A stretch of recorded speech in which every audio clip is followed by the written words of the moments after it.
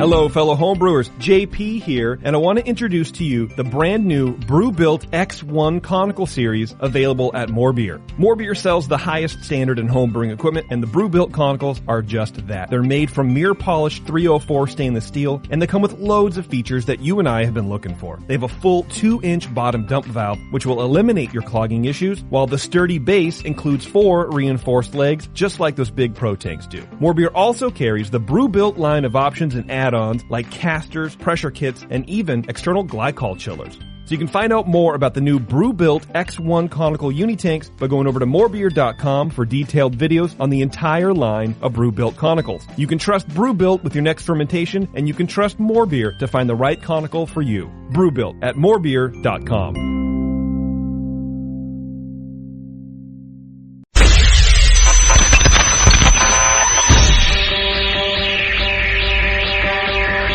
Home brewers, craft brewers, beer lovers, beer drinkers. Get ready for an all-new experience in information exchange and beer culture.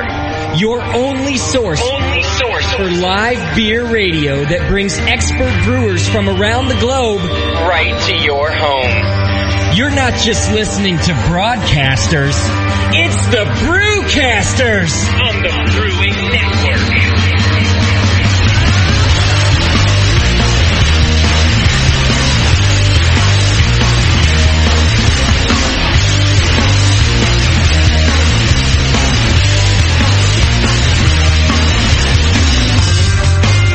I hear you on the radio.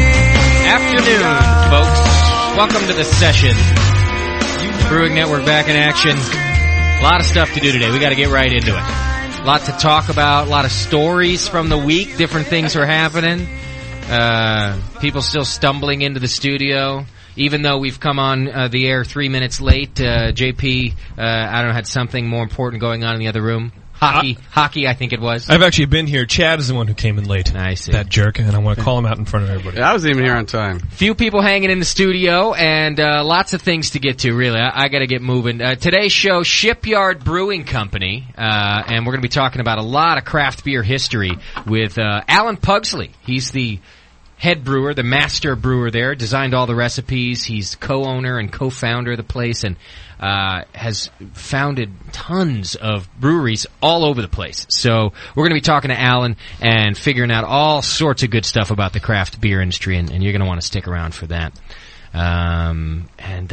Just really all kinds of stuff. We got different news. We've got a scoop. We're going to scoop you. We have a scoop? Yeah. On some, do they say that anymore? Yeah, they do. We're scooping some long shot competition stuff. We're going to be doing that in a few minutes. Oh, really? What are you, Jimmy from the Daily Planet? Yes.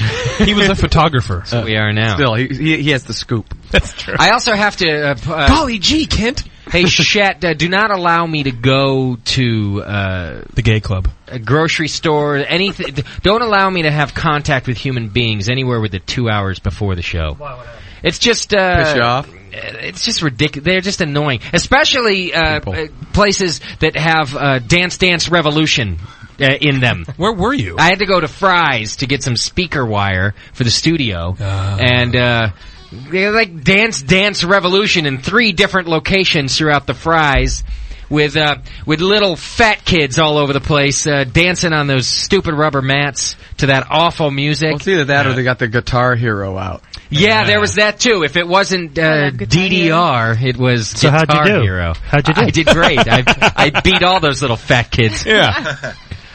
So anyway, just it kind of flusters me, and it makes me start thinking about like how much I don't like people. I don't want to do that just before the show because I like these people, but I go out there and I start to think, oh Jesus, now I got to go talk to people again. You know, I wonder if we're even on the air and you're just doing this because you like everybody in the room and you it's want just an excuse for us to hang out. Exactly. Yeah, the new server isn't even up here. Yeah. All of those posts on the forum for the last 2 years were just me. They're just you. It could be. It's just me. No, they're all in on the joke too. It's all of us. I got everybody in on the joke. Anyway, so I just want to point that out. Don't let me do that, Shat. Please, it's one of your new duties. Got to cover the duty of your. Hey, you know what I discovered today? A good thing today, though. I discovered Redwood Road out behind your house, yeah, Doc. That's cool. Oh shit! You could drop a body off there. Nobody even knows. Well, I've there's heard that. this. I mean, that wasn't my first idea when I took a motorcycle ride today. There was a motorcycle convention out in San Mateo. Schumann and I rode out there. And then on the way back, we took all the back roads. So we went through, if you're local, you'll know what I'm talking about. If you're not. Did you go through Castro Valley and up that Went way? through Castro Valley, A Street, which turns into Redwood Road. And then Redwood Road goes up and over the mountain. As opposed to here in the Bay Area, you have to take a freeway and a tunnel. Or you got to go all the way around, which is just another freeway. But you can take this old back road, which is Redwood Road. And it goes out behind Doc's house. And, oh, man, was that great. Yeah, there's nothing. It's a watershed, so there's no buildings out there. It's nice. It's just windy roads, and I'm taking there's a curve. There are lots of tight curves on the road, so that's what's so great about it. Yeah. Well, there's one particularly tight curve, and I'm looking at the shoulder. And there's 2 tire tracks that just go right over that fucking curve. I mean, there was that car didn't even hit the brakes. You could tell that the car just kept right on driving. Oh, and that was a cliff. Nothing but a cliff. On the same road, I came across the car, and all I saw was the back end of the car, and it went over the side, and I guess it caught on a tree. Oh. All I saw was the back bumper. This thing must have been at least on a 60-degree angle. Yeah. I look at that, I drove for a little bit, I go, I gotta go see if there's actually people in there. Yeah. So I went back and there wasn't anybody in there. So obviously they did that and got out. But I could have just kept on driving. And you know, I did keep driving, and those tracks looked pretty fresh actually, because there was a little rain out there this morning. But they were looking. I just kept right on going. I figured, what am I going to do? I ain't crawling down a hill. I'm too lazy for that. I got a phone call. You're no hero. Things to do. Yeah, I'm not. I got that guy. It's not my fault he wasn't paying attention. You got Dance Revolution to get to. Yeah. But then, and then we continue through Moraga, which is where Doc lives. Real nice area. We're driving the back road, getting home there. Doc, that place is like fairy tale land. It's like happy fairy tale land. As you're driving through, there's all these trails all around the road that you can take through Moraga. And there's like families on tandem bicycles. Like, I mean, and I'm not just talking like I saw a tandem bicycle. I must have seen 15 families riding on their tandem cycles. Everybody's smiling. I mean, you come to Pacheco and you're lucky you don't get shot in your way through. Yeah. Well, then you drove past the college and there's all, the college guys throwing some footballs out there. And No, today it was all chicks because it was lacrosse day. Oh, yeah. Okay. Which was nice. It's so collegiate. Yeah. No chicks in Pacheco. Yeah, no chicks in Pacheco and no tandem bicycles, that's for sure. There's tandem handguns. I mean, we had Pacheco. to stop at a crosswalk. We had to stop for 6 minutes for the bicyclists to go by. Bunch of families on their tandems. Schumann said he saw a bunch of retards on their tandems, too. I thought they were all just real happy. I didn't notice. Everyone was smiling. Everyone smiles in Moraga. The sunshine! Everyone in Moraga is happy. Oh, yeah, it's a nice day. Everyone's out playing bocce ball and... Yeah, you go past the because the bocce people in ball Moraga field. have money, and money makes you happy. Is that what it is, Bevo? Yes. Bitter Bevo over here. Just a little angry side. Yeah. Her fiance is like the poorest person on earth, sans me. I had to get a second-hand squirrel. Yeah, it wasn't even a first-hand roadkill. Bevo drunk texted me Friday night. Oh, no. Yeah. What was that about? I did. Well, Shat and Schumann had a brew going Friday night, so we were hanging out. McDole was over here, and we're hanging out, smoking the hookah out back. And it's late at night. It's like 2 a.m. And I was so destroyed. Bevo starts sending me "I love you" text messages. Ooh. Yeah. I was like, Wow, woo, woo. Yeah. I got a stiffy. It's like Not Sam's my not first fault. anymore. Sam's out of town, so I was like, that's why. No, it was like one of those, you drink and I love you, man. It was like you love all your friends. Oh, yeah. She starts sending me those like, oh, you're my best friend kind of messages. We haven't talked in like a month except for on the show. She's sending me, I love you, you're my best friend messages. What happened Friday night? Oh, dear God. I still have a headache. Yeah? I went over to Sam's sister's house, and we were playing like apples to apples or something, just like board games, because we're losers and don't have anything better to do. Sure. Just like the rest Then of us. she opened a bottle of wine, and we drank that. Yeah. And then her husband had beer, and we drank that, and it was something ridiculous, like I was telling you the Speakeasy. Speakeasy, yeah. The double IPA, the Double Down. Is that what it is? Yeah, Double Daddy. Yeah, I had 3 of them. Oh, 12 ounces? Because they come in 22s also. It was just the regular beer bottle size. Okay, yeah. But and then after that, we split another bottle of wine. Yeah. I Wow. haven't felt that sick in a really long time. Yeah, you were drunk. I was drunk. How long before you guys were kissing? Now she wasn't. If we were kissing, I don't remember it. You started making out with Sam's sister? Wrong answer. With your fiance's sister? Keep it in the family. That is great. By the way, I like your pronunciation of speakeasy. It sounds more European. Speakeasy? Speakeasy. Give me a nice bottle of speakeasy. But I do think that that's my new favorite beer because that was fantastic. Really? After the first one, I was like, yeah. Yeah, but you were a bottle of wine into it by then. Anything could have tasted Yeah, good. but I didn't drink much of the first bottle of wine because it was really sweet, and it was just gross. I mean, I'm not I'd saying rather that's just have not good beer. It's great beer, but it's not only strong in alcohol, strong in flavor. Yeah, it was tasted really good. I liked the flavor. Look at that. Bevo. Nice. Oh, you're going to drive the guys. Double IPA points right there. I know. Our favorite beer is a double IPA. Yeah. Well, hey, good for you. It was funny. I actually didn't even get the text messages till like the next morning. I was asleep by 11. But next day, I'm looking at my text. I'm going, the hell was Bevo thinking? Then I called him and I was like, did I text you last night? I told her all sorts of things. Oh, yeah, you did. Oh, yeah, you did. We had a whole, what? And it's a promise. You and I had a verbal contract. You must have deleted what I text back if you don't remember. Yeah. In other news, Doc, speaking of other people's women, I don't know what you think. Doc is perpetuating my fascination with his wife. He brought me over hot pictures of his wife today. Now, they're not like naughty or anything. They're just You see these, McDowell? I saw over here. Yeah. She looks great. You got him pinned up. I knew Karen. You got him pinned up on the wall. I got her pinned up next to my computer here. I figured that's where it should be. Yeah. I'll probably frame it eventually and put it somewhere everyone can enjoy. You have to afford a frame first.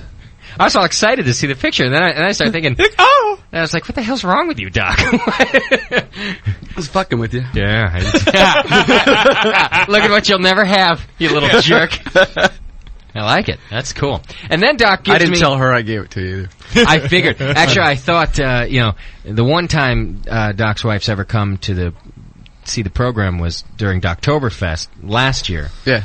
I thought if we ever invite her again for anything, barbecues, anything. Oh, yeah. Don't let me forget to take the picture down. Yeah. She might get real creeped out. Yeah. She comes in here.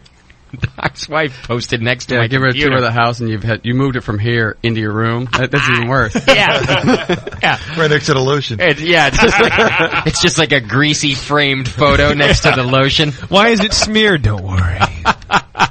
That's funny. Yeah, she's smiling nice. You got a good-looking wife, Doc. Good for you. Thanks. All right. What else? I wanted everybody to know, so the forum was down for a couple of days this week. I told you last Sunday that was going to happen. Back up now. Working better than ever. Ooh. We're moved to our new server. There's a couple of things left to fix, so if you find dead links and things like that, hang in there. But I did want to point out, I didn't do all that stuff, and there's a couple of friend of ours, you know what I mean, that you guys need to thank. Code Writing Fool in the chat room. He doesn't ask for recognition. I don't even think he likes it when I do this.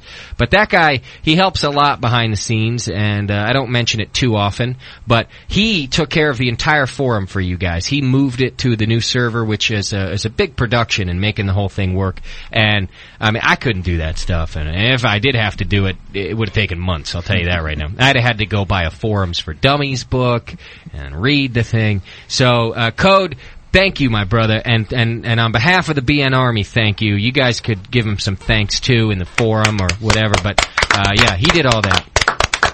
He also helped with a bunch of other server stuff, too. It wasn't just the forum, but even in the move. And then our old friend Chris, he runs Brew Monkey. You can go to brew-monkey.com. I got his banner on my homepage, always have, because he's been helping with the website. He's kind of been my admin for the server since day one. And he's just a cool guy. Donates all his time, I'll probably pay him eventually, assuming any one of us ever gets paid. I owe that guy a lot of dough. So thank him, too. And check out his website. There's probably contact information in there. I'm sure he wouldn't mind hearing, hey, thanks for setting up the BN for us, because that guy had to move, you gotta move all these databases. McDole, you know what this stuff is. I don't know what the hell it is. You gotta move a bunch of stuff, and apparently it takes a real long time, and you gotta kind of reconfigure it, and you gotta change passwords, and the guy spent hours, is my point. So give some thanks to brewmonkey.com, brew-monkey.com, and then Code, our very own code writing fool in the forum. Good listener, good dude. Yeah, they helped out with all that stuff. So, and then if it doesn't work, you can complain to those guys too. How about that? That's really the point of all that. I don't want to hear it. It's their fault. Announcements, the Brewing Classic Styles book, which is sold out, as you should know, but they've all shipped. I think all but a couple. I got a couple left here. But they'll be shipping Monday. So pretty much everybody, you should have your books by the end of next week. Or, give it till next Monday. And then call me if you haven't gotten them, or email me, actually. And we'll figure all that out. But they've all shipped. So, you could stop sending me those emails that say, hey, when are those books shipping? Never. It's already done. But shirts are still available in the store, and it helps us if you buy them, so check those out. BN Army T-shirts, everyone loves them. They're the hottest new thing for Christmas this year, I heard. Forbes magazine was saying it's the hottest item. Oh, yeah, I read that too. Did you? Yeah. McDole knows. Pet BN shirts. Yeah. Forget Tickle Me Elmo. No, that was a long time ago, wasn't it, JP? Yeah, Pet Rocks. That's not hot. Yeah, I still have one if you want. Cabbage Patch Kids. It's a little matted. This week, this year, it's the BN Army logo. So get your shirts now while you can. Email Shet, our own producer Shet, chad@thebrewingnetwork.com. And that's where all your show ideas go to now. He does all the booking and puts together the show ideas. So chad@thebrewingnetwork.com. That's where you get all that. Think we should give Bevo a Brewing Network email? No. This is a picture I took of me in the mirror, Bevo. Yeah. Drinking your favorite double IPA. Prefer a text message, I think. I do. I prefer the text. So are you not drinking tonight because of Friday or what? Yes. Well, yes and no. I don't understand what that means. It's yes and no. I'm still slightly hungover. Uh-huh. I'm sticking to water. But you're going to end up tying one on with us? I'll probably taste. If we taste anything, I'll taste. But Okay. I also burned my tongue really bad yesterday. Uh-huh. I'm just sticking to ice Slow and water. down. Okay. I don't see what that has to do with drinking beer. All of those things make me think you should be stinks. drinking beer. Oh, the nice cold beer would make that feel better. Some jerk told me once that I had, he had bitten his cheek. You do that sometimes. You're eating, you bite your cheek, whatever. And we were all having beer, and he said, I can't have beer because I'll get a yeast infection in my mouth because I bit my cheek. I was young at the time, and I went, really? You can't, what? Yeah. So, like, if you cut yourself, don't get any beer on that. You'll get a yeast infection. Yeast infection. What? He was serious, too. I remember the kid looked me straight in the eye. Schumann, you know who I'm talking about, too. It's Ron, our old bass player. Guy said that to me. He's a weird guy. Yeah, Anyway. you think? All right, no one wants to hear all that stuff. I do want to get to our scoop of the week, though. Got some long shot news. Mike McDole's hanging out with us. As you all know, he is the champion of the long shot this year. One of them, one of two. The other champion's going to be on the Jameel Show tomorrow night, as a matter of fact. Oh, really? Jameel Show, he's doing Weizenbach tomorrow. And the other winner had a Weizenbach, right? Right, Rodney Kisby. Mm-hmm. Rodney. So Rodney's going to be on the Jameel Show tomorrow night, beginning at 7 p.m. Pacific time. And we got McDole, the other winner, here with us. But check this out. You want to give us the scoop, McDole? Sure. Well, as you know, my winning beer was a double IPA. Pretty much the same hop bill as Pliny the Elder. Well, a ton of hops. This week, I think it was Thursday, I got a call from Jim Cook of Boston Beer Company, and they cannot get the hops to make my beer. Oh, the hop shortage strikes again. My beer will not be in the Long Shot 6-pack in February. Really? Yeah. Now, does that mean that they're going forward with the 6-pack sans your beer? Yeah, right. It's going to be, instead of 2 of 3 different beers, it's going to be 3 of 2 different beers.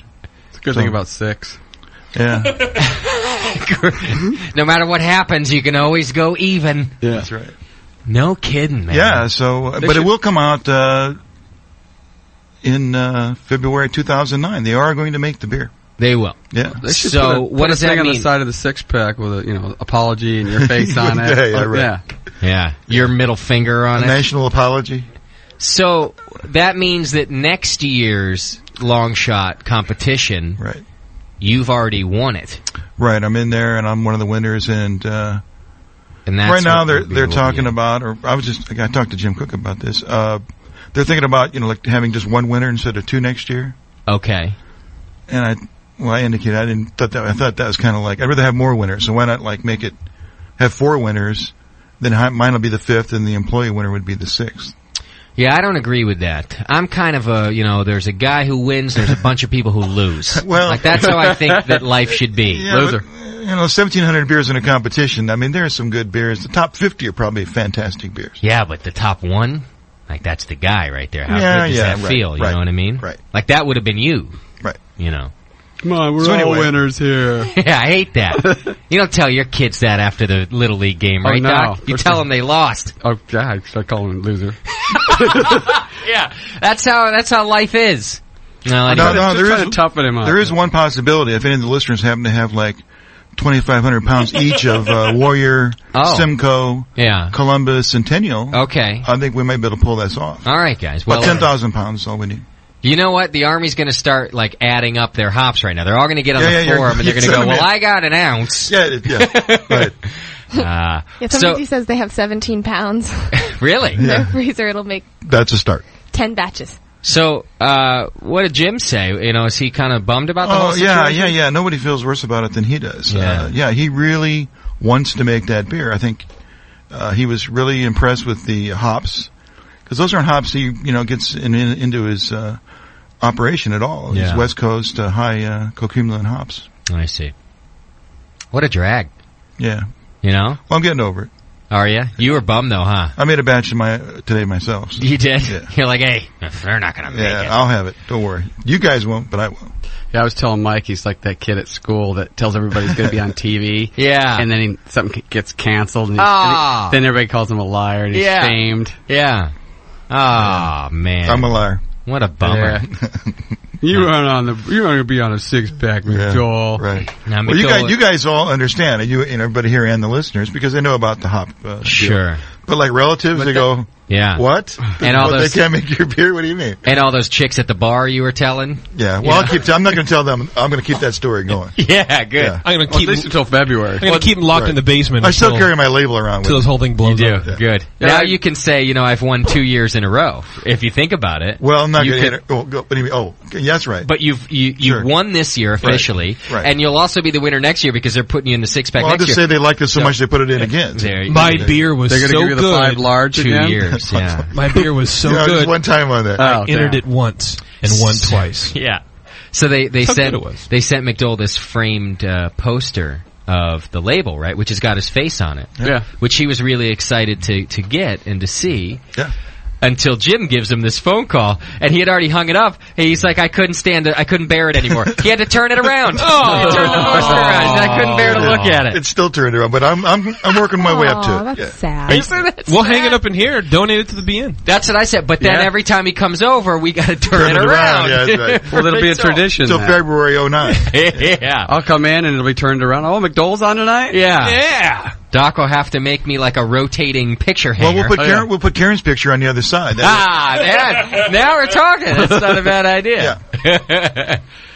All right. Well, I'm bummed to hear that, but what are you gonna do? It's just the way things are going, right? It's an agricultural issue, Yeah. But what's cool is that Jim Cook is he likes the beer so much that he's not just going to say, oh well, sorry, dude. Yeah, sorry, dude, you got your $5,000, get out of my face. Agreed. That he wants to put it on, and he offered you to brew, but with different hops, right? Yeah, with substitute hops, like some New Zealand hops for bittering and some European hops that, none of which have anything to do with Warrior or Simcoe or the dynamics, the flavor dynamics of those hops. I mean, on paper they might look the same in terms of IBUs and kind of things, but He thought that they had some of the same, like kettle characteristics. Yeah, Jim didn't. His brewers came up with this. When he called me, he, from step one, wanted just to do what's going to happen. He just gave me the option. I see.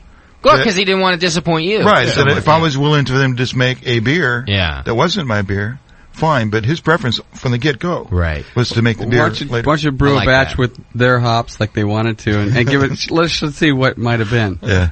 Well, I'm sure it'd be a good beer. I mean, if you make a good balanced beer. Yeah. So when he gives you the two options, you should have said yes.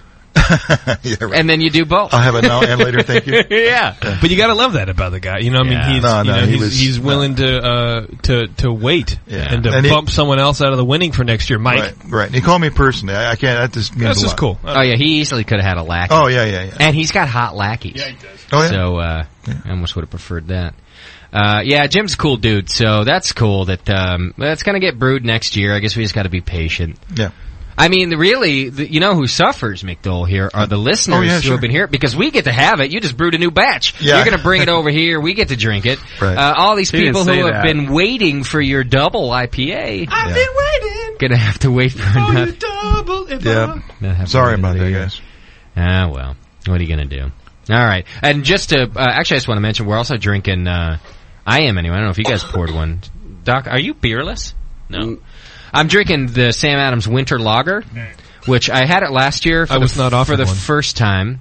And this is my favorite Sam Adams beer. It's good. You tried the Oktoberfest? I've confirmed that. I have. I've tried, I think. Oh, really? I think I've tried all of them. Oh, I have to try this beer. And the Winter Lager is my favorite. It is a good beer. And you know what else? It doesn't have as much of the house flavor as the rest of the beers. And I don't mean that the house flavor's bad. I like a Boston Lager too.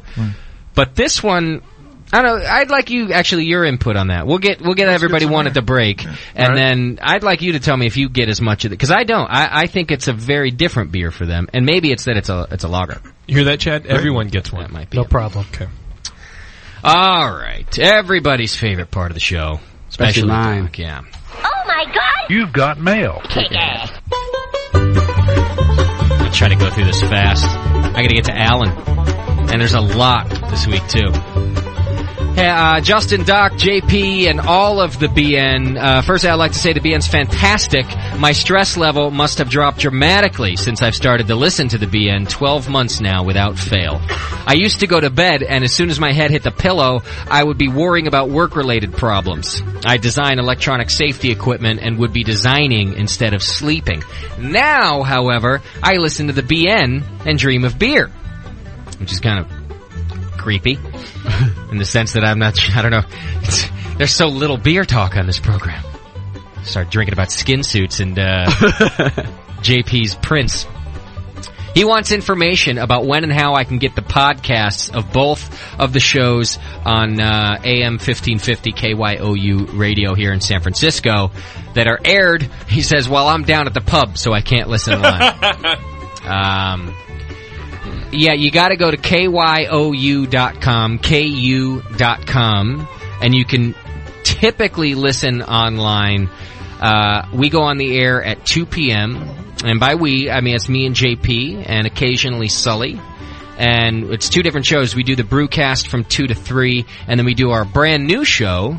Have you heard it yet, Doc? No. Actually, I was hunting around yesterday. We do that from 3 to 4, and we did a good job yesterday, I think we did a very good job. It was our best one yet, and the archiver failed. Not my fault. JP, would you please contest help me I out refuse here? to answer the question. Was your board operator hungover again? That's true. It was not Justin's fault. CBS was like fixing they were doing a whole overhaul of all the studios. And I thought, just before the show, so it actually kind of is my fault, because I thought, like in the middle of the program, I think I should be recording this one manually, because they're doing a lot of work in here, and I bet they're not archiving the show. And then I didn't. I forgot. I went on with the show. And I went and asked them afterward, and they said, yeah, there's no archive of that, dude. And it was our best one yet. So next week's got to be better. Anyway, kyou.com. If you're in the Bay Area, you can listen live beginning at 2 p.m. If you're anywhere else, you can go to kyou.com. Listen on the internet beginning at 2 p.m. And that's you do. As far as downloads, it's going to take a while. I got to have a web page built and all sorts of stuff. So give me some time on that, and then I'll put up all the past episodes. He has a tech question for us, though, Doc. He says, I've never tasted my wort before. I've always waited until it has finished in the primary. But I did today, and it seemed too bitter. Will the bitterness back off during fermentation? He was brewing Jay-Z's latest recipe out of How to Brew, which was a Christmas in a bottle spiced ale. I think that's a good question. Often I taste my wort, and I go, even though it's obviously very sweet, you also do get a kind of a lot of bitterness out of it. It's going to be a whole different thing when you're done. Yeah. I can usually taste the wort, and I can tell whether it's going to be kind of where I wanted to go. You can? But yeah, and you can tell it's going to be good, but it's nothing like what you're going to get after fermentation. Can you tell, McDowell, from the taste of your wort, if you did it right? No, but eventually I might be able to, because I do taste it every time, and I'm thinking over some period of time, I'd be able to make the correlation between the taste of the final beer and what I'm tasting in the wort. Yeah. I taste the mash, too. I taste all of that, too, but only because I just want to see what it tastes like. JP, can you tell from your wort if you've kind of hit your target? If I've done it before, then if it's a recipe that I've repeated. just kind of recalling the taste. Yeah. But if it's something new, I'll taste it, and if the flavors taste, if they mesh well. Yeah. If one flavor sticks out too much over the other, then I go, I don't really have a whole lot of hope. But it just, but definitely the bitterness is always something that you're going to taste. It is, right? From the wort. Yeah, and because you still have I imagine pieces of hop still in solution or whatever. Yeah. You got things floating around, it'll drop out. A lot of different chemical reactions happen. So drops. And the yeast scrub the hops really hard too. Yeah. Okay. Oh yeah, with the CO2 coming out of there, you got to lose some of that. Right. Okay. So it's because it does. It tastes really. It's weird. It tastes really sweet and really bitter at the exact same time when I taste the wort, and it does change so much. Obviously, you're losing so much sugar, and I always just think I can't tell. I never even try to attempt. I taste it and I go, it tastes good to me, and then I wait till it's done. It is really different. But I thought that was a good question. So anyway, yeah, dude, that bitterness will most likely go away. If you did the recipe correctly, you'll be okay. Now, if you made up your own recipe, it might be a little different. But if it's a proven recipe, you're probably just fine. So this dude, he's been on the air with us before. His name's Mark. Oh, Mark. And he emails me a lot. And he emails me, repeatedly, kind of the same things. He's also Skyping me right now. And he said hi to me 3 times. And I don't really talk to anybody when I'm on the air. I can't type back. So, Mark, you got, hang in there, buddy. I'll say hi to you. He sent me this week. Are you going to put him on? No, he's not calling. He's just typing hi. Oh, he's chatting in Skype. It's I'm not ignoring you. I'm ignoring you. Because I'm busy. I really like the music you play on the show.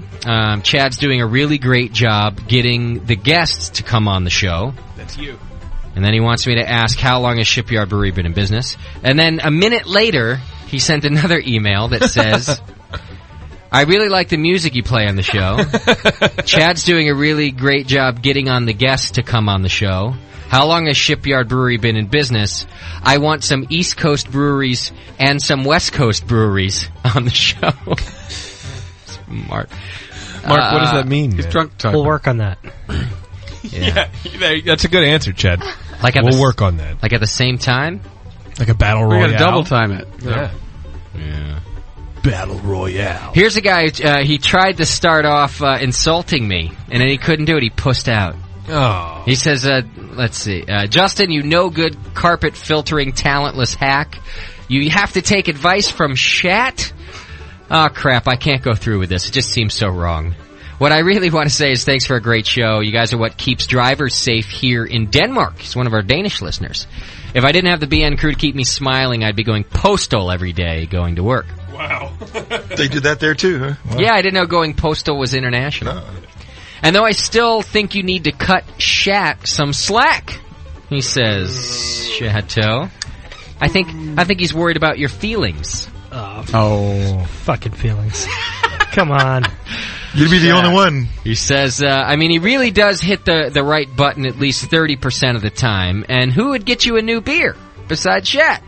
Your show does give out good info. That's all I had to say about you. Oh, wait, no. He says, your show does good info, at least for the first 30 minutes. So be nice to Shat And let's have some more stories from the psycho bitch girlfriend.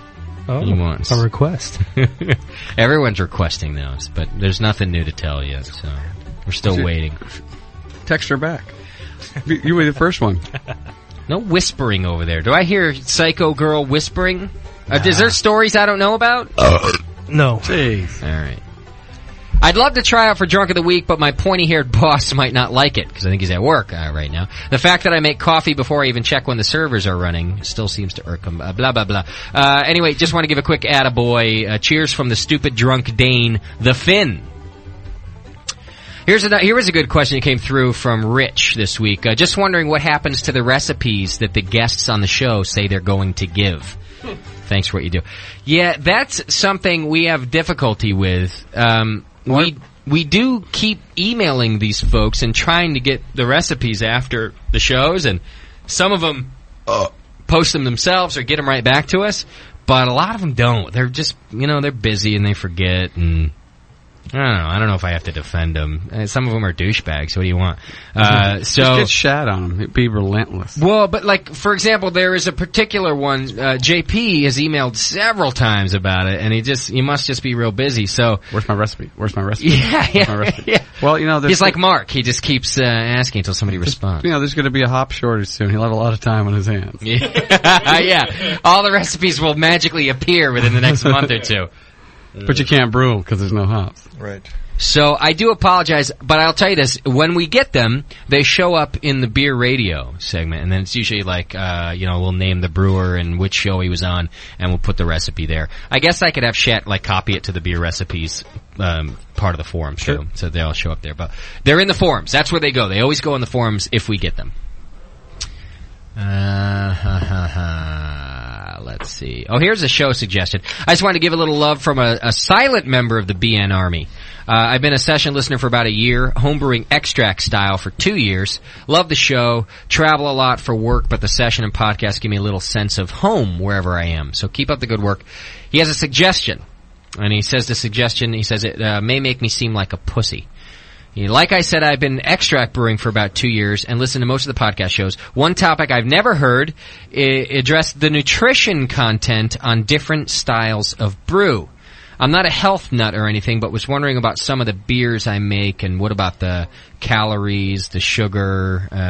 So basically he wants to know if he can survive only on beer. Yeah, maybe so. I'm serving to my friends, of course, consuming myself. Anyway, he wants to know if we can do a little segment on it. You know what? I don't think anybody has the answers to those questions for us to do a segment on it. I mean, we could talk about the commercial and compare beers to commercial, our styles to other commercial examples, but I don't know that we'd be able to talk about accurate, you'd have to send your beer to a lab, wouldn't you? Your homebrew, to figure out.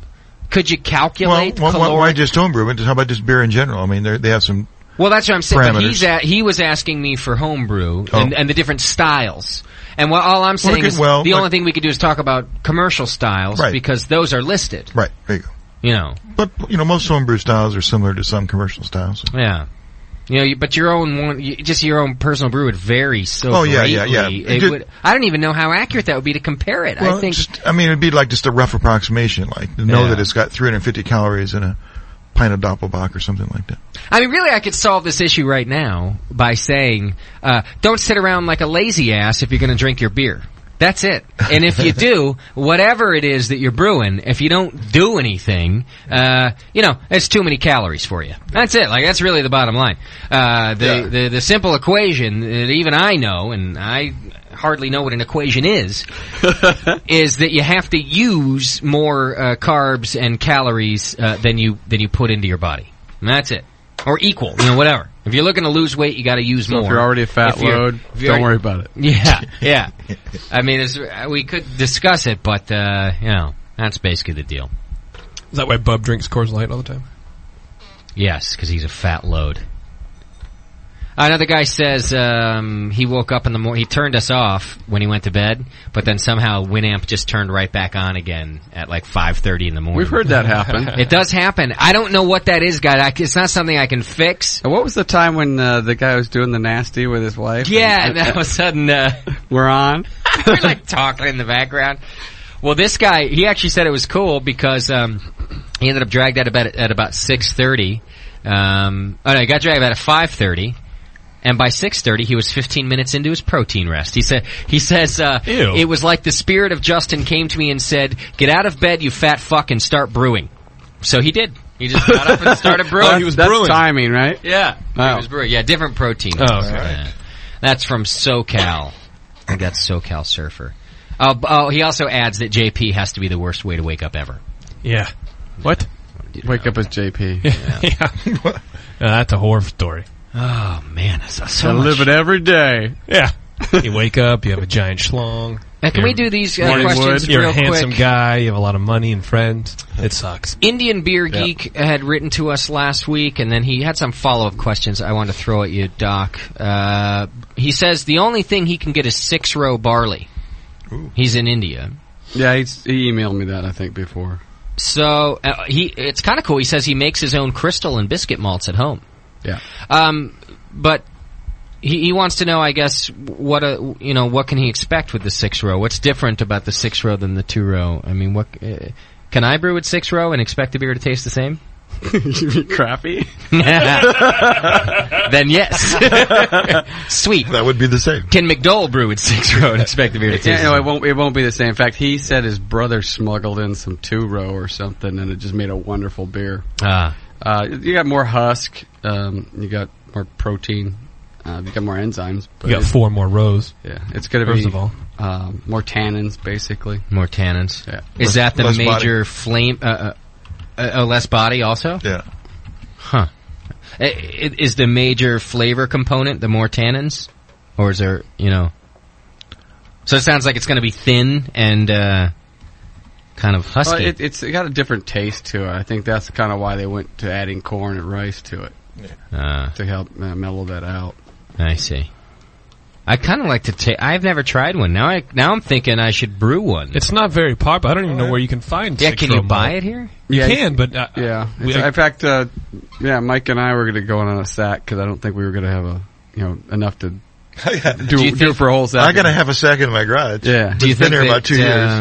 McDole, you think Shat's going to be okay with you and Doc going in on a sack together? Yeah, you'll get over it. Yeah. It's an old sack. I kind of would like to taste... It's not a big sack, It's just enough. That's enough. But yeah, I kind of wanted to brew some malt liquor. But I'm having trouble finding the 40-ounce bottles. Is that what you use 6-row for? It's like, why? I don't understand why... Budweiser uses it, too. I don't get it. It's cheaper. Just because it's think cheaper, about it, 6 rows. less quality? Well, yeah, it's a lot cheaper. And you get more out of the... Yeah. Because there's more, I guess, grains on the...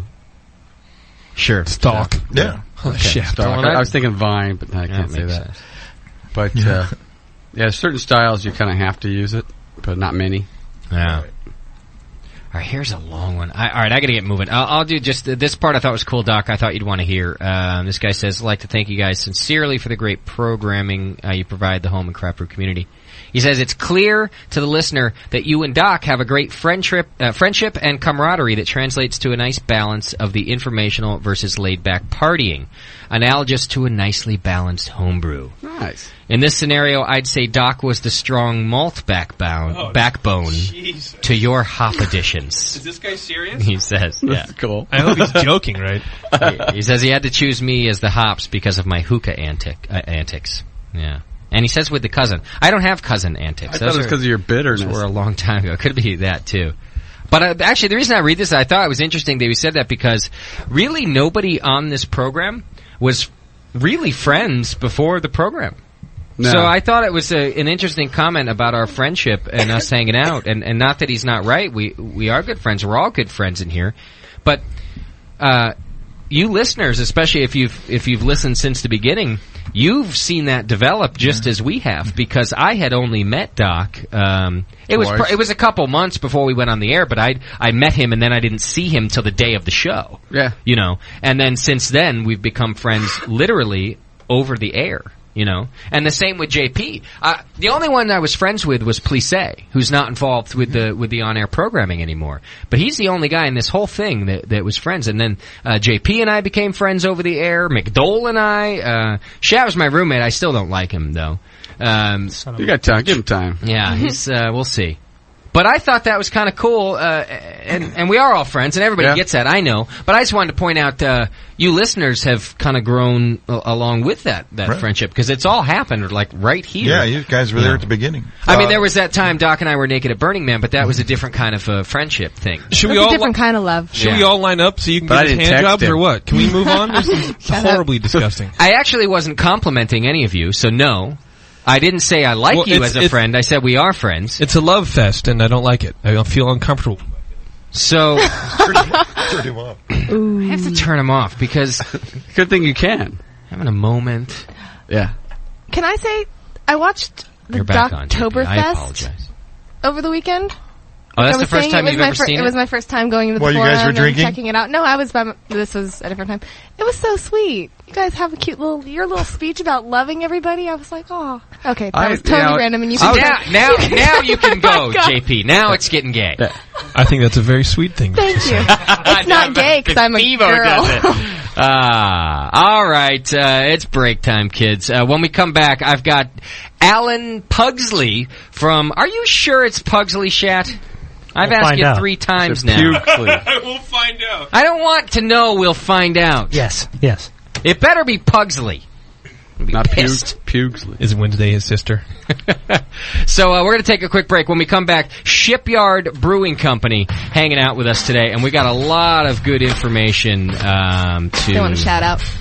Yeah, I got some shout outs to do when we get back, I guess. And Alan from Shipyard Brewing Company out of Maine, keeping it strong in the East Coast for a couple weeks. Hang in there. It's The Session, and we'll be right back. You're listening to the Brewcasters on the Brewing Network.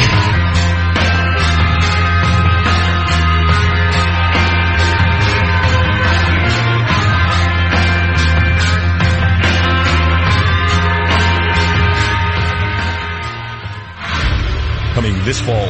4 beer kits and a bag of sanitizer. That'll be $4,000 for shipping. Never. I won't pay more than $20 for shipping. Ha ha ha! You will not find a deal like that now. Northern Brewer's flat rate shipping promotion is finished. No! I'll never pay that much. Never! My patience wears thin, young home brewer. You must pay too much for shipping. Never fear. Northern Brewer's here. Foolish Northern Brewer. Your flat rate shipping promotion has ended. No, sir. Now we got $7.99 flat rate shipping all the time over here. Northern Brewer has all of your home brewing, wine, mead, cider, and soda making needs. And a complete line of award-winning beer kits, including the intergalactically boozy Bourbon Barrel Porter. Still with cheap-ass shipping. Place an order at northernbrewer.com and get some flat rate $7.99 shipping action. Offer good and contiguous U.S. only. Some heavy and or bulky items are excluded, such as glass bottles, sacks of grain, bulk DME, and oak barrels. Take that, guy. $7.99 flat rate shipping. Ah! My retina! Retina? Damn near killed ya. Beer, beer, beer. I'm going for a beer. Beer, beer, beer. I'm gonna drink some beer. I like drinking beer. Lovely, lovely beer. Beer, beer, beer. I'm going for a beer. Beer, beer, beer. I'm gonna drink some beer. I like drinking beer. Lovely, lovely beer. Beer, beer, beer. I'm going for a beer. Beer, beer, beer. I'm gonna drink some beer. I like drinking beer.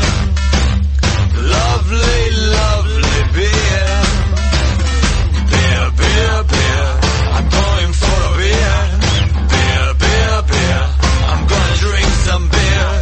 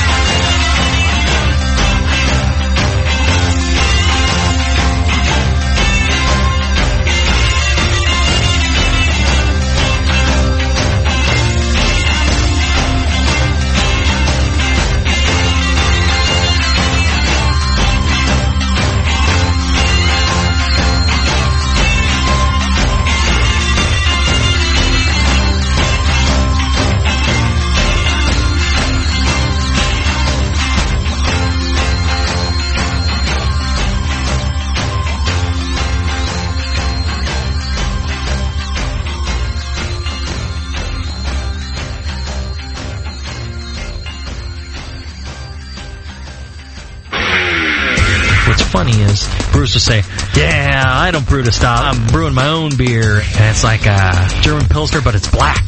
Yeah, it's a sports beer. You know. The home of live beer radio. TheBrewingNetwork.com. Because like beer, radio shouldn't suck. You're listening to The Session.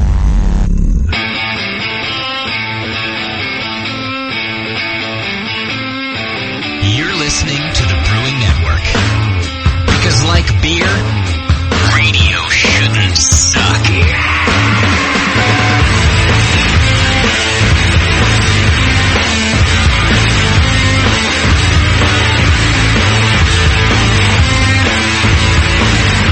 All right, ladies and gents. Mostly gents, let's face it. With the exception of Bevo and a couple of wives who hang in there. Yeah. It's mostly gents. Hang in there. But, a lot of people in the studio today and hanging out. We're about to start speaking to a man of many hats in the brewing industry. He's been around for a long time. I'm not calling him old. Don't get me wrong. And just he's experienced. He's been doing a lot of things. He's co-founder, co-owner, and the brewmaster with Shipyard Brewing Company. Let's hope that I have him on the phone here with all of that leading up. Alan, are you with us? Yes, I am. Good evening. Very good. Welcome, Alan. And is it, now my producer has told me 3 times that it's Pugsley. Is that right? That is correct. All right. Shat! Shat gets it right again. That man can produce. All right. Alan, welcome to the program. Glad to have you. Yeah, thank you. So Shipyard Brewing Company out of Maine, and I don't know if you've noticed, but Shat's been a little East Coast prejudice lately. He must be homesick because keeps bringing in the East Coast guys. I think he's just trying to lay down a path for him because he's going back for the holidays. Yeah. Well, the cool thing about Shipyard is, a lot of the breweries that we get in that are either on the West Coast or the East Coast or even in the Midwest, you can't get them everywhere, but Shipyard does a lot of distributing. I think over 30 states. Is that right, Alan? Yeah, we're currently in about 36 states. 36. So most of you out there, you should be able to... we've got all 50 states covered, I think. So does that count as... Yeah, 30-something. That's most, isn't it? Sure. You guys should all be able to get some. Shipyard Export is your flagship beer. That's what we're having right now, Alan. And all these recipes are yours. Do I have that right? That is correct. You're like the main brain behind all this stuff. Now, you are originally not of U.S. descent, are you? No, I grew up in England, in Stratford-upon-Avon, Shakespeare country. Gotcha. And went to the University of Manchester for a biochemistry degree. And got my first job brewing down at the Ringwood Brewery in Hampshire, which is where I spent 4.5 years learning to brew practically. And with Peter Austin, who was the owner and my mentor, he taught me not only to brew, but also how to design brewing systems from 5 barrels up to 100 barrels and up. And we traveled throughout Europe, Africa, China, and ultimately over here building breweries for people. That's a pretty good gig, actually. Peter's kind of a rock star in this business, man. He's one of the founders of great beer as we know it. So absolutely. That's a heck of a mentor to have. There's nobody finer. Yeah. Did you, now you say you had biochemistry, but did you have other brewing experience before you started with him?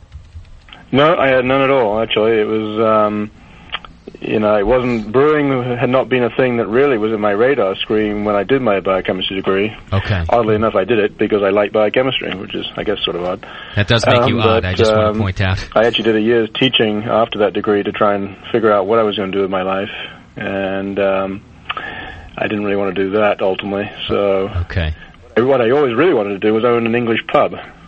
I see. Let me get this straight. I'm going to go spend a bunch of money on biochemistry and then own an English pub.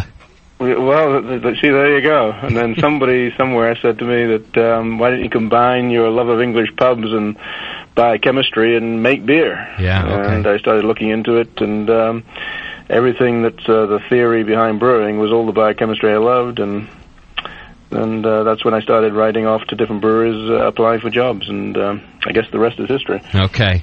Well, it's a good background. Our very own Dr. Scott, one of our co-hosts here on the program, he's a biochemist type of dude himself. He's actually a doctor and can attest, and it's always, in some of the guests that we've had, everybody knows, it's you nerds that make the best beer, man. Because you just know everything about it. So it's always fascinates me when you come from that really intense science background and then decide to go into beer. Not that it doesn't fit, right? But just that, you could have been a doctor, Alan.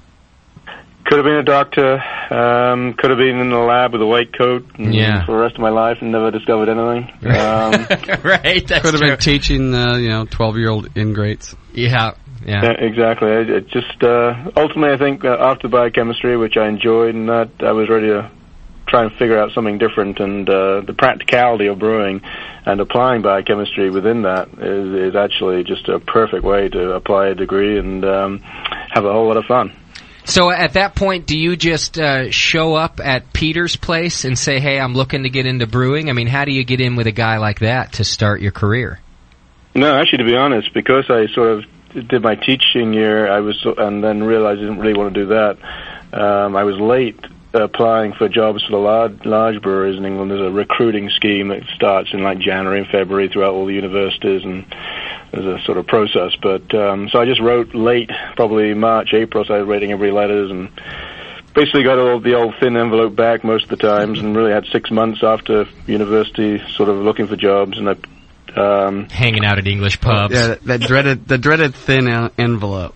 The dreaded thin envelope. There were lots of them, and it was actually a fellow called Professor Huff at the University of Birmingham who had a brewing course there at that time, who was unfortunately departed.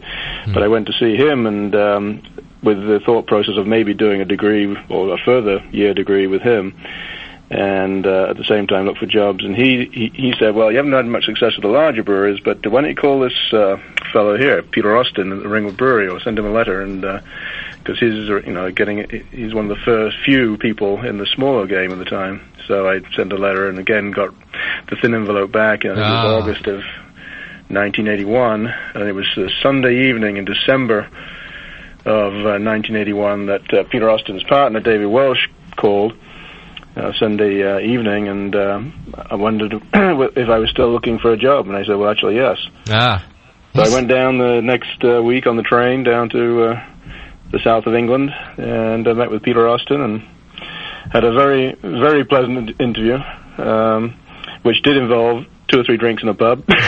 Beautiful. The best interviews and I happen thought, I can get used to this. This is nice, and a wonderful man, easygoing, and just when I look back, it wasn't an interview of a large brewery type interview or so forth. It was just a real practicality. Is this fellow keen to get involved? Is he going to get his hands dirty? Does he like a drink? Right. All of can the we above. work together? And apparently I passed the test, because a couple of days later he offered me the job. So did he say, hey, sorry about that whole thin envelope thing, didn't mean to depress you for a couple of months? No, I think actually he's probably amazed that my name was still on file. Right. So that's kind of a good twist of fate for you. It sounds like, maybe struggling for a little while and then got into probably one of the best apprenticeships you could be at. Considering that I went there to learn to brew, of course, but then ultimately I ended up designing breweries with him, with Peter, and then design them on my own after that. I mean, I can't think of a better way of doing it. If I had been successful at one of my other applications, number one is I probably wouldn't be in the United States today. Number two, I'd probably I'd be not an owner of a brewery, and I would probably be a successful brewer, I imagine, but in a larger brewery in Britain, and which may not be a bad thing, but at the same time, I wouldn't have done all the things I have done in 25 years of brewing, building over 70 breweries and traveling around the world and meeting great people and coming to the United States. So I really feel that I fell on my feet, and it was sort of meant to be. Yeah, it really sounds like a great deal. How do you go from starting out in brewing and figuring out how to design recipes and do all that to actually designing breweries and brew systems? Is the two, to me, even though I know they're in the same business, they sound like very different fields.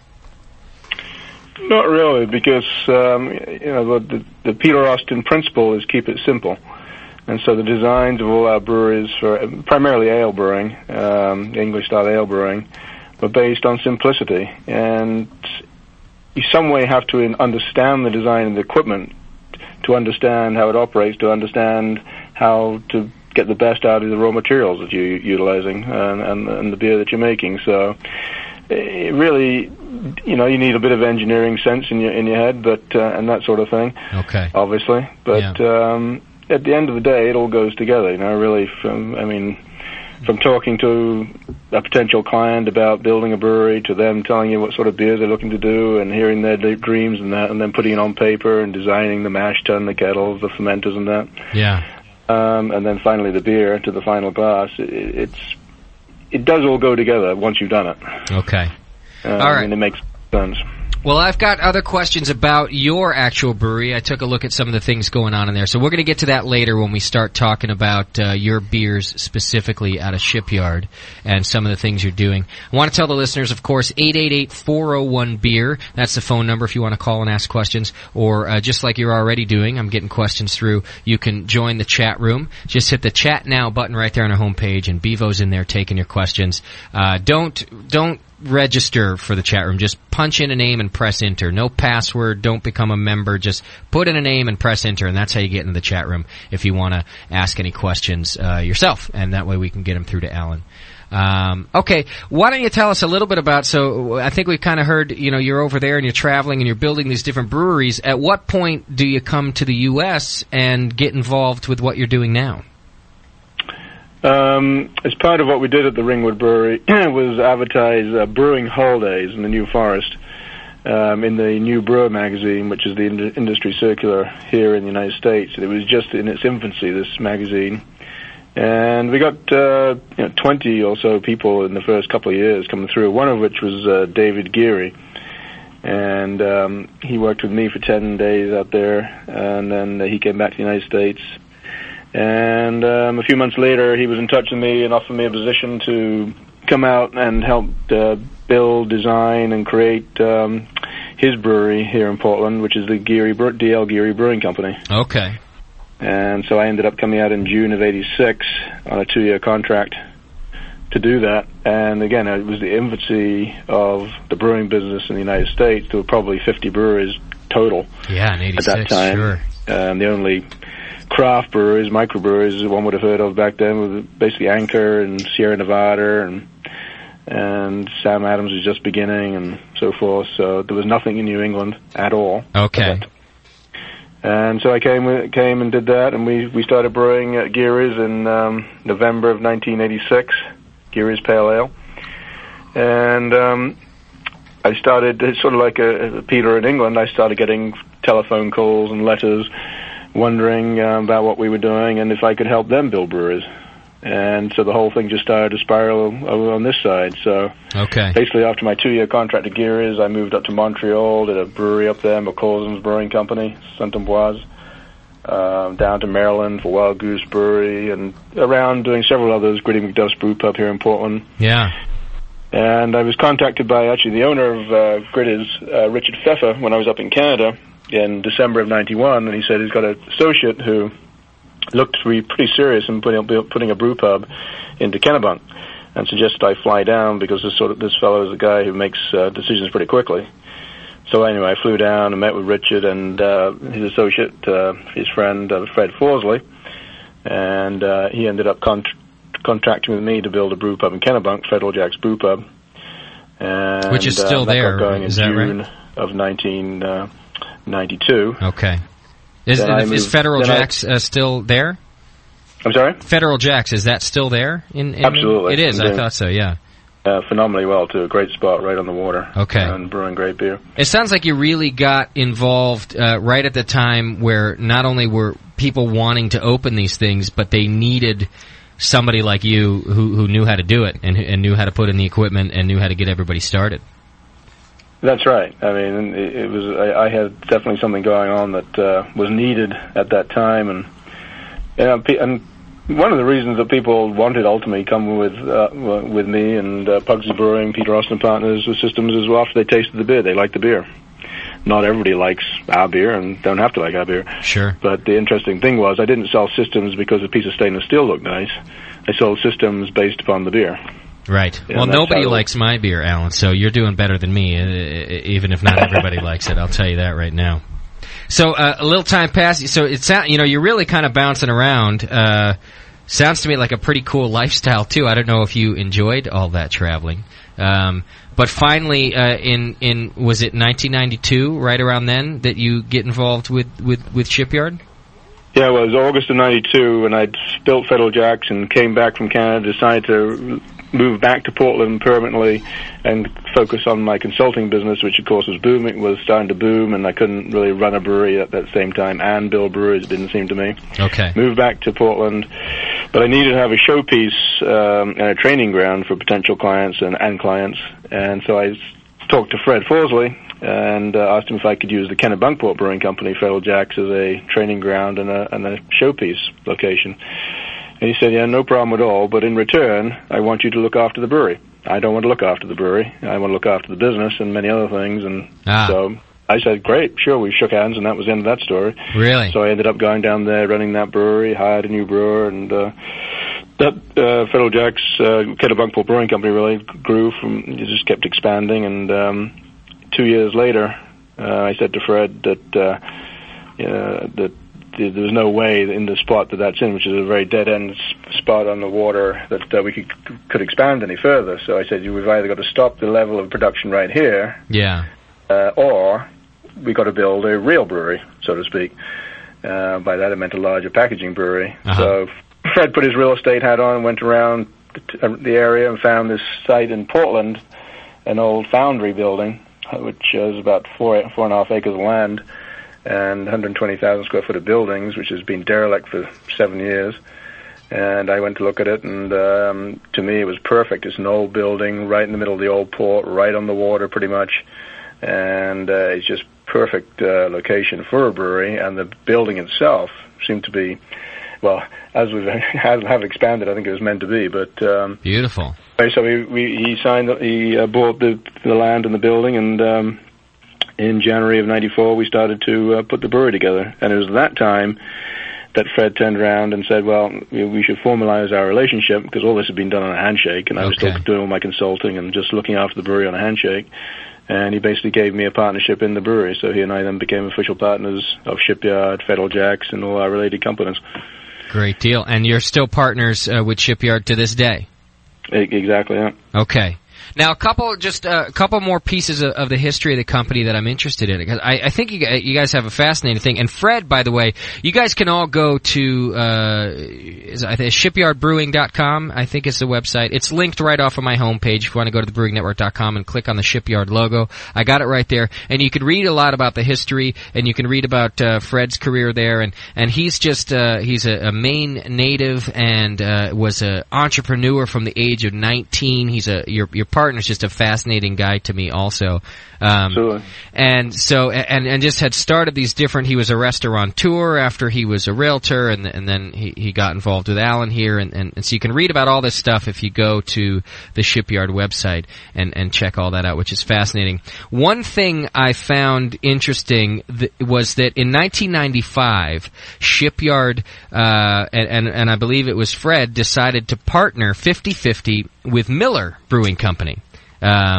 To get some to help with distribution. It sounds to me like you guys had this kind of expansion discussion, and maybe you thought that Miller could help you do that by getting the beer out.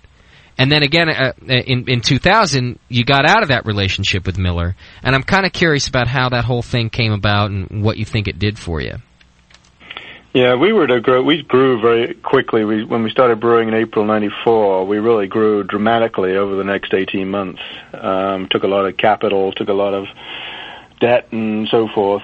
And we were at a point where we really needed to have somebody invest in the brewery at that time. So it'd be '95 to sort of take us on and enable us to continue on to the next level. And so we looked around. Well, Fred looked around, and it turned out that Miller Brewing Company, through one of our distributors, we found out were interested in partnering up with a brewery somewhere in New England. And so anyway, we were put in touch, and it turned out that the fit was good for what they were looking at, because they had acquired a share of Celis at that time. They owned Leinenkugel.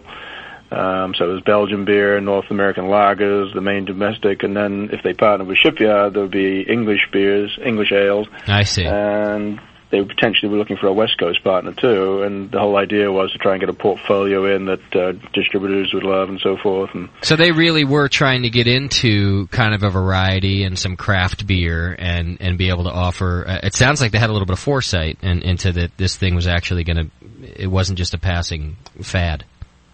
Yeah, no, definitely, and they're good people there, and they set up a special division to do that. And so we partnered in November of '95. The first thing that happened within that partnership was what after discussions with us and so forth, it was decided that the brewery should be expanded further, that we should put in a brand new bottling line and so forth. Ours had limitations, and so really the first year was spent putting more tankage in, expanding the existing brew house, putting a brand new bottling line in, and the whole 9 yards. That's great, actually. It sounds like... it was tremendous, and we got a lot out of that. Also, we met with... we had reviews and met with all their safety people, environmental people, and all of that, and we learned a lot, because... coming from a small background, so to speak, you don't get all that exposure, really. Most people don't get that exposure unless you go and work for large corporations. So yeah, we really put us onto the next level of running the brewery. And then the next 3 years, really, the industry was sort of... I don't know. What happened was that I don't think that anybody fully understood the distributor relationships with the large corporations and so forth, and things didn't quite go as planned, I guess, with the portfolio selling.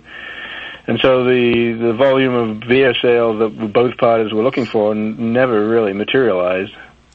And unfortunately, at that time, Miller Lite was starting to decline, and Bud Light was moving up fast. And Kraft Foods, who owned Miller at the time, decided time was up for, I guess, the three head people at Miller, and basically replaced the CEO and head of sales and marketing with three other individuals. And the first instruction coming down was basically Miller had to get back to focusing, not diversifying, and they had to get back to focusing on Miller Lite and not focusing on little things like Shipyard and Cellars and so forth. I see, just to get back on track. To get back on track. So, what was a good idea and a good thought process may have taken the eye off the ball, and not just with Shipyard and Cellars, but also with Molson and Lowenbrow and other things they were doing. Sure. Taking the eye off the ball off what was really Miller's big thing, which was Miller Lite.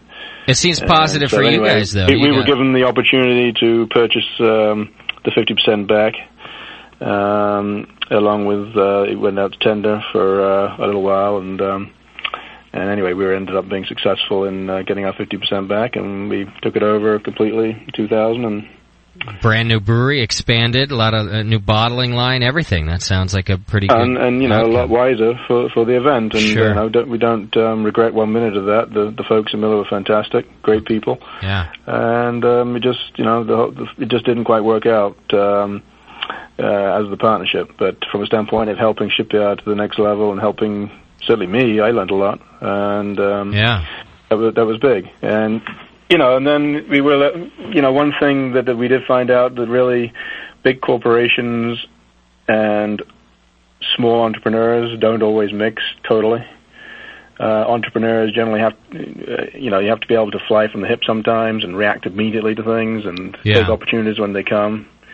When you attempt to be a larger corporation, you have to plan much further in advance, and it's more difficult to suddenly react to something. And in a small growth business, you have to be able to react to something, jump on an opportunity today, not wait till tomorrow. So did you find yourselves wanting to maybe release another beer or do something different, and you couldn't make it happen because you had to go through a lot of red tape? You had to go through... You certainly had to go through more than if it's just Fred and I can make a decision in 1 minute, 60 seconds, and do it. Yeah. You can't do that in big companies. Okay, right. I mean, it just doesn't happen, obviously. I mean, but Fred and I can look at each other and say, geez, I think we need to do this, and we agree and we go. Yeah. And feel, and that's the difference, and that's what entrepreneurs are able to do, as well as having a plan around it. But you have to be able to react within that. So and that's what we've been able to do since. And we've grown the brewery. I think back in 2000 we were 30,000 barrels, and we'll do over 80,000 barrels this year. So wow, that's a lot of beer. I have to take a quick break, Alan, but I want to start talking about the beer. I know you guys are brewing a lot. I've got some questions about some different processes you guys are doing and some equipment there. I got questions coming in from the listeners. 888-401-BEER, that's the number. You guys can also hit the chat room by hitting the Chat Now button if you want to get your questions through for Alan. I'm going to take a quick break. Can you hang in there with us for a second? And it's going to be a couple minutes. We'll come back and start talking about the beers of Shipyard and some different things that you guys are doing there, Alan. So hang in there with us. Will do. All right. We'll be right back, everybody. Stay tuned. It's The Session.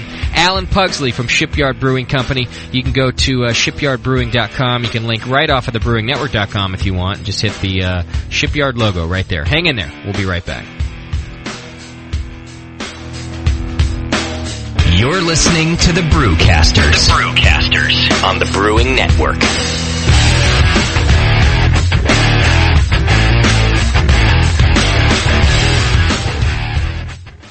What have you gotten out of a vial of White Labs yeast? WLP 001, Cal Ale, baby. 23, Burton Ale. 008, East Coast Ale. Cal Common, WLP 810. It's gonna be WLP 400 with beer. I got a sweet hoodie for my vial. Huh? White Labs, your source for great brewer's yeast, would like to invite all homebrewers to join the White Labs Customer Club. Redeem your empty vials for great White Labs merchandise and products. Free yeast, glassware, t-shirts, baseball caps, sweatshirts, polo shirts, and you won't believe what you'll get for 5,000 vials. Members also receive a newsletter packed with White Labs updates and facts, interviews with professional brewers, brew your own clone recipes, beercook.com recipes, and customer club stories. The White Labs Customer Club. Save your vials and get in the club. White Labs. It's all in the vial.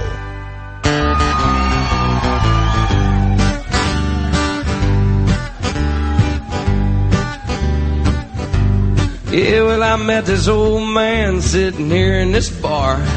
He told me stories and tales from afar. I said, for a world traveler, what are you doing sitting here? He said, the beer's as good in here as it is anywhere. I said, have you drank all your life? He said, not yet, I haven't, son, but we're drinking tonight. Are we drinking? And he said, I've drank lots of beer, man, I've drank lots of beer. From here to Tangier, man, I've drank a lot of beer. Hold your glasses high in the air, we'll drink a lot of beer. Sing along, here we go. Said, like, what kinds of beers have you drank, old man? He said, I don't know, let me see, let me think. Like a Michelob, Roller Rock, Honey Brown, China Bock, Newcastle, Red Stripe, Blowing Brown, Coors Light, Negro, Modelo, such a fine fellow, Lone Star Beer, and a whole lot of soul. Those Tickets, Castle, Keys, Dunn, Bass Hill, I've drank a lot of beer. I said, oh man, that's a load of beer. I'm not a world traveler, but I've drank beer from around the world. He said, like, what kinds of beers have you drank? He said, I don't know, let me see, let me think. Pabst Blue Ribbon, Old Sammy Adams, Bud Light, Corona Fosters, and Heineken, Nordon Blanc. Got the girl on the front. If Homer were here, he'd be drinking that Duff. Groltz and Guinness, I ain't finished, boy, I've drank a lot of beer.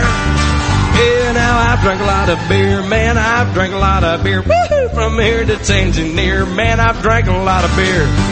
Hold your glasses high in the air, we'll drink a lot of beer. Yeah! Oh, man. Said, son, I got you beat, Sam, about twice shades. I said, boss, you're about 3 times my age, you old fart. And he said, well, in that case, I drank 3 times as much beer as you. I said, really? Like, what kinds of beers you drank? He said, I don't know, let me see, let me think.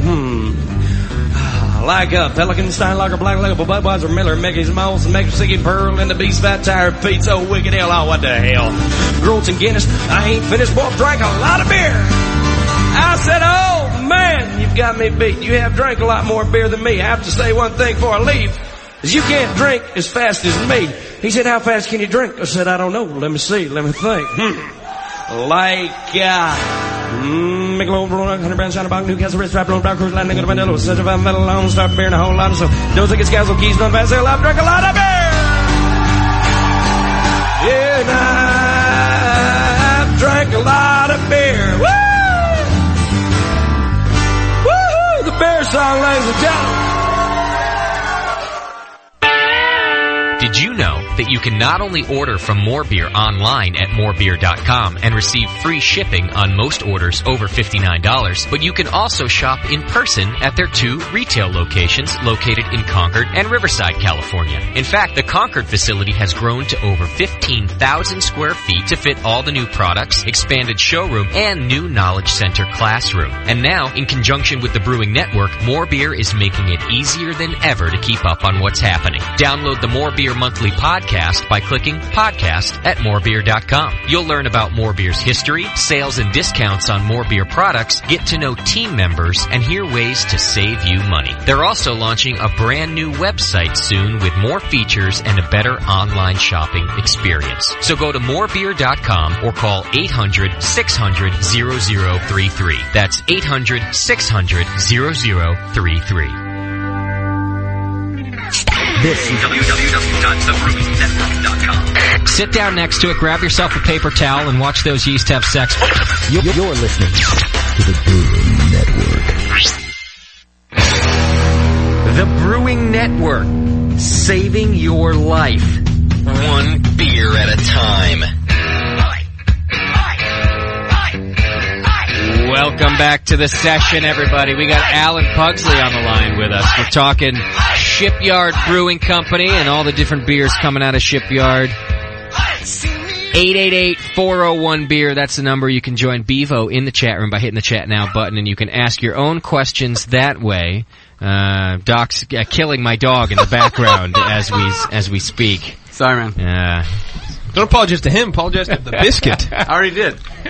Hey, Alan, you still with us? Yes, I am. Fantastic. All right, we're going to start talking about the beers of Shipyard, and we're enjoying them ourselves. Are you enjoying a Shipyard beer yourself right now, Alan? I had one before I came over here to the brewery. I'm having a cup of coffee right now, and unfortunately. Coffee. He shows up on our program with coffee. I can't believe it. What did you have? I did have a very nice Shipyard Export Ale with dinner before I came here. So. Good. That's what that's exactly what we're drinking right now, so I'm glad you mentioned that. Hey, real quick, I got to back up just for a second before we go into it. You guys tried the Sam Adams Winter Lager? Like I asked, I wanted to know if you thought I was right about the house flavor thing and what you think about that beer, real quick.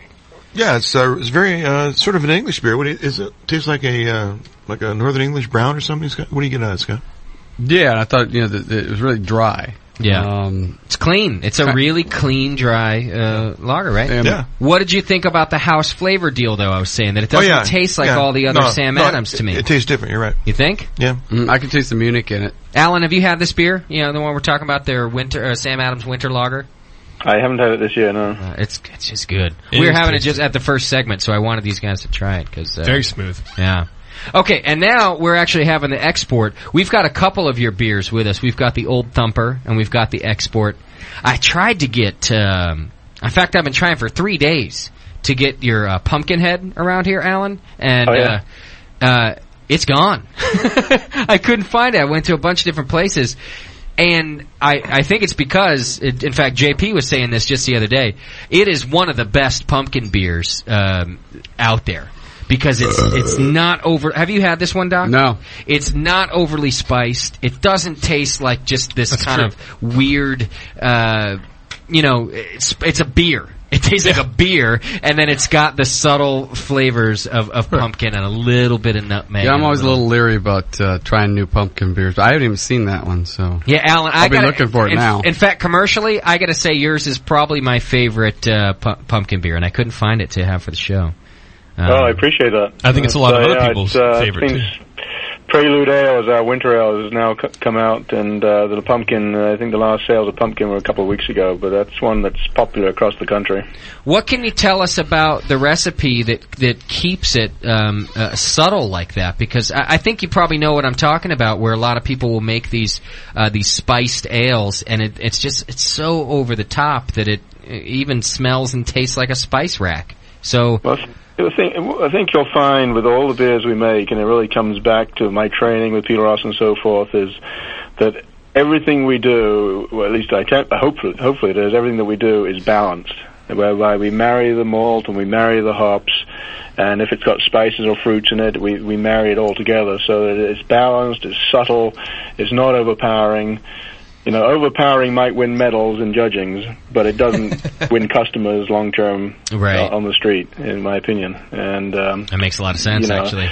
Others can do extreme beers with extreme flavors and this, that, and the other, but in my book, the malt, the hops, the flavorings, and so forth, all have to marry together, taste, blend together, have no aftertaste, and just be a really nice, enjoyable drink. And you know, it goes back to being in the pub. Going in a pub, you want to stand there at the bar and probably have 2 or 3 beers with your mates and have a good old chinwag, so to speak. And, you don't want to go halfway down the beer and say, geez, I don't know that I need another one of these. And Peter Austin always said to me, and he's right, I always reiterate this, if the first beer doesn't taste like another, then there's a problem. And well, especially when you're trying to sell beer. That's a good quote. You know, that is the goal ultimately. Yeah, I mean, well, we've talked about that on the show plenty of times. Doc says it a lot, actually, that there's plenty of beers that we'll have one of. And we may not speak badly or poorly of that beer, but whether or not we have another one is what decides if you are going to stay in business or not. Yeah, exactly. You know, correct. That is certainly the case. Well, what about most of our listeners are home brewers, and brewing a lot of our own things. So we're always looking for little tips. Can you? When you're working with spices, and maybe you can talk to us about the spices that you use in the pumpkin beer. When you're working with that, how are you, deciding how much to use? Because like I said, so many other brewers seem to overpower it. Yeah, well, when we're developing it, number one, obviously we come up with the ideal spice mix that we were looking for in the blend of nutmeg and a little cinnamon, pumpkin extract and so forth, and just come up with a subtle flavor that we liked. And then just in the lab, basically, just keep adding different quantities, starting at the low end, start at a high end, and then maybe end up in the middle, maybe end back low, and depending. Okay. And we do a lot of taste tests between myself and the brewers I have here, and it's trial and error, huh? In the lab until you get to say, this is where we need to be, and then we put it on a larger scale. When do you add the spices? It sounds like more you're working with extracts. So we pretty much. What we try to do is use proprietary extracts, basically. We will formulate within the brewery here with different flavorings and so forth and fruits, etc. But then at the end of the day, in order to get a consistent product in the sort of size brewery we're at, actually in any size brewery, to be honest, it's tough using real fruit in the kettles and in the fermenters. Number one, it's not very sanitary, to be honest, or very sterile, and it's murder to deal with, just the practicality of it. So, even though it might not sound quite so romantic, but the truth of the matter is, again, we're trying to create a beer that is good flavor, is consistent, and is what the consumer wants more of. And the best way to do that is ultimately to take those flavors and get it into some sort of extract form. And then are you putting it into... And by the way, I don't think you should have to apologize for any of that procedure. We've talked about all of these techniques in homebrewing, too. Mike McDole's in the studio with us. Some of his best fruit beers that go through have been... they're added to... The flavors are added to finished beers. Our own award-winning homebrewer, Jamil Zainashev, same thing. He'll add some things to finished beers. So I don't think you should have to feel weird about any of that. Are you adding then these extracts to finished beers, or do they go in pre-fermentation? They generally go in during filtration, in reality. Okay, yeah. So you're looking for consistency. You dial it in, because each beer batch is going to be a little bit different. Yeah.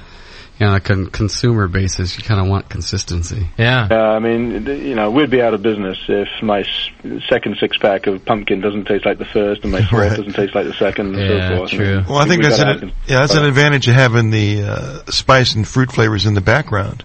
Exactly. If they're a little bit off, it's hard to tell. They're still in the background, yeah. And that really is just the main difference. So many are in the foreground. And that's another thing that a lot of guys, homebrewers, have come in here and talked about, and the benefit to adding it afterward. And I guess you're right, Alan, it doesn't sound quite as romantic or as hardcore as sort of using fresh fruits in the mash or wherever you're going to put it. But the ability to adjust it, you add a tiny bit to a finished beer, and then you taste it, and you know right then whether you have to add more. You know, just that kind of the control. It's so much easier to dial it in that way. Yeah. As he said, it's maybe not so romantic that way. But yeah. Good deal in reality here. You mean it's not romantic when I'm using an eyedropper to make my fruit beer? Yeah. That's not romantic. Oh, we're going to win first place with this one. Oh, one drop too many. Unless that eyedropper has heroin in it, McDowell, there's nothing romantic it's not about that kind of beer. Yeah. Now, I will, though, say... poor Jamil, I always do this to him, but I do remember him saying it, and it was on his the show that he was talking about doing a pumpkin beer, where he was saying he thought kind of the key to getting a real pumpkin flavor in there was to bake a bit of pumpkin and put that. I don't quote me on where he said to use it, but he thought that a real key to getting a subtle pumpkin flavor was to use real pumpkin and kind of bake it in there. Roast it and put it in the mash. Roast it, yeah. Was it the mash? Yeah. Is that what he said? Yeah. So anyway, but he also the same thing that if you get his hazelnut porter recipe, that hazelnut goes into the finished beer. You drop it in. He does that in the keg. So I think it often depends on the spice that you're using and the fruit that you're adding. And how to use it best. Okay, how about tell us a little bit about the export, because that's what we're drinking, and that's your flagship beer, Alan. Yeah, it's a Canadian-style golden ale, in essence. It's the very first beer we ever made down at Federal Jack's back in '92. And it was a beer made, really, because the three beers that Fred wanted me to design for him down originally in Federal Jack's, one was to please the Canadian tourists who were coming down their droves to Kennebunk back then and are again now with the strength of the way the dollar is. A light beer for the major American population, and then a pale ale. And so anyway, the export was designed for the Canadian market, really. And what I did was I took a Molson export, which I quite enjoyed that when I was in Canada. Say, well, a Molson export 30 years previous probably had a little more color, a little more hop, a little more body, and came up with the export ale. And it's 5.1% alcohol. It's 33 BU, 30 BUs on average. Has a little crystal malt in it just to give it a little off golden hue, and then we use Cascade, Willamette, and Tettnang hops in the brew, and it's a down the middle of the road beer. It's supposed to be a session beer. It's supposed to be a beer that won't offend anybody. It's supposed to be a beer that will please everybody. Yeah. And that's what we try to do. The funny thing is that beer has never won an award. Really? Because it really is. It's the beer down the middle of the road, and that is until August of this year. I think it was August, and it was named it was May of this year, and it was named Best of Show in the San Diego Brew Festival. Oh yeah. It was the inaugural festival, and we got a wonderful award, which is a mini unitank, which we have here proudly on display at the brewery, which we have to return next May, filled with the winning beer. So that's fantastic. In fact, you guys got like 10 medals or something this year alone on the West Coast. I think I was reading, which is very cool for you. I think that's interesting. You had mentioned kind of subtly before, talking about the spices, that if things really stand out, then that helps you in competition, but not necessarily with the consumer. Exactly. And I think that as a general rule, that's probably right. But I also think that because there are so many extreme beers now and so many different examples of beers that are over the top, that a beer like this export can actually stand out because it doesn't have any... because nothing is over the top. It's very balanced. It's very clean. The malt I love the malt profile of this beer, actually. Even though Alan, you're kind of talking about it as like a really very light beer. I think the malt in this beer is great. I don't think I'm calling it light, but it's it's a golden ale. But it's definitely got a malt character and body within that. Sure, I think that can stand out nowadays because it's not unbalanced, and you see what I mean? I think that might be why you did well with it this year. Well, how many people I get people that I'll try a beer, I'll give it to them, and I got to hear, it's too much of this, or that's so this. Yeah. So for the general consumer, right? We're looking as brewers the next best thing. Sure. The next bigger, the next wilder, or whatever it happens to be. Of course we are. I also think it's interesting, Alan, that you say you kind of took this example from the Molson export and then tried to imagine it 30 years earlier. I think that's a really interesting way to think about beer because the time period you're talking about was really a time period that lightened up beer and really kind of changed the grains that were being used into rice and different things. So I like that you kind of backed it up and thought, well, this could have been a good beer 30 years ago, and maybe I could do that. You know? Right. And also, these are all very, maybe this is sort of obvious. All of your beers that I've tried are very, very English. I mean, obviously, and that's my training and heritage, and that's really the signature of the brewery. Yeah. And while I want to talk to you about some of those techniques, I want to point out, I think it's interesting that your beers are very English, and this year, you've won a ton of awards on the West Coast. If you check out the website, you can see some of the things they've done. But I think it was 10 different medals in this year alone in West Coast beer competitions, which I think is very cool for a style of beer that is typically either considered an East Coast breweries type of beer, like they are, or an English beer because they're all very malty and English. But let me talk to you about that, this sort of English style and the house flavor. Is this part of the Ringwood yeast that you use that I'm picking up on? That is correct. Yeah, we use the Ringwood yeast, which is, again, obviously due to my connections and training, that came with me over here for the Shipyard Brewery.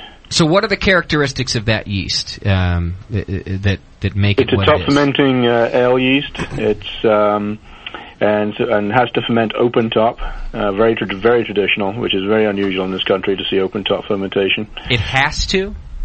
Yes. You try and put it in enclosed vessels, pressure vessels and so forth. The whole fermentation curve changes, the profile changes. Wow. And the dynamics of the yeast change. And naming no names, but one company once told me who acquired some Ringwood yeast that said that there's no problem. They could put it into enclosed vessels, and they could do whatever was needed to make that happen. Well, a year later, I learned that they had ditched the yeast and moved on to something else. Right. Because they couldn't, and because you can't. It's it's a living thing. It knows how it requires open top fermentation to get the right fermentation characteristics that you're looking for in the end product, which is of course very complex. All fermentations are, from the standpoint of the flavors being produced. And anyway, it's a fast fermenter. It attenuates in about 2.5 days the product, and it's very well flocculating, which means the yeast settles out of the beer very well. What temperatures are we talking about that it ferments that fast? Between 68 and 72. Okay. Pretty much typical ale fermentation temperature. And, we take the yeast off the top of the vessel when it's done. We'll put in 100 barrels, we'll pitch in 80 pounds of yeast, and we'll take off around about 400 to 500 pounds of yeast, which is all about 98 to 99% viability. All brand new yeast cell generation, skimmed off the top, stored in sterile bins for the next brew, and it's like a super yeast. It just works like clockwork. You know how you treat it, and you have a sanitary clean brewery, and you know people who know what they're doing, and it's a beautiful, beautiful thing. Yeah. Wow, that's really. Is there a homebrew strain of this, guys? Have you seen any version of this Ringwood around? Anything similar?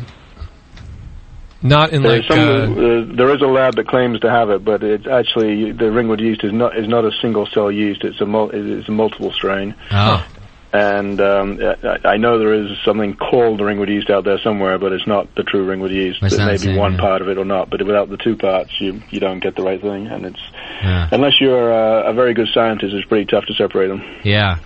It sounds like a pretty fascinating yeast to me. For one, we've definitely talked about on the show about head pressure on yeast and different things like that. But as home brewers, and certainly me, I'm like, I don't give a shit. What's the difference? I'm not going to be able to control that, so I'm going to pitch my yeast, and whatever happens, I'm not going to know the difference. Just do what you normally do. Yeah, but we've also talked, we've heard Vinny talk about the shape of his fermentation vessels. Vinny from Russian River will talk about that and how that affects the yeast.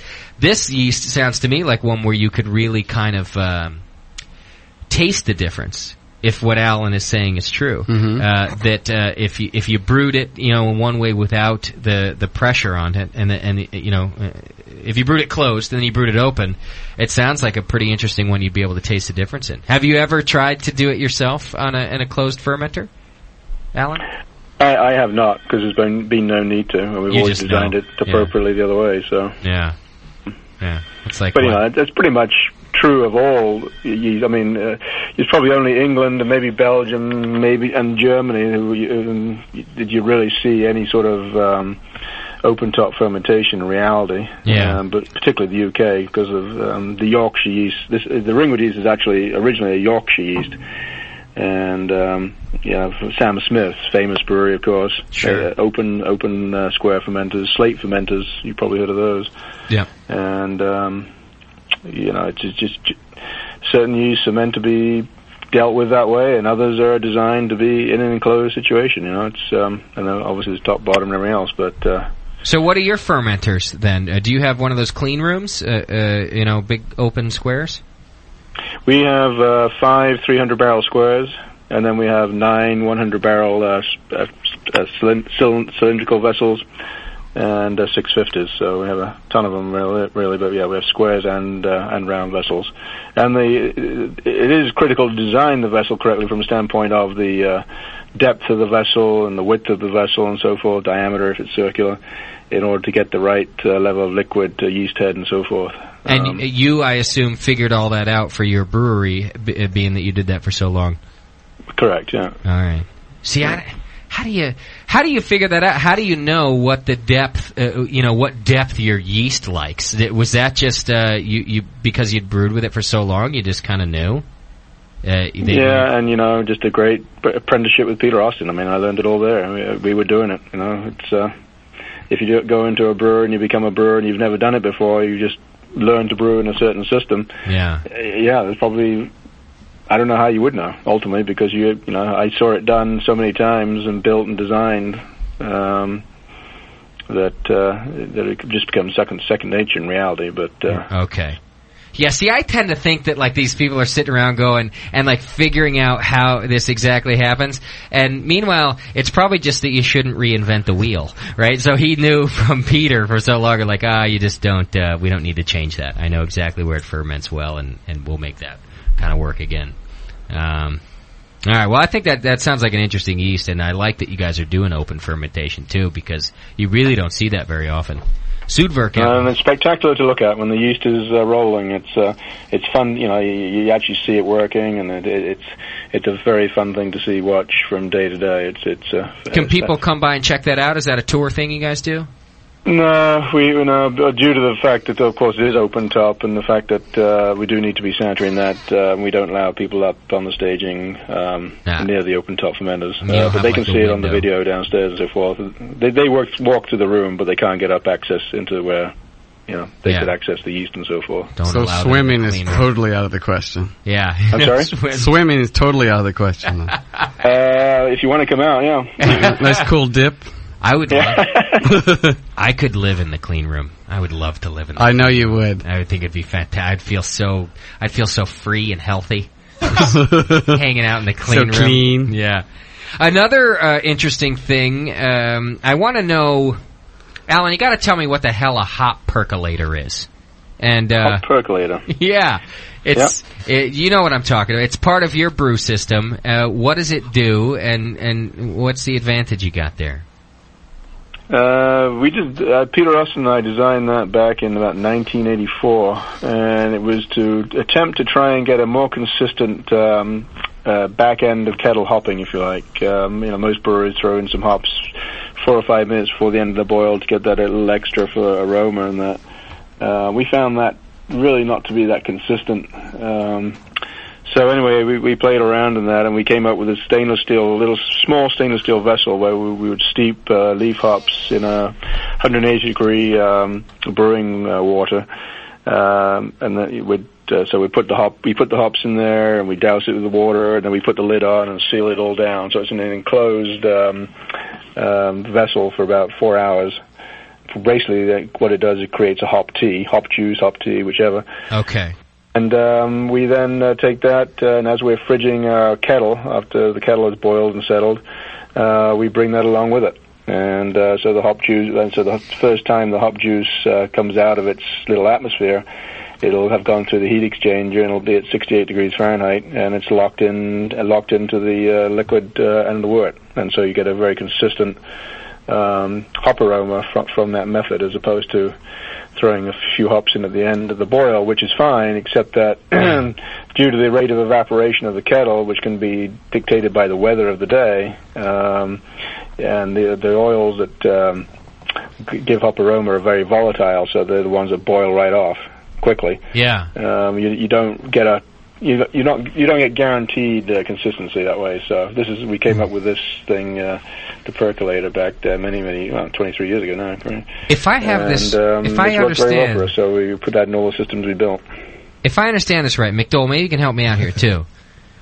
This sounds to me like a really sweet version of a hop back, because instead of just running the wort through the hops and letting that heat take out the aroma and the characteristics, they're doing this. They're creating a hop tea, right, and then running that through.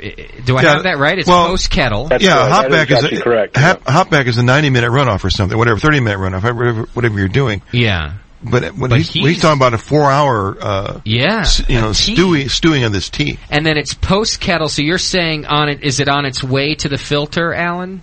That it goes through this thing? He's ahead of the chiller. It adds the chiller. Yeah, goes to the chiller. Yeah, yeah. Sorry, runs to the chiller. Yeah. I think that sounds like straight to fermenter after that. That sounds like a really badass hop back. I want to try it. Yeah, I'm trying it. I think that's so. Wow. Okay, because we've talked about. I'm totally blown away by this because I think it sounds like such a great idea. Because we've talked about using hop teas before. Mm-hmm. We certainly talked about using that in the kettle, and we've definitely talked about using hop backs before, and certainly with Mike McDowell we talked about that. But this is like the best of both of those, right? Yeah, this is not in wort. This is in water, right? Yeah, that's correct. Yeah.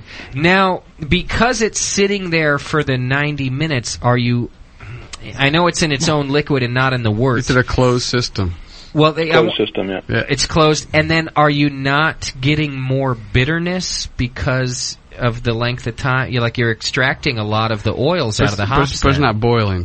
180. Yeah. Exactly. It's about 180 degrees Fahrenheit, so it's not boiling. So, probably not. There's a minimal amount of bitterness that's extracted. It's like mash hopping. Hop oils, by virtue of their nature, have some bitterness to them, but the main thing you're extracting from this is the aromatics and the hop flavor versus straight.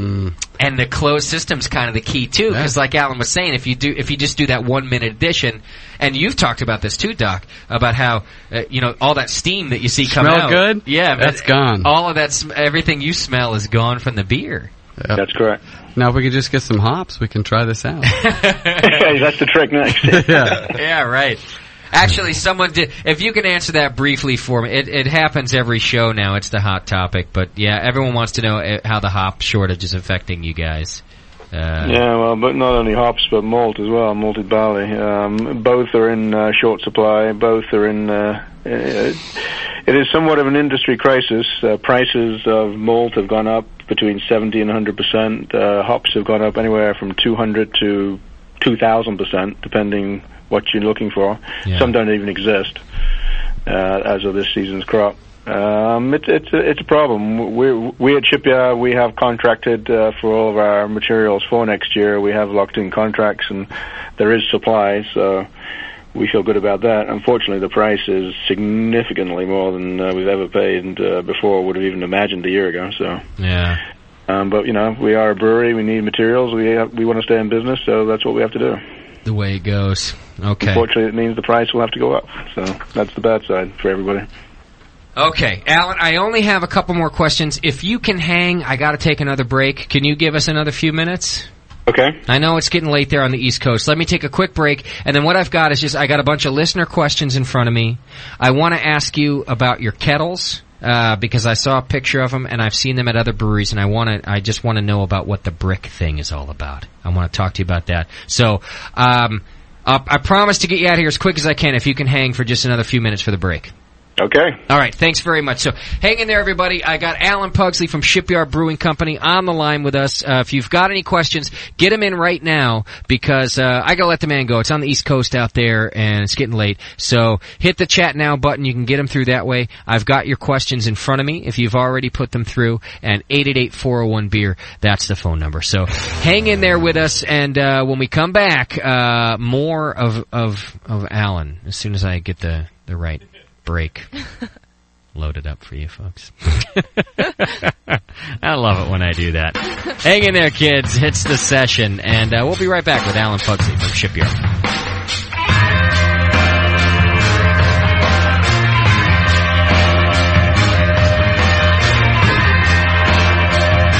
You're listening to the Brewcasters on the Brewing Network.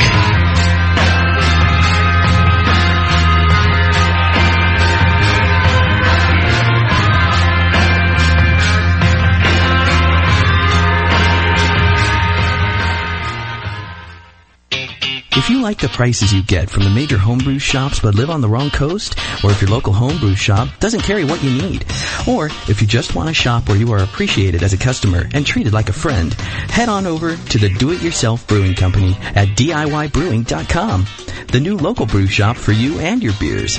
They have an extensive selection and are bringing new products in on a daily basis. In fact, if you need something they don't have, just let them know, and they'll get it for you as soon as humanly possible. Check out all their products, recipe kits, winemaking supplies, and specials at DIYbrewing.com. With everything from fermentators, wort chillers, to carboys, DIY Brewing either has what you need or can get it fast. At DIY, they're homebrewers helping homebrewers get what you need. Visit them in Rollinsworth, New Hampshire. Call 603-205-4168. And stop by DIYbrewing.com and get brewing. Do it yourself with a little help from DIY Brewing.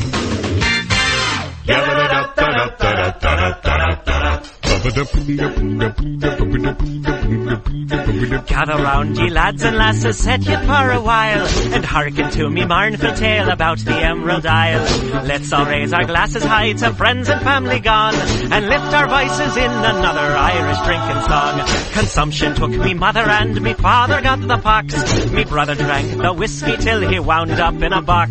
Me other brother in the troubles met with his demise. Me sister has forever closed her smiling Irish eyes. Now everybody's died, so until our tears are dried, we'll drink and drink and drink and drink, and then we'll drink some more. We'll dance and sing and fight until the early morning light, then we'll throw up, pass out, wake up, and then go drinking once again.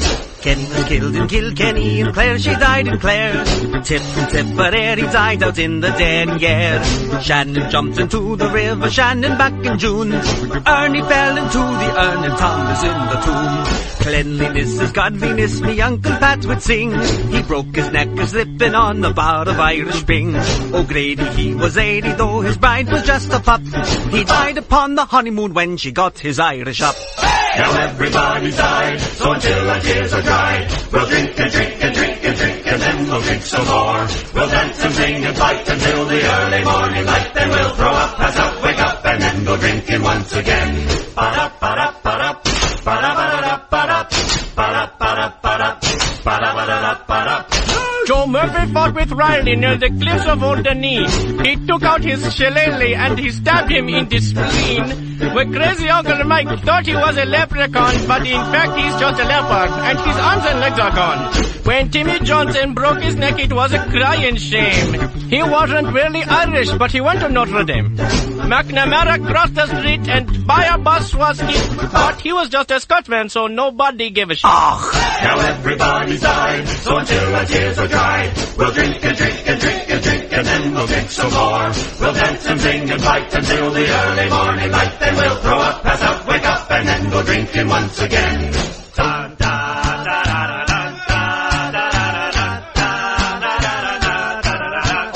Drunken Uncle Brendan tried to drive home from the bar. The road rose up to meet him when he fell out of his car. Irony was what befell me great-grand-uncle Sam. He choked upon the very last potato in the land.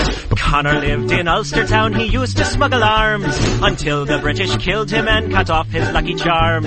And dear old Father Flanagan, who left the Lord's employ, drunk on sacramental wine beneath the altar boy. Now everybody's died, so until our tears are dried, we'll drink and drink and drink and drink, and then we'll drink some more. We'll dance and sing and fight until the early morning light, then we'll throw up, pass out, wake up, and then go drinking once again. Someday soon I'll leave this world of pain and toil and sin. The Lord will take me by the hand to join all of me kin. Me only wish is when the Saviour comes for me and you, He kills the cast of Riverdance and Michael Flatley too. Now everybody's dying, so until our tears are dry, we'll drink and drink and drink and drink, and then we'll drink some more. We'll dance and sing and fight until the early morning light. Then we'll throw up, pass out, wake up, and then go drinking once again. Then we'll throw up, pass out, wake up, and then go drinking once again. Then we'll throw up, pass out, wake up, and then go drinking once again.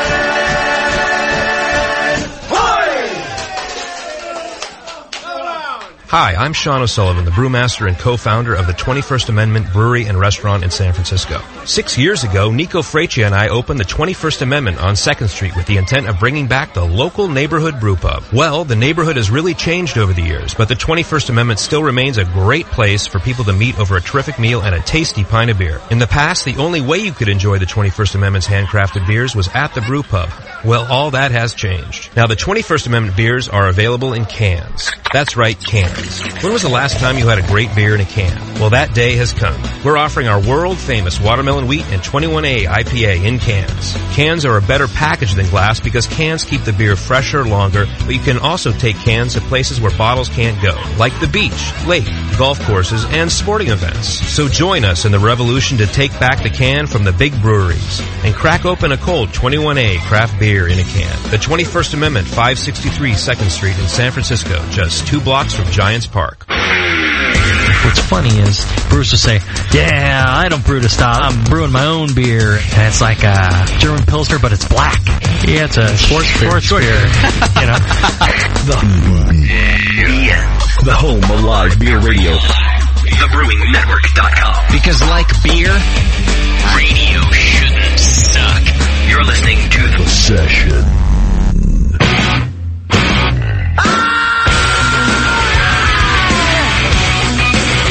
Keeping the ass out of Brewcast.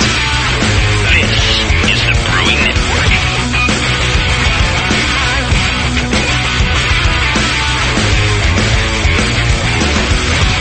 Welcome back, boys and girls. Still hanging out, enjoying some Shipyard Export. That's a good beer, man. I really like this beer. I've never had it before. I'm glad you're saying that because everyone's been quiet in the studio. I guess just listening to Alan. Yeah. But we've been having his beer the whole time, and I really like this Export. I think it's just a great... I'm telling you, I think the malt is awesome. Well, I'm just amazed at how English it comes across. It is just... For a Canadian knockoff, right? Yeah. Alan, is this extreme English flavor we're getting, is that... I know you use English malts, but is it more the malts or is it that yeast? Combination, I would think, yeah. Are you doing anything to the water? Yeah, no, yeah, we always, the water is a very vital piece, of course, of everything that we do, and we're lucky that the water we have here in Portland is from Sebago Lake, which is about 30 miles up the road, and it's the potable drinking water of Portland, and it's absolutely gorgeous water. There's actually virtually nothing in it, so we build the water to suit the beers, Burtonize it, and all sorts of other things that we do to... The recipe dependent, of course, beer dependent. Well, that's what I thought I was tasting. I do taste the difference from the Old Thumper to the Shipyard. Yeah, and the Old Thumper has its own very unique water treatment because that's brewed under license from the Ringwood Brewery there in Hampshire, and so we have a completely different water treatment there to match up with the water that they use in Ringwood. So when you're treating the water, are you stripping it down first and then putting in what you want, or you're profiling it and then adding... I think you said that from the lake it's already pretty light and everything. Yeah, it really is. I mean, it's marginal, minimal, almost trace amounts of everything there, so it probably would never have been a natural brewing center of the world because it didn't naturally have high gypsum, calcium sulfate, or high chloride ions, whatever, but it's... From a standpoint of knowing how we want to build water, it's fantastic because we do put it through filters, activated carbon filter, just to make sure there's no excessive chlorine, which they really don't do here, but in case they had an overdose on it or something. Sure. Okay. And suspended, we remove suspended solids through a sand depth filter, but that's just precaution measures. Other than that, it's just a matter of building it to suit the recipe of the moment. Mm-hmm. Yeah, see, that's, I'm glad you asked about that, Doc, because you're always talking about that. Well, it tasted like he built the water. Yeah. He did it really nicely, too. Okay. And it's something we've talked about, when Brian Hunt from Moonlight Brewing was in here, he talked about that there's a reason that beers are regional. And there's a reason that they taste regional, and water is certainly one of those reasons. But then, I guess, if you can just build it, then, If you build it, they will come. Yeah, you don't have to be Burton-on-Trent or anything else because you can build it yourself. Okay. All right, let me throw some questions at you from the listeners, Alan, if I could. Sure. Things that came through. Definitely a lot of questions about the yeast had come through. I got some emails this week once people found out you were going to be on the show. You've already talked about the fermentation temperature. How about diacetyl rest? People were wondering if it cleans itself up or you have to do some sort of temperature rest for diacetyl. No, it pretty much cleans itself up between, as long as you ferment between the guidelines 68 to 72. We then chill the product down to about 44 degrees Fahrenheit over the next 24 hours. And some depending on the style of the beer, there'll be a little diacetyl, which is meant to be part of the product. Our Thumper has a little, also combined with the crystal malt character and so forth. But as a general rule, it cleans up in itself. I mean, we make a Shipyard light beer, which is light, and there's not a hint. So it depends on, diacetyl is accentuated, obviously, butterscotch is accentuated somewhat by the style of beer. Whether it be if it's a brown ale or something using a lot of crystal caramel, it can accentuate out that flavor and smell potentially. But it really does clean itself up pretty good, I think. Okay. And then how about, someone had asked about ester profiles from this yeast. And, I'm, maybe, Doc, you could help me describe it. I'm not necessarily picking up esters from this beer, but I certainly am picking up a profile. Ester? I don't even know her. So, are esters something that you're concerned with this yeast too, and either getting enough of those or not enough of those? From my standpoint, the yeast produces the right balance of the different types of esters and all the other myriad of biochemical reactions going on. That is what we want. Now, some people say they can always pick up the Ringwood yeast and they don't like this, and this about it. Other people, like I said, love it, and that's why I build all these breweries, because they love the flavor of the beers coming off. So, like anything, you can tell Chico yeast beer sometimes, maybe sometimes not. That's a yeast that's used a lot. Okay. Well, if you're using this yeast and you don't balance things out, like with the water, with the malt, with the hops, what would stand out? You're going to get some flavors you don't want to have. Yeah. It all comes down ultimately to brewing technique, the recipes, handling of the yeast, and then what is it you want in your beer? What are you looking for? So what came first, the beer or the yeast? I mean, you're used to in history, or no? With him, with this, he's so used to using this yeast. And did you build your beers around it, or did you have a beer you wanted to do and try to find the right yeast for it? To be honest, I've been so thrilled and happy dealing with the Ringwood yeast all these years that it's like my best friend. Yeah. And so I guess you might say that the beer is built around the yeast to a large degree, because I just love this yeast. There's nothing wrong with that. He doesn't want to make it lonely. It's a beautiful thing to handle. It ferments fantastically. It finds out beautifully. Cask conditioned beer is beautiful with it. I love the flavors personally, so I mean that's sort of important. Do you use finings? So that's how we build it, really. Yeah, it's I haven't been one of those brewers who's decided I want to use 16,000 different yeasts and try this, that, and the other. You're monogamous. I really want to do all these different flavors and things and styles that we're doing, but I want to do them within a scope of where we are, because I know we're very good at it, and I know exactly how we can handle it and how we can be successful with it. Yeah. So you mentioned finings. Do you use finings with this? When we do cask beer. Oh, you do then? Okay. We do some cask beer for some local accounts and our brew pubs and so forth. Okay. Basically the old Thumper. Because you wanted an English pub. Yeah. And by the way, the dude who was asking about the esters, his name's Jeremy. He's actually from Gray, Maine. Oh, no kidding. Yeah. He said he's just 10 miles away from you guys and just wanted to know about that. Yeah, that's funny. He had also asked, I got to ask for him, he wanted to know if he swung by the brewery, would you give him a pitch of yeast? Would he be able to take some yeast home for his home brew? Unfortunately not. That's too bad. Jeremy, you're going to have to break in after hours, but you didn't hear that from me. Bring OJ, bring a gun. Okay, couple more listener questions that came through from the show. I know that you guys do some themed variety packs kind of throughout the year, which is kind of cool.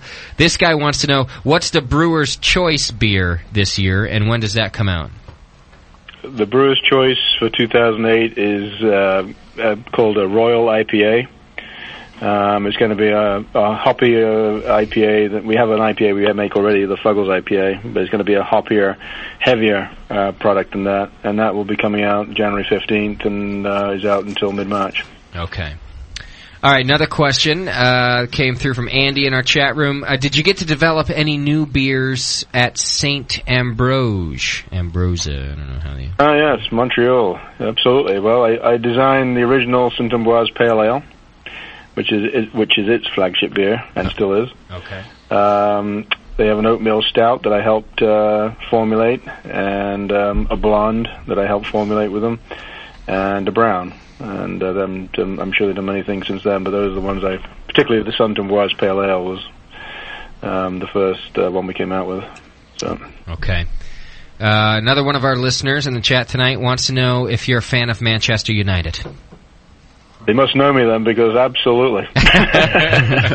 That is my Jekyll and Hyde side of life. I just watched some stupid soccer movie the other night. Bend It Like Beckham? No, not that one. Ladybugs? No. Ladybugs. And it was... Shaolin soccer? It was kind of a guilty pleasure of mine because I enjoyed it, but I also knew it was stupid. But it was Manchester United, I think, was the main team. I can't remember the name. No, it's not that. It wasn't that. Isn't it like Beckham 2, Posh Spice? Okay, more questions for you. People want to know if you bottle condition. Bluefin Stout is bottle condition. It is, okay. It's the only one you guys do that way? That's the only one we do that way, yeah. Okay. Now, here's a question about your kettle, and I'm glad because it reminds me of my question about your kettle. They want to know if it's steam or direct fire.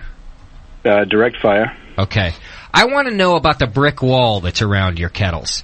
And I've seen it before in another couple breweries. On the West Coast, and you know this, there are all these, hand-delivered stainless steel conical kettles. Not conical, whatever. Stainless steel kettles. And they're very mobile because we move things a lot on the West Coast. We just tend to be very mobile. But on the East Coast, and then certainly in Europe, I think you guys build these brick walls around the kettle. What's that all about?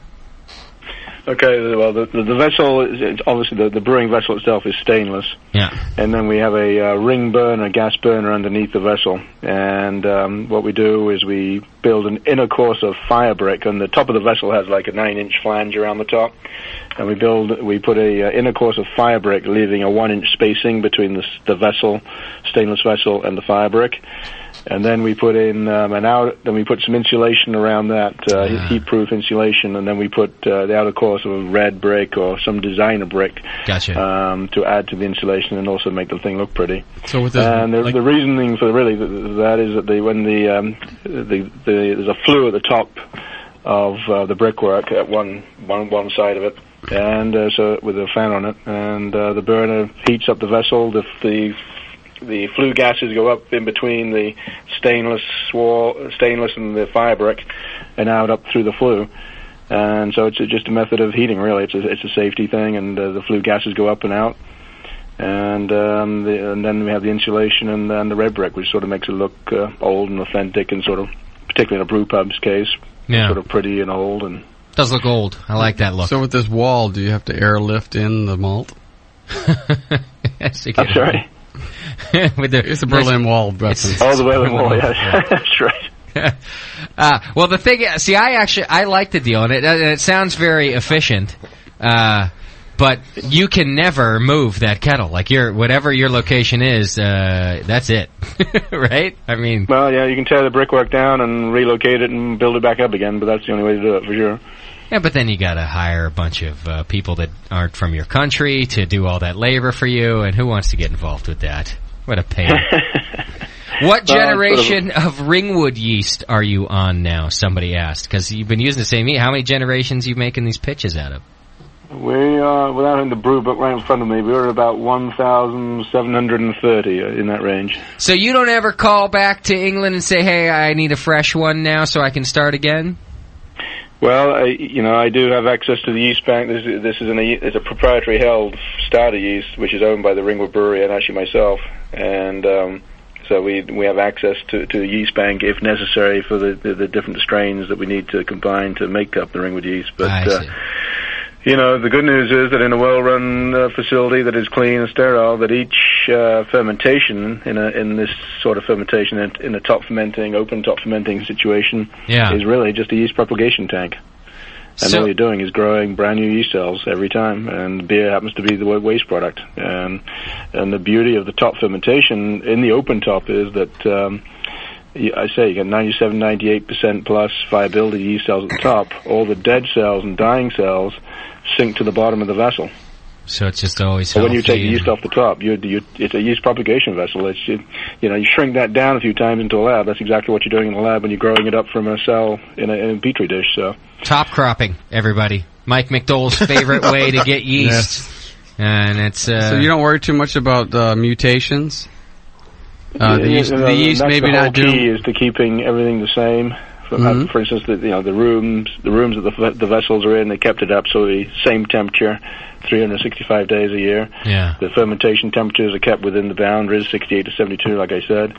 The pHs are monitored, several times a day, as well with temperatures and everything else, specific gravities, and by keeping everything the same and consistent, not putting any intense pressure on the yeast by higher temperature, lower temperatures, cold rooms being different temperatures or whatever, you're not going to be prone to much mutation. So what if it sounds to me like there's a lot of ways you're protecting it too, and it's the healthy yeast that gets produced every batch.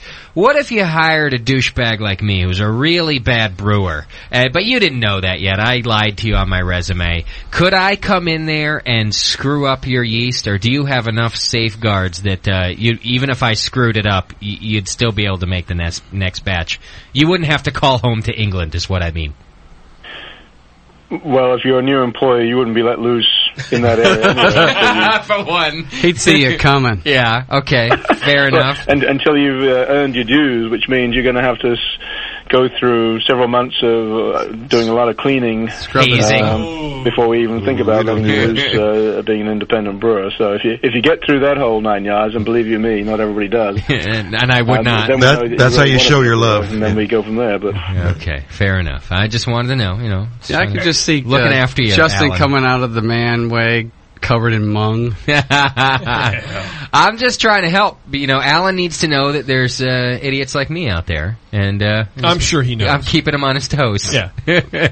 All right, there's more questions that came through. I'm almost done, Alan. I'll let you out of here soon. You're more than welcome to come over and brew for a day here, by the way. So.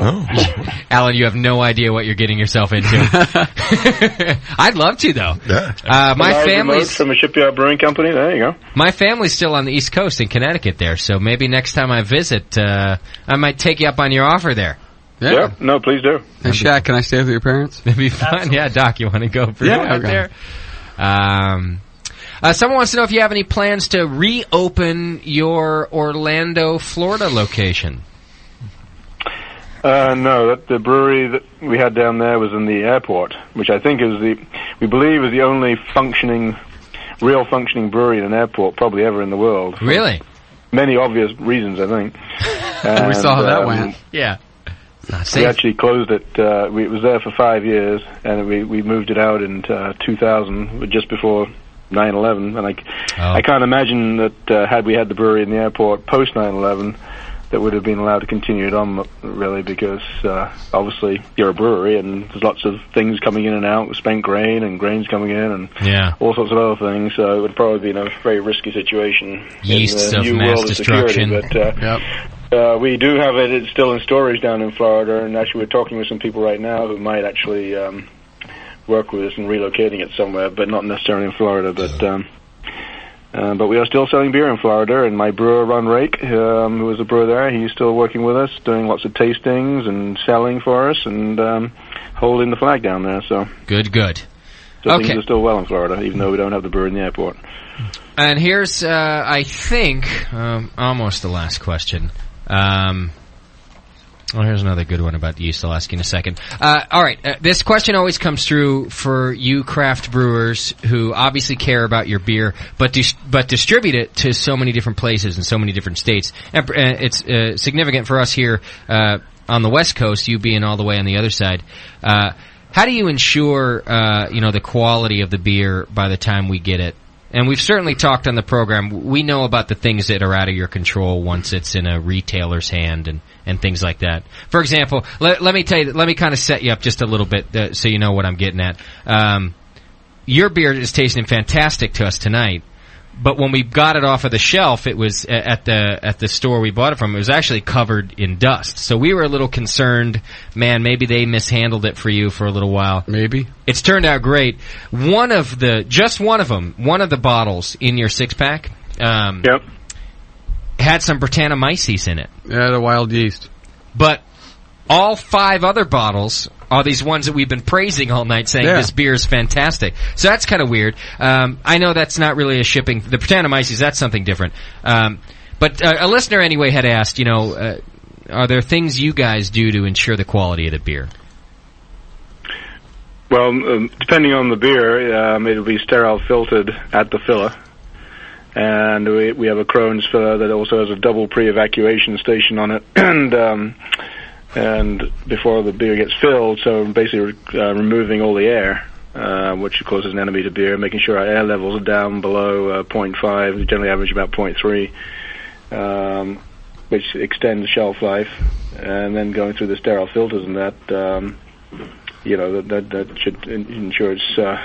should ensure it's microbiologically sound. We have a lab that we man full time, and we're constantly keeping the bottles and testing them, and forcing them, and swabbing areas, and all the good things that one does in a brewery to try and protect against that. Unfortunately, it's not a perfect world, and once in a while something might happen. But and then once you hand it to the distributor, is it kind of like, hey, I hope you guys treat it well kind of thing? I mean, there's not much you can do at that point. I mean, most distributors are set up to handle, the beer and kegs in a certain way, with temperature-controlled warehousing and so forth, and keg coolers. Once it gets out into the retail trade, there's such a big retail trade that you can't guarantee. Yeah, it's like giving away puppies. Yeah. Just never know, but you wish them for a good home. See, Doc, I don't think... Yeah, I mean, and obviously the further you go away from home, the more susceptible you are to potentially being dusty bottles, as you said.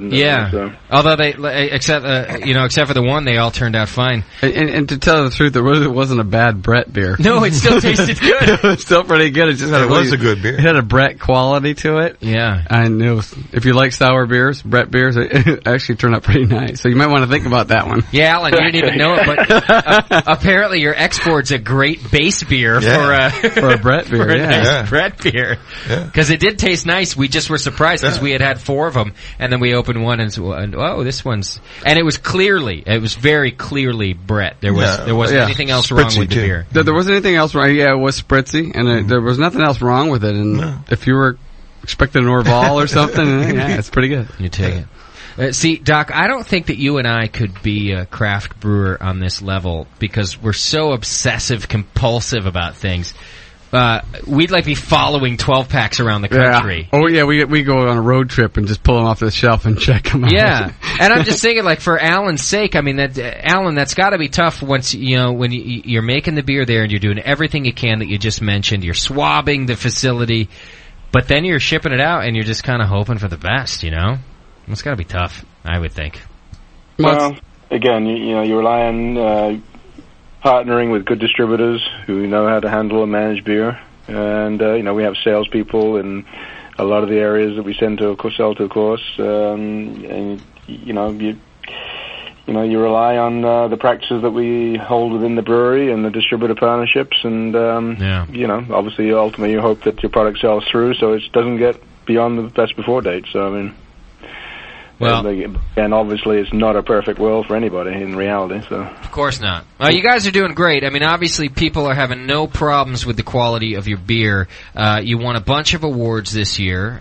You guys can check out the website again, like I said, shipyardbrewing.com, and check out all the things they've won this year. But in 2006, Shipyard shipped over 960,000 cases of beer.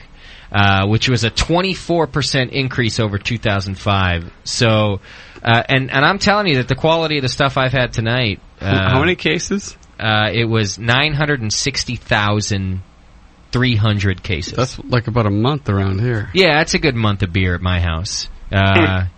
Almost 70,000 barrels of beer. And like I said, just a huge increase over 2005. That's saying something right there. And absolutely, I mean, people are buying this stuff, and I'm glad to see it. You guys are making good beer, Alan, and I appreciate it, man.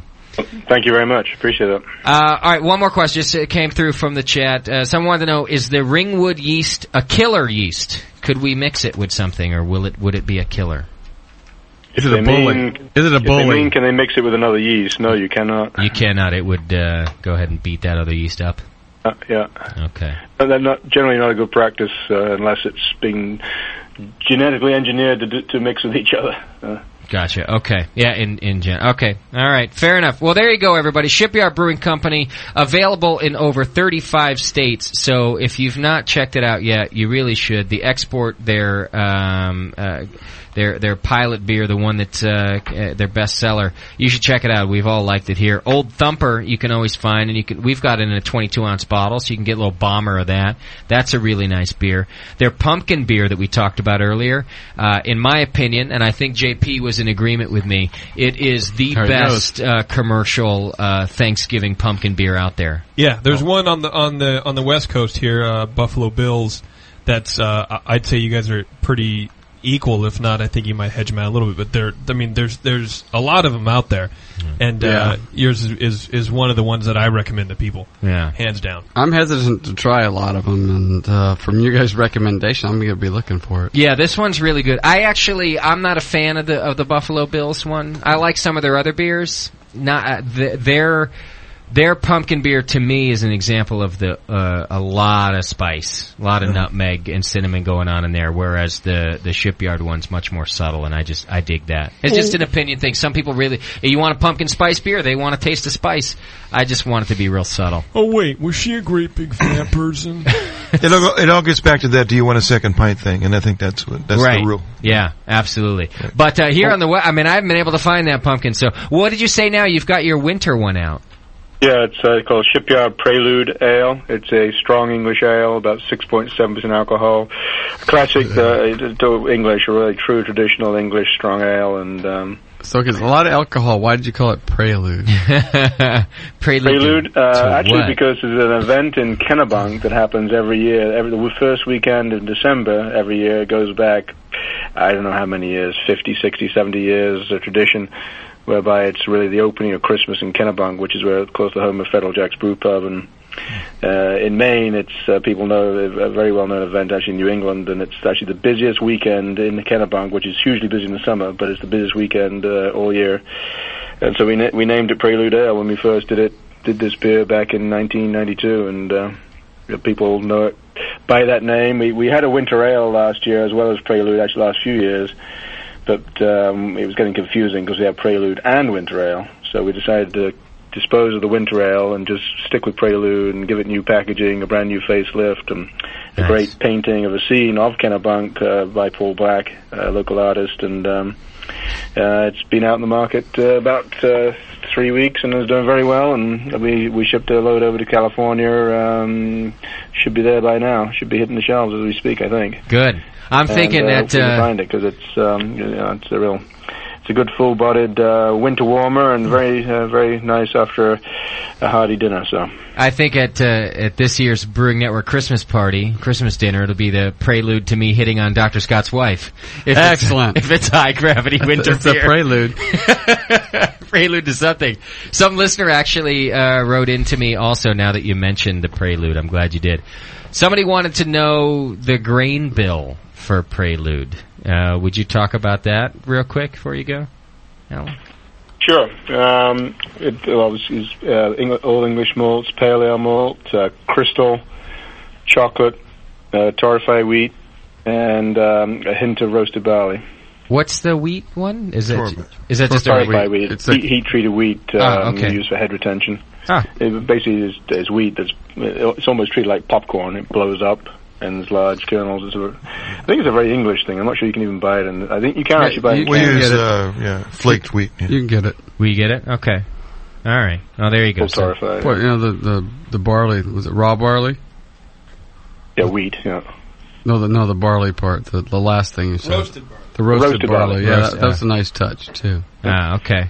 That question was from John in New Hampshire, by the way. So another little East Coaster local boy. Yeah, we got a lot of East Coasters supporting you out there. So I like to see that. That's great. That's very cool. All right, listen, I really appreciate you spending this time with us. I know you got listen. Alan doesn't just have Shipyard, but he's involved in there's some other breweries out there. Sea Dog Brewing Company. Am I right? You're involved with that one too? Yeah, actually, we own that now. Yeah, you own that. Yeah. So lots of things going out for this company, and lots of brewing going on. And this guy's been in the business for a long time and doing a lot of things for a lot of brewers. So on behalf of just beer lovers everywhere, I want to thank you for doing what you do and for being on the show, Alan. I appreciate that. Well, I appreciate you inviting me on the show, and I've enjoyed it. Yeah, no worries. I'm going to take you up on the brewing, though. I think when I go visit my folks out there, I might be calling you up and let me do some open fermentation with you, man. No, in all seriousness, that's a serious offer, and we'd love to have you for a day, and work with. In fact, I'll get my boots on. We'll brew together. Yeah, there you go. See, that's what I awesome. like. He's going to get down there. See, and as awful as a brewer I am, I'm probably one of the cleanest guys that'll ever walk in your brewery. So I do have that going for me. I'm very concerned about my germ environment. He means overly concerned. He means literally, not physically clean. Literally clean. Yeah. So or whatever's the. He's organic in his mind. All right, Alan, thanks again, and I hope to talk to you soon. I appreciate all the time spent with us. Well, thank you very much for having me on the show. Yeah, right. Thanks again. Cheers. Take care. Bye-bye. There you go, everybody. Alan Pugsley, and that's very cool of him to spend a little time with us and do that. He's a busy dude. Got a lot of things going on out there. Hey, good catch, Shat. You're not doing an awful job over there, I guess. I could... Yeah.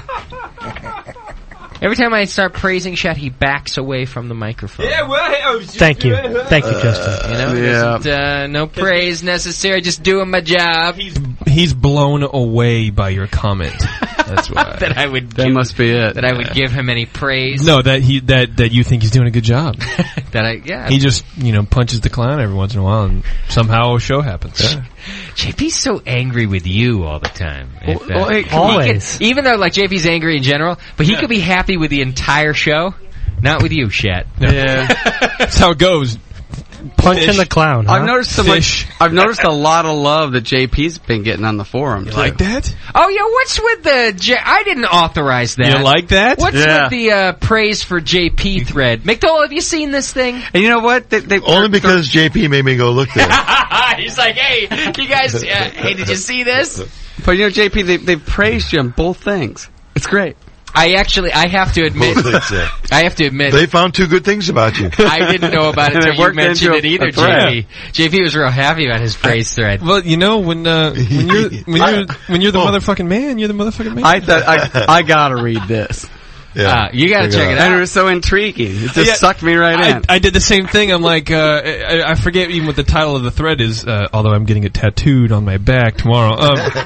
And I'm like, what the hell is this? This is gonna be good. And I look and I'm like, it's like people saying nice things about me. And I really like the no JP crappy remarks. It's good. See, I said something. I forget what I said. But it wasn't JP crappy. That's what when you were peeing on our love fest. That's what I shouldn't have turned you off. I should have thrown at you like, oh well, what about your little love fest in the forum? That's different because it's me. Yeah, specifically, it singles me out. I'm telling you, I did not authorize that thread. And who's the moderator on that one anyway? Yeah, I think Gucci's gonna have to take a look at that. Yeah. I've decided in the recent weeks that I have to authorize everything that happens. Gooch, you better watch it, man, because your bag's about to be cut. No, it was nice to see.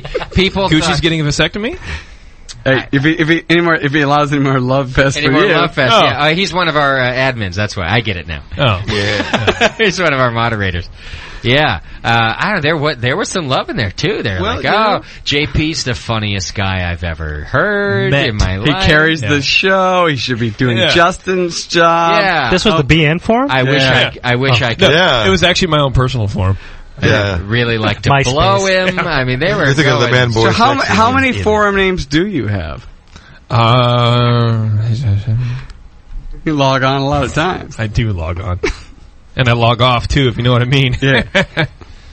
All right, I got several okay, who did that? Calls coming in right now. I think I got Boob on the line. Hey, Boob, what's happening? Movember, baby. It's Boobvember. I gotta tell you, speaking of JP praise, his Movember is going very well. I hate it. I think it's great. I look like a creepy Mexican gardener on Megan's Law website. That's what I really like about it. Yet? Oh, heck no. He looks like the cat could lick it off. Yeah. It's kind of, it looks like the Kool-Aid mustache. Yeah, it's like a lot of dirt, but I like it. I think it's a good look for you. It's like when Theo started growing his first mustache on the Cosby like Show. Theo, you're absolutely right. It looks like to shave the mustache, Theo. Yeah.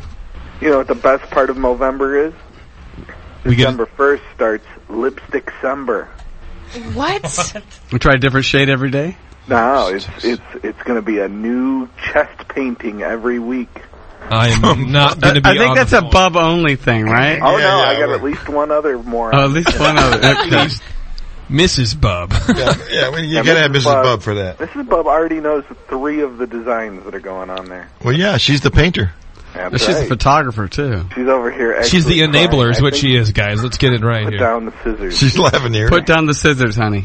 All right, hang in there, Bub. Hang on a second. We got other calls coming in. Lots of people calling. Lipstick. Hey, if I answer you on Skype, you just got to hang in there. Be patient. Don't hang up. But they didn't put me on hold, so, Yeah. mellow out. Hey, Thor. Hey, how you doing? What's happening, brother? Is this Thor from Denmark? Yeah, it is. What time is it there? Here. Look at you. Isn't this like a couple weeks in a row? It's like You're Monday staying up there, late isn't it? with us, man. Isn't it like next week over there? Yeah, it's already Monday, and I gotta get up in 6 hours and go to work. Aww. And are you going to be seeing double when you get up, or what? Yeah, you're still going to be drunk, aren't you? Yeah. I called in to nominate Madtown as Drunk of the Week. All right, wait. You're going to nominate somebody else for Drunk of the Week? Yeah. All right. Well, you got to be pretty drunk yourself to get credibility. I like how all angry he was. Madtown for Drunk of the Week. As he falls backwards. Was he in the chat room with you or something? Yeah, he's called Madtown the Fucked. He's done nothing but tell us how fucked he is. Really? It's true. He's Bevo, is that right? He spent the whole night just talking about his he's got to drinking? call in to get the award, didn't he? It is true. I've been bugging him for a couple of times asking him to call in, but if he doesn't... he's too fucked to do it. Does the phone reach all the way down to the floor? You might want to put it down. If he doesn't call in, he can't get it. Yeah, we got to give the field sobriety test here. That's just the way it works. It doesn't count unless we hear it. And by the way, speaking of calling in, JP's got a new game for us we're going to be playing in a few that's weeks. right. Yeah, that's right. I'm excited. He Forgot about invented that. a I'm new game. excited. I like games. Yeah. Okay. Okay. Yeah. We got lots of games. Go ahead. Bevo. I just want to say good night to all you Americans, and thank you, Thor. Good night to all the fine folks who are still listening over here in Europe, and thank JC and Rock Candy for that excellent book. It's it's a good book. Yeah, that is a good thing. I've been reading it cover to cover, Oh, you got it. Good. Oh, yeah, I got it. I'm glad. I shipped it. It's a great resource. Really cheap way, so I didn't know if it was going to make it all the way or at all. Well, those boats travel pretty quick. Yeah. All right, Thor. Thank you, my brother. And, hey, good night to you. Hey, make it safe to work and don't get fired, okay? Brush your teeth really well so you don't smell like beer. I will. Yeah. Good night, y'all. Too. Good night. Later, my brother. Say your prayers. Okay, I got Boog Eater calling in on Boog. Hang in there. Bub, I still got you on the line, too, yeah. But I think, I read in the forum that Boog Eater was going to be drunk of the week at like 2 p.m. Whoa. Hey, Boog. I certainly am. Yeah, there you are. You had to go to some homebrew competition today, huh? Yeah, I was judging I was judging winter ales. Oh, yeah, nice. That's a judging heavy ones. Those sound pretty strong. Yeah. Oh, yeah. Spicy. Oh, there were some good ones, too. Yeah. I bet there's some bad ones, too. Did you get yourself a ride home? Oh, yeah. I was in no shape to drive. Good. Oh, Good, yeah. good. Lord. See, I get to do a big brew this week. I get to do a 9-barrel batch of Belgian double later this week. Really? Who are you doing that with? I don't know yet. Us a couple of guys from our club. We're doing some contract brewing for a couple of bars, and that we basically borrow a brewery out in Kearney, Nebraska. I They see. let us brew there, and they handle all the paperwork, and we do all the physical work. You know, Boogie Eater's always so nice. Like, I always want to make fun of him. He calls in for Drunk of the Week and stuff. I can make fun of everybody who calls into this show, except for Bug Eater. The dude's like the nicest dude. Well, he sounds like the real deal to me. He's so friggin' nice. Yeah. I want to call him a drunk, and I want to do all this. No. I can never do it. He's such a nice. Right. I know. I could see him having his own show on PBS. Yeah, exactly. Like, he's that kind of a nice guy. Like, he could sit there and everyone would listen because he's just nice. Yeah. You know? All right. Well, God damn it, Bug Eater. I want to, pissing me off, man. Well.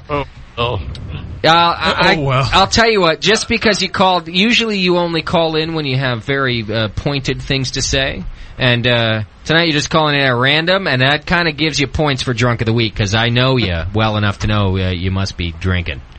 Have you been drinking since you got home, too?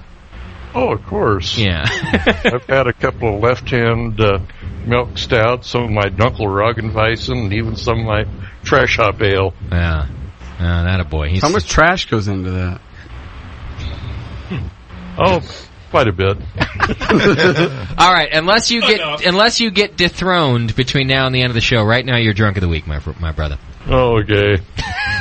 All right, brother. Thanks for calling in, man. Thanks for judging. Later. I'll be Good night. Hey, Mike had a good. Thanks for judging. Yeah, hey, Boob. Yep. I think we just changed Bug Eater's name to Eeyore. Oh, boy. If you say so. I gotta judge some beers again. I was judging the beers today. That's some really nice. And because he says IPA. poo a lot, I don't understand. I guess if you want to give that award to me. Why was Bub the only one to actually say a line that Eeyore says? I don't know. What? Because he's funny. Because he started it out. I didn't know I said a line that Eeyore says. Neither did I. I don't know. I heard things. Okay. I bet you hear a lot. I think JP's working on Drunk of the Week right now, as a matter of fact. How many hairs does JP have above his lips? Well, they're all there. They're just like real fine. It looks like he's got a third eyebrow. No, there's a number between 1 and 10. Hey, what's with your what do you mean? avatar What do you now? mean third eyebrow? That's only 2 I'm counting.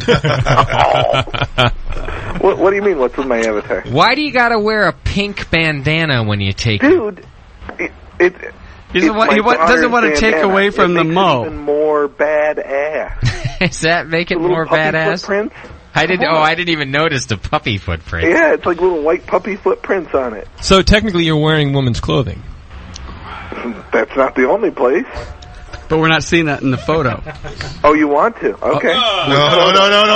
I want a big lipstick arrow down to it. That's what I want to see. Lipstick Sember. You just wait. Hey, is Gucci in the chat room with everybody there still, Bevo? Yeah. Is he hammered? I don't know, but he's asking me if the bub timer is going off. Well, the guy's been trying to run the show since we started the fucking thing. He's sending me messages, he sent me 8 messages that I'm supposed to announce the Jameel signing at B3 this week. He sent me 4 messages to ask about how the beer got shipped from Shipyard. And, I got it all on the agenda. I mean, not that I don't need the suggestions, but, I just wonder if he's hammered and he's just, being repetitive, or he, owns the place now. Don't make fun of his Parkinson's. Has he got Parkinson's? Yeah, he keeps hitting that enter button. Yeah, he's going with the, repeat the same jokes thing, too. Yeah. I think he's hammered. He's really playing up the, my wife has got it hard for the Ace of Cakes guy. Which, hey, I know when my 3-year-old says, "Where's Duff?" about 4 times a day, I understand, buddy. That's like a TV reference, right? The Ace of Cakes guy? Yeah. Oh, that's the famous guy that your wife wants to nail, right? That's right. That's the famous guy my wife Everybody's wants got to one. nail.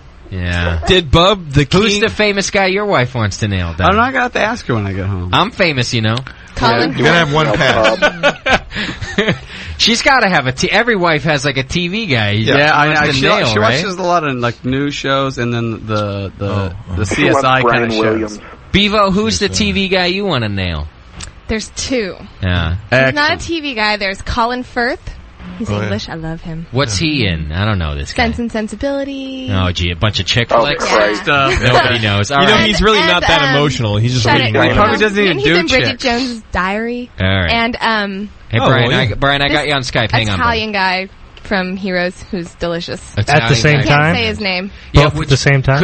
Would you let them Eiffel Tower you? Oh, you know it. You'd let them Eiffel Tower you. I'm not anybody Eiffel Tower me. We've had this conversation before. Yeah, we've had. Bevo likes the Eiffel Tower. Wow. Oh, hey, Sam, what's happening, bro? Yes, Sam just walked back in the studio. And, hey, Sam, those pizzas come here yet? That was a tasty beer there. Yeah. Say, hey, get us some something, will you? Go out there and find something to get us. Get lost. All right, later. We're planning your bachelor party. I love you. Yeah. Okay, he's gone. So anyway. All right, Eiffel Tower. Back to the Eiffel Tower. Oh, hey, Sammy. Yeah, good Lord. Let me get Brian on the phone. Hey, Brian, what's happening, brother? Not much, man. It's hard to hear you guys tonight, actually. Is it? In and out. Yeah. I don't know what that's about. Could be bandwidth issues. I don't know. What's happening? Welcome. Hey, man, you guys got to give Bug Eater Drunk of the Week, man. He sounds like Snuffleupagus from... Yeah, he's like a hybrid of Eeyore and Snuffleupagus. Yeah. I want him to read some children's books to me or something. But not around the children. Yeah, right. I Exactly. just want to give him a big E-hug and cuddle up to his big trunk. Yeah, you do. Oh, man. They're big birds. Hey, no, guys, I'm calling to give you props like everyone else that's been calling in the last couple of weeks, because I just got my first Best of Show. Oh, sweet. Whoa. Yeah, all right. Nice. Where'd you get it?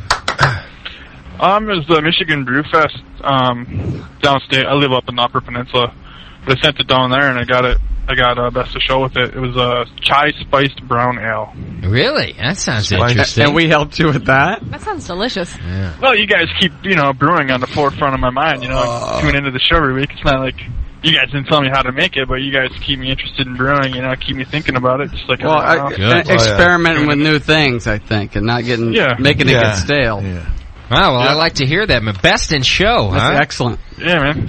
What category was that? Was that like a spice beer or? It was under the Christmas category. Christmas category. Okay. Sale. Nice. Yeah. Nice. There wasn't just like 2 beers entered in the whole competition, right? Right. Actually, I was the only one. Yeah. Hey, I'd still pat you on the back. Well, what if you're in that category? Justin would get second, if only one beer. Sometimes they do that. You're in the category, and they say, "Well, nothing's worth a gold," so they only give a second and a third. That must suck. Must be terrible. So, could you describe your beer to us? Yeah. Yeah. I'm actually it's like a Southern English brown ale. Okay, that's the base. And at bottling, I didn't put the spices in the boil. Sure. I just brewed up a batch of chai, and then at bottling, I just added a little bit of chai until it tasted right to me, and then I bottled it, and it came out right on. That's exactly the way to do it. Just dial in the flavor at bottling is absolutely the way to make. Yep. Eyedroppers aren't only for making children anymore. Yeah, that's right. Same thing we were talking about tonight with Alan. Right. Yeah, got to do the post ad. Right. Well, cool. Hey, congratulations, man. That's great. Yeah, that's great. Best of Show. Wow. Great news. Who's on the phone right now? Who's on the phone? Bub's on the phone. No, who was just on the phone? That was Brian. Yeah, he just had a baby girl, by the way, yesterday. Oh, that's the guy I was supposed to give 2 gold. Congratulations. Best of Show twice. A little girl, little ugly white baby yesterday. Good for you, Brian. You know what? You got about 13 years of good things. And then what? They they change. Because it's a chick. Yeah. See, you got off easy. You got 2 dudes. I got 2 guys, but I'm friends with a lot of the other dads, and they've got chicks. And they've got like my kid's 11. Yeah. So that's where their son is, and their older daughter is like 13, 14. Yeah. It's like, That's a hard age. It's a rough age. I hate you, Dad. Shh, everyone quiet. Doc, finish the story. Says, I hate you, Dad. I hate you.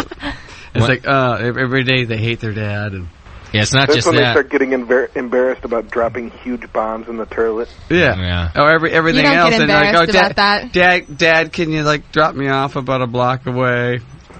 Stuff like that. Oh, sorry, Bub. That was the timer. Bub timer. Yeah, and not only that, I was, must've got stuck. when I was 13 and I was hanging around 13-year-old girls, dads, you don't want to know, man. No, we played Army Men, and I fed them natural light.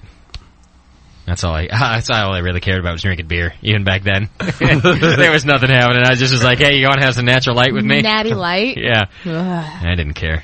I didn't care. Had alcohol in it. I was raiding And you're drinking with chicks. I was raiding the Boons alcohol cupboard. My parents didn't really drink alcohol. Well, that's not true. My dad drank alcohol. Did you mark the label where you know it was to be? Yeah. Oh yeah, you marked the label a little bit and then Put you the water back Put the in. water back in. Oh, and yeah. they never drank any of the stuff I was drinking. My dad only drank his scotch, so I'd go in and drink the gin. Yeah. And they'd never know. My friend's dad used to go to through this vodka day. like, oh my god, he'd go through like a fifth a day. No. So he had the big jugs in there. We didn't have to put it back. He would have just thought he drank it. Yeah. Right. All right, Brian, you're back. What's up, man? I mean, I can hear you guys better now, too. Sorry, my Skype's being an asshole, yo. That's all right. Hey, we were done with you anyway, but we did give you a big fat congratulations on making a baby, though. That's pretty cool. Yeah, we named it Bevo.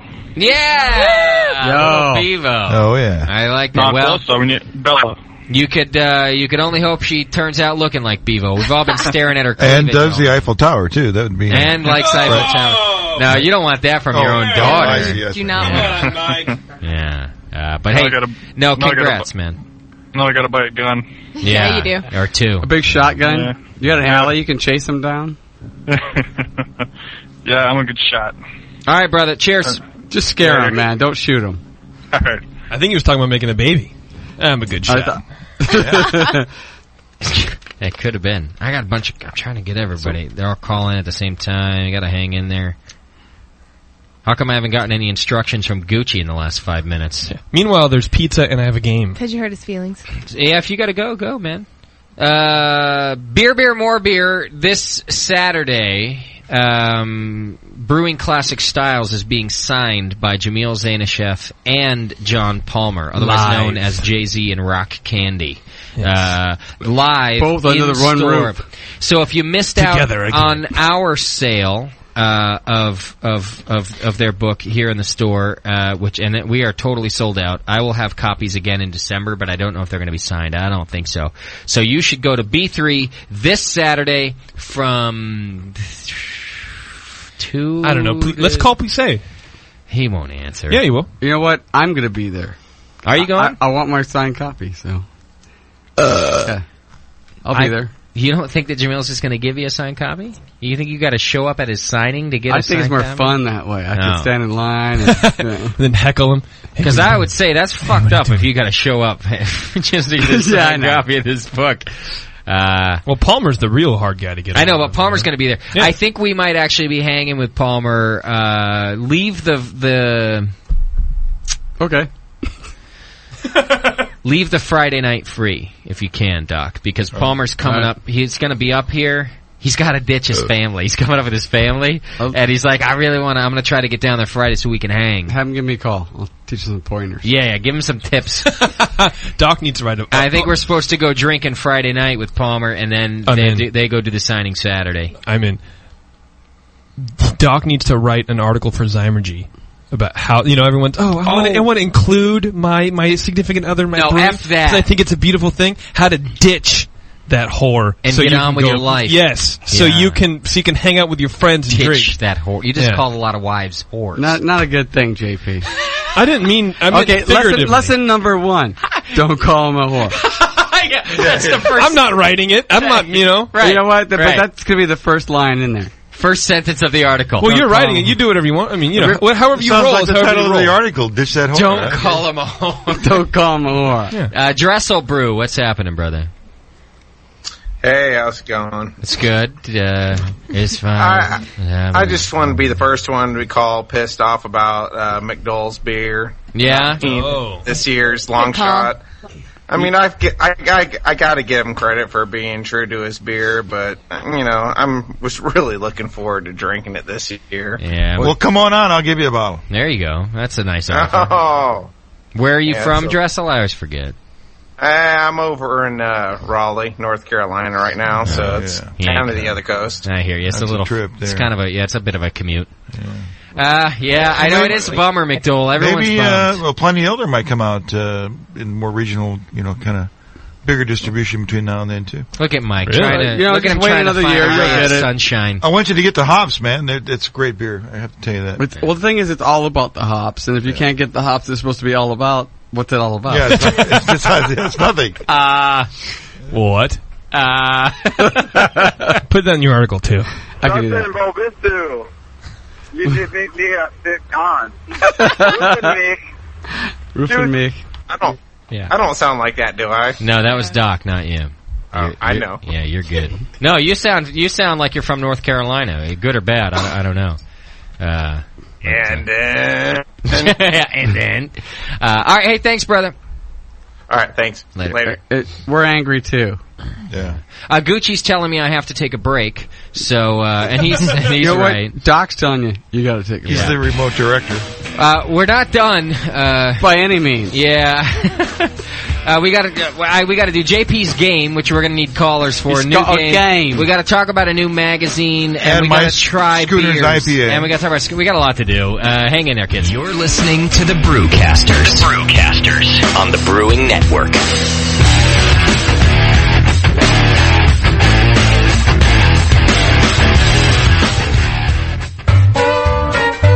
Valley Brewing Company is Stockton's premier microbrewery and family restaurant in the heart of Stockton, California, just off the Miracle Mile. Brewmaster Steve Altamari crafts a full array of award-winning ales and specialty beers, from their classic English mild London Tavern Ale to their Abbey Quadruple Decadence 12, and everything in between. And the best part is, Valley Brewing will soon be distributing their handcrafted beers, so you don't have to visit California to try them. Check your local retailer in the coming months for fresh arrivals from California's Central Valley and get a taste of one of California's oldest brewing traditions. To find out more about Valley Brewing's historic past, their selection of beers, or family-friendly restaurant, visit them online at valleybrew.com or come on by and sample the beer at 157 West Adams Street in Stockton, California. Valley Brewing Company. With honesty and integrity, they offer great beer and a fun family atmosphere that you're gonna love.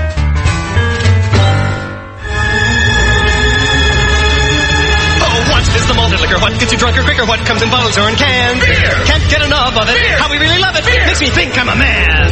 Beer! I could kiss and hug it. Beer! But I'd rather chug it. Beer! Let my belly out to here. Beer! I could not refuse it. Beer! I could really use a beer. Beer! Beer! Beer! Beer! Beer! Beer! Beer! Beer! I can't remember how much I have had. I drank a 12-pack with my dad. That's my son, the drunken manly stud. I'm proud to be his bud. Here, have some pretzels. No, I'll call it quits. Those things give me the schlitz. Drink with your family, drink it with your friends. Drink till your fat stomach distends. Beer is liquid bread, it's good for you. We like to drink till we spew. Who cares if we get fat? I'll drink to that. As we sing once more, what is the malted liquor? What gets you drunker quicker? What comes in bottles or in cans? Beer! Can't get enough of it. Beer! How we really love it. Beer! Makes me think I'm a man. Beer! I could kiss and hug it, but I'd rather chug it. Tap my belly out to here. Golly, I adore it. Come on, damn it, pour it. Do it for me. Brew it for me. Feed it to me. Speed it to me. The most wonderful drink in the world. Hooray! Wait till you can pour it out of your own kegerator. I mean, your friends will look at you with awe. And it's just hot. It is? It's so super hot. The home of live beer radio. TheBrewingNetwork.com. Because like beer, radio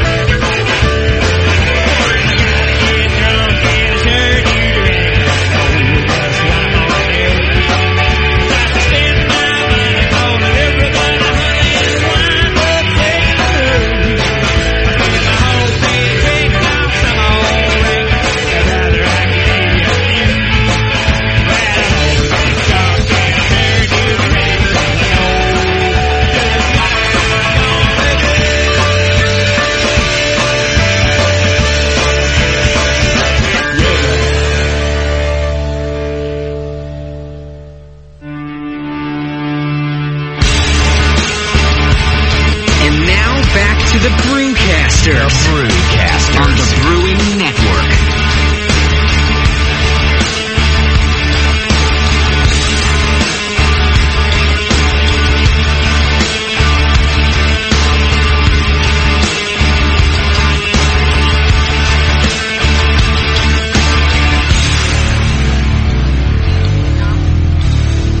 We're trying to get it back together. And by we, I mean me and Doc. Oh, yeah. Dicks. Come on! Go ahead and open that, Chad. So we got some other beer to taste. Zymer just sent us some beer. We got to do that. We got to talk about this magazine. We got to play JP's new game. Don't ask me why we have to do that, but we have to. Got to talk about my funny picture. Do you have to? I was going to try to scan that in. Oh, no! Oh, you don't want it out there? They got to ask for that. Yeah, After we talked about you it. know they're going to. Yeah, Doc gave me this old, circa what? 81, probably. This is my aunt's second wedding. All my cousins are there. My brothers are there in this big picture. My sister's there.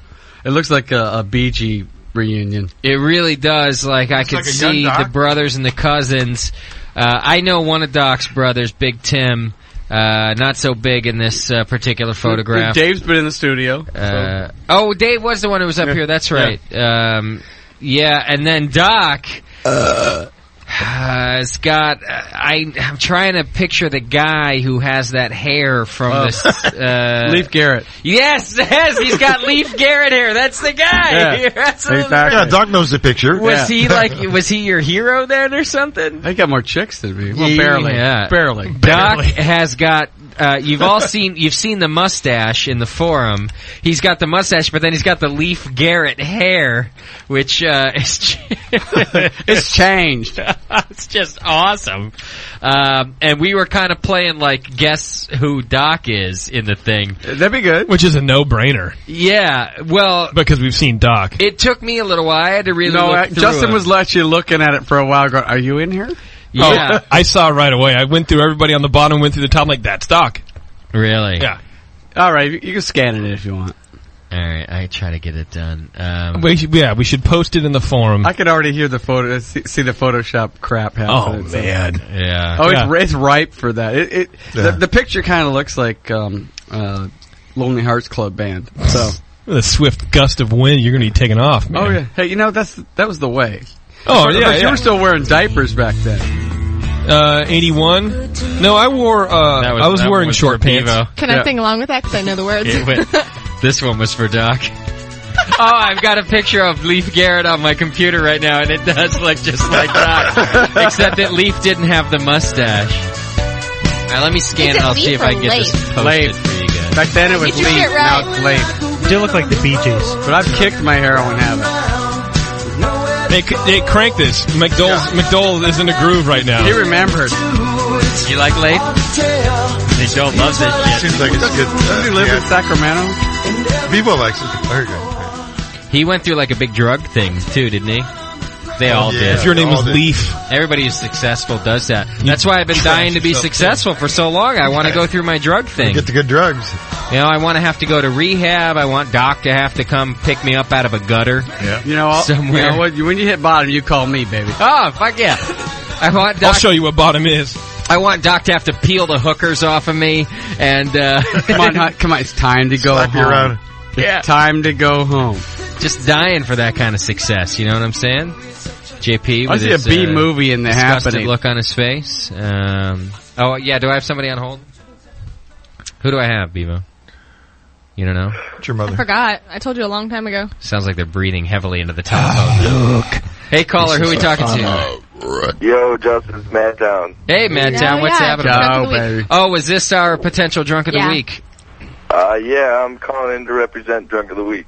Where are you calling from? Yeah. The floor. Calling from Madison, Wisconsin. The Madtown, okay, you know. Wow. Let's hear your resume. What are you got going? What have you had happen tonight? More than I could even count, man. Well, look at the empties. Yeah. Look at the empties. I can testify. Oh, shit. Well, your wife's talking to you. You can't be that drunk. Hey, Madtown, just pass the phone over, will you, buddy? Yeah, she's drinking the Nuclearis Belgian Red. Oh, wait a minute. Yeah. Madtown, pass the phone. Hey, Madtown, pass the phone over. I'm angry. All right, I'll pass it over. We need to verify your drunkenness. Yeah.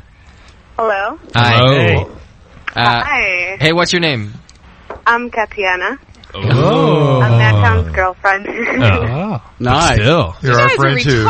Oh, that's a name. It's a sexy name. I want to point out, for one, Bevo has an excellent point, and two, I think this is bullshit. He's hired. This is his mother on the telephone. He's like, hey, tell them that you're Katiana and that you're my girlfriend. This is me. Yeah. Really? Is it? Well, I don't think Madtown's girlfriend will speak Spanish, so if you want to speak Spanish, we can speak Spanish. Oh, okay. Why don't you speak Russian? Really? Look at Madtown go with his Spanish Katiana. Russian? I am from Nicaragua. Nicaragua. I can speak Russian. I have a Russian name. You've been to Lake Titicaca No, I'm from Managua. in Nicaragua? Is that where Lake Titicaca is? Isn't that in like Nebraska or I something? don't know. It's on Beavis and Butthead. No. That's all I know. Oh, I see. Anyway, so he's giving me shit for drinking Nuclearis Belgian Red. No, that's a great That's a great beer. I You're lucky. I was just saying how angry I was because I can't get any. And But yet he's you're the drinking one it. brewing the mead, and he's making fun of me. Oh, no. Just smack him in the He does balls. sound like he might be drunk. Katiana just called Madtown a pussy, by the way. that was a burn. It works for me. So here's the question at hand, Katiana, because he's calling in for Drunk of the Week. What do you think? Does he qualify? Has he really been drinking that much alcohol? Yeah, enough that I'm annoyed because I've been waiting for 4 hours right now to have him help me troubleshoot with my computer, but he's just too drunk to do so. Don't let him touch whatsoever. that Yeah. So early on, did you know he was questing for this, honor? Yeah, like did he say, "Hey, tonight I'm going for Drunk of the Week"? No, I just heard something about him being too drunk. I mean, his friend called and he just somehow accidentally hung up. Like he almost broke one of his things. I don't know. I would say he's pretty drunk right now. Yeah. He had a hard time dialing in. I kind of had to help him out. Oh yeah. Oh, you had to. Did you? We can all relate to that. Actually, this could be the deciding factor. Did you have to dial the phone for him? No. He just basically at first he couldn't do it because his phone was completely out of batteries, and it took him a while to realize that. So I had to kind of open up the phone and tell him, "Are you sure? Are you dialing the correct phone number?" Because he's like, "It's telling me the battery's low." I don't know. I would say he had It wasn't harder easy, than you're usual saying. time. He was pretty drunk. You have to get other batteries from other places. Yes. It is Click on beeping, it. so I guess it's private. He was kind of right. I'm looking at Katiana's picture right now on MySpace. My picture? on her MySpace. Yeah, Which picture? MySpace. Yeah, she's a looker. She's a cutie. Yeah, he's doing all right. Okay, so the oohs were well worth it. Well, all right then. I'll tell you what. Based on the testimony that says he couldn't open his go check that phone out. and he thought it was dying. I'm inclined and then he's got a hot girlfriend. I'm inclined to dethrone Bug Eater right now. Yeah. No. Well, he needed help dialing the phone. Hang on. If Katiana is I think cool, And he cool was enough to nominated. put this up. He was Hang also on. nominated by somebody else. Right. He's got a lot of credibility. Yeah, that's right. That's two people. He tries. Let's- If it counts for anything, he drinks a lot, more than usual, more than I could ever. Wait, so he's drunk But of the year, you're saying? But listen, not on a general basis. I think it's hanging out with you guys that gets. Well, you're probably So not I wrong. would say that you guys are a bad influence. I don't know. Or a good influence. It depends on how you look Well, at it. I'll tell you what. You just have to meet us and find out. We're only an influence. Whether you take it good or I like how bad, you- that's your problem. I like how JP not only has those We'll nice discuss events, but he this puts his over a naughty beer. voice I on. like that. I say we give it to Katiana. Oh, you think she's drunk of the she's week? so week. straight. What have you been drinking, Katiana? Belgian Red from Nuclearis. And how much of it? Yeah. 2 bombers. I'm sorry. He's talking to me right now, and I'm having a hard time. Tell him to shut up. Tell him you're on the radio. Don't listen Punch to him. him. You don't listen to him anyway. He Don't forgot listen what to you're doing on the phone right now, No, probably. she's drinking. She sounds a little loaded. It's a bunch of very eager dudes right now. She's putting up with I only have one meeting Madtown. tomorrow. I'll be okay. I think we should. Plus it pissed Madtown I think off. we're going to delay. We are going to suspend judgment for the moment. We're going to put all 3 of them in the running. Right now, it's Madtown, Bug Eater, and Katiana are all in the running for Drunk of the Week. And Well, All I know is that he's requesting for more Midwest Brewmaster guests. That's all I'm saying. Give us some suggestions. We have to represent. Okay. Don't have to carry. Email Chad. Yeah. All right, tell him to email Chad who he wants on the show, and that'll be fine. It'll work Email out. Chad, okay. And then tell him You can while he's email me, at too. it to email us pictures of you. Yeah. Okay, I'll switch my profile to public. Yeah, put that on public, will you? Because Yeah, I was trying to have Bevo click on your. Well, when he troubleshoots my computer, I'll be able to do that, but I can't get on. He's troubleshooting you, all right. Well, tell him he's not getting drunk of the week. You know what I think we need to do? There we go. Kathy, when I get home, Lunch Meat will add you as a friend on MySpace. Okay, I will approve. All right. All right, cheers. Thank you for the phone call.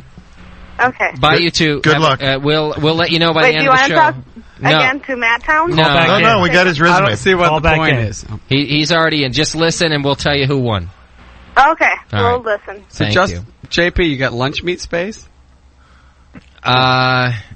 Cool. There's no. That was a lie. That was a lie. And you know He what? was You trying better to pull get- that up and make some Lunch Meat space. Yeah. Lunch meat space. It's amazing how a bunch of dudes turn so friggin' eager within a matter of seconds when there's a foreigner on the telephone. Hey, oh. Women talking to us. What did I have to do?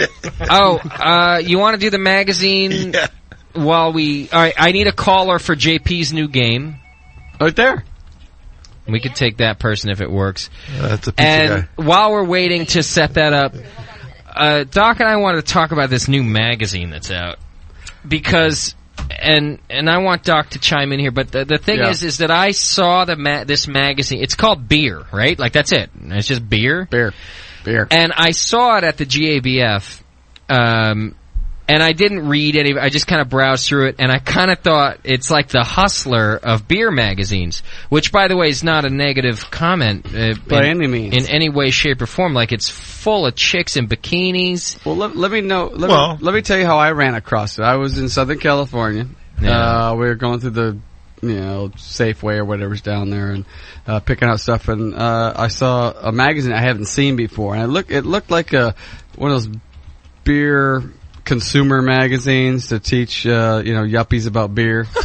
And I really hate those. Yeah, those suck. And so so I look into it and I just flip through a couple of pages. I go, oh shit, I'm going to buy this.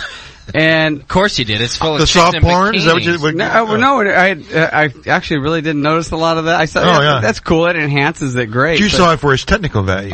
It has so many different things in there. I couldn't put it down. I was reading this for over 3 days. Are you telling me that the articles are the? Yeah. Okay. All right. So what kind of articles were they? It's got a lot of things in there. They teach you how to open beers 7 different ways without an opener. They go through what's the softest toilet paper. They have that's good. They have a whole bunch of that. Sure, yeah. We got all the beer gives us hemorrhoids. They actually had a brew tasting of the blue collar beers. You want me to read you the table of contents? They were serious about evaluating these. Yeah, this is very serious. Really? Yeah. Wow. They've got a beer events calendar. Did you look through the calendar? Yes. Is it pretty elaborate? Mm-hmm. Do they include any craft stuff, or is it pretty much? Oh no, they have a whole. They had a section on tasting and rating craft brew. Oh, stuff so it too. doesn't assume that it's like just for like the factory. No, and beers. they had 2 sections. One section, so you want a home brew, and they tell you about how to do it. Yeah, there's a homebrew segment, and then another one. What do you need for home brewing? A different segment, and and any help you need. And one of the help thing was they plugged us, which was kind of cool. Sounds great. So wait, back up. Are you saying that we were mentioned in the magazine? Yes, page 64. This 65. is the best new magazine in beer that's come out. Where I'm reading through the homebrew segment. What do they say about us? If you need help, there's a lot of ways to get it, and one of the better ways is on the internet or podcast, and us and that other guy. Oh, they mention others too. Yeah, Jamil. Yeah. Oh, no, I'm reading. No, actually, it mentioned the Sunday session. Yeah, and Brewing Network Sunday session and Basic Brewing Radio. Brewing. I'm okay with them mentioning Basic Brewing Radio. We're first with us. At least we're mentioned. Yeah, we were totally mentioned first. So I emailed Derek and told him what I thought of the magazine, and they're already working on the next Well, it's a bi-monthly. Are we going to be in the next one too? I didn't ask.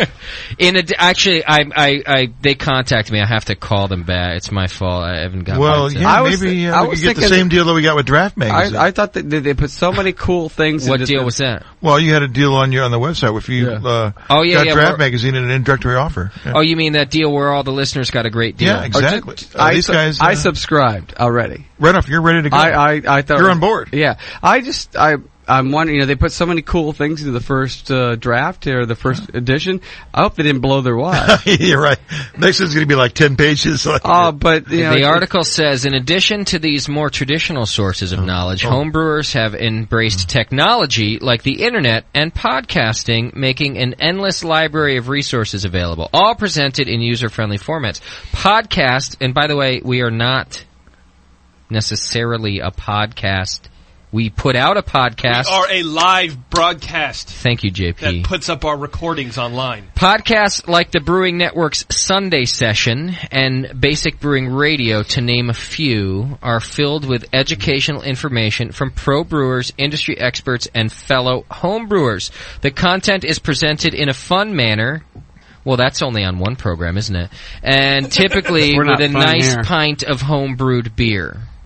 Well, I guess everybody has that. But the fun part, you only find that here. Yes.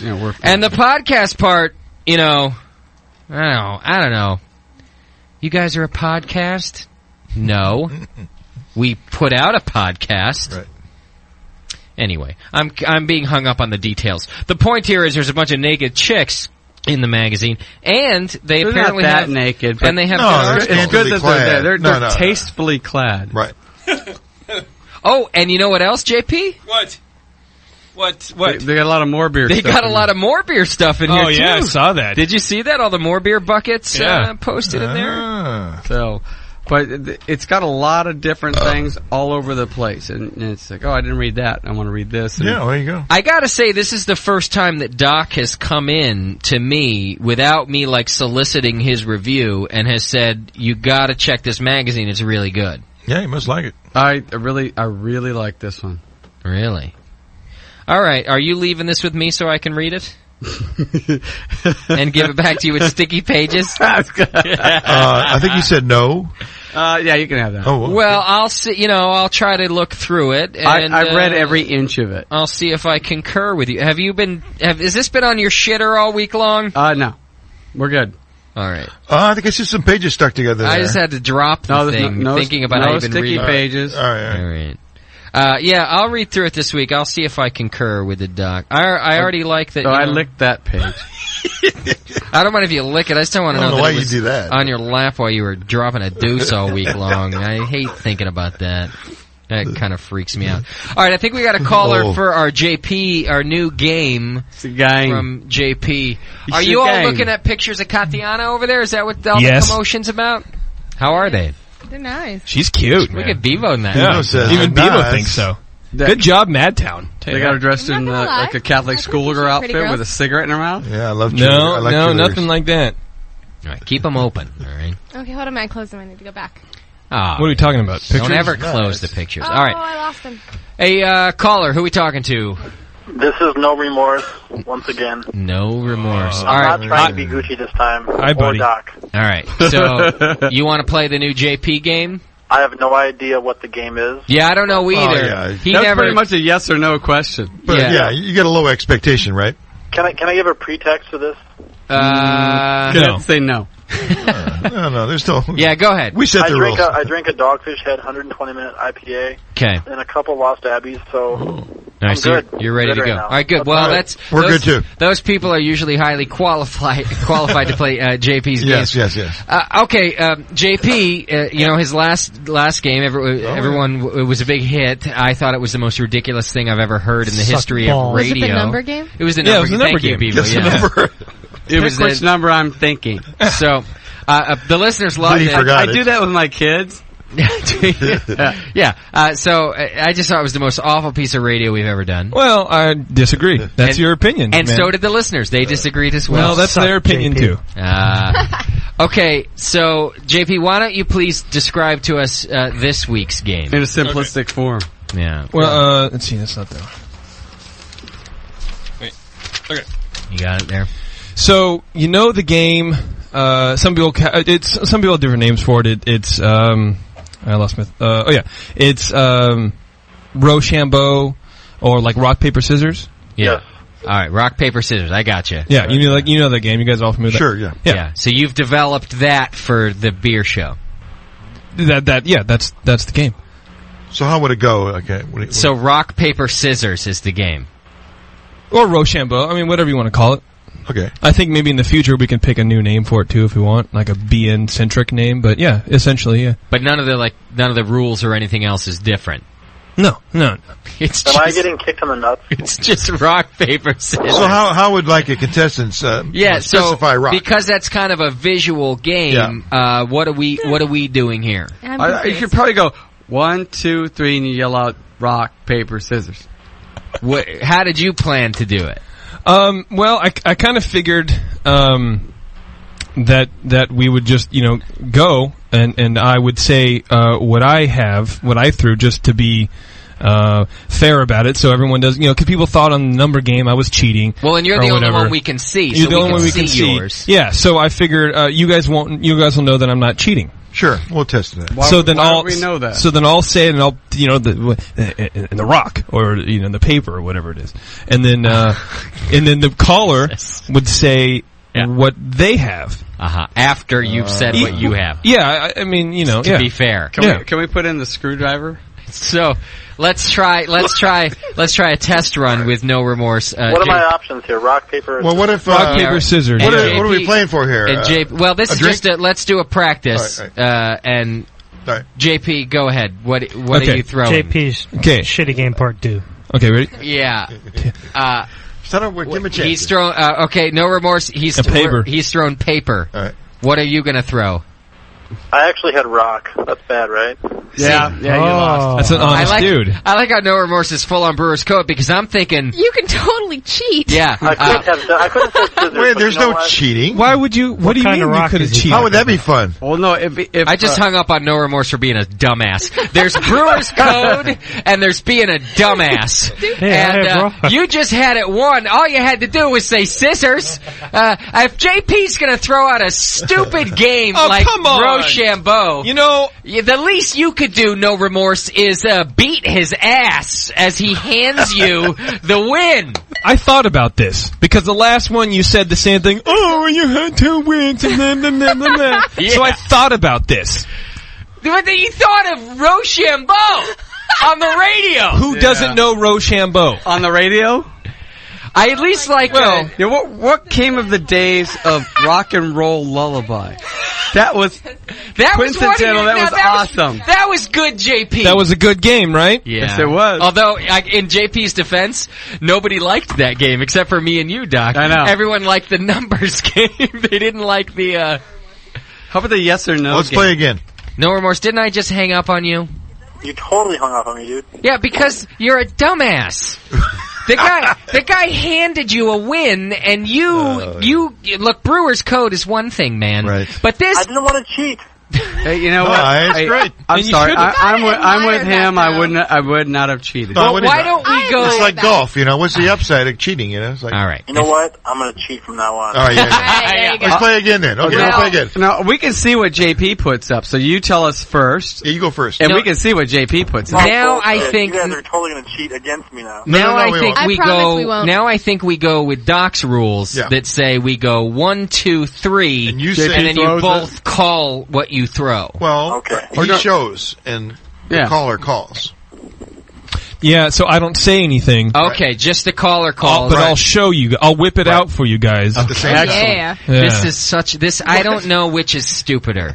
I can't figure out if the number. I think it's which is I think this one more stupid. I think this one is more stupider. 1, 2, 3. I got. That's how stupid it is. That it's more stupider than you. Okay. I'm still open here. This might work. Let's see. No, I think this is good. This will work now. Yeah. Okay. So JP, you don't call. You just. Why you? I don't know. You just throw. Just play along here. I don't like that you guys are changing my game. Just the way, But just the the way other it's. way, the other way. I mean, had the guy not been a total honest douche, you'd have gotten beaten every single time. You just call me an honest douche? Yes, it's a good It's thing. like a backside. Yeah, your mother would I'm like sorry. that. Happy birthday, honest douche. Either the bitch or the honest douche. Well, no, he couldn't have. He couldn't have cheated because I would go first and then he goes. We don't go at the same time. I would have gone first and then he would have gone wasting first. game time. Yeah, we are. So now we're doing Doc's rules. All right, Game we're altering it. Okay, signal. on 3, you have to signal JP, and no Okay. remorse. You have to call it. Okay. Okay, ready? I'll do this. And it's on 3. It's not 1, 2, 3, and it's on 3. I don't think it's Got gonna me? work. 1, 2, 3. Scissors. Scissors. It is. It's a tie. That's tie. It's a Scissors tie. here. It's a tie. All right. Here we go. And it's Ready? best 2 out of 3. Is that what we're Yeah, playing for best here? 2 out of 3. All right. 1, 2. Or did we change that?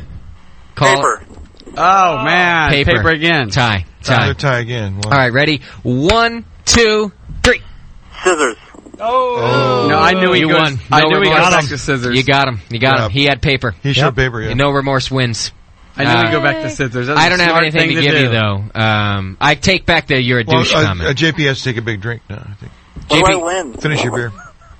What do you win? They just The sing happy revocation of birthday my to you. douche tag? Yeah. JP has to take a larger one than that. JP, don't be a pussy.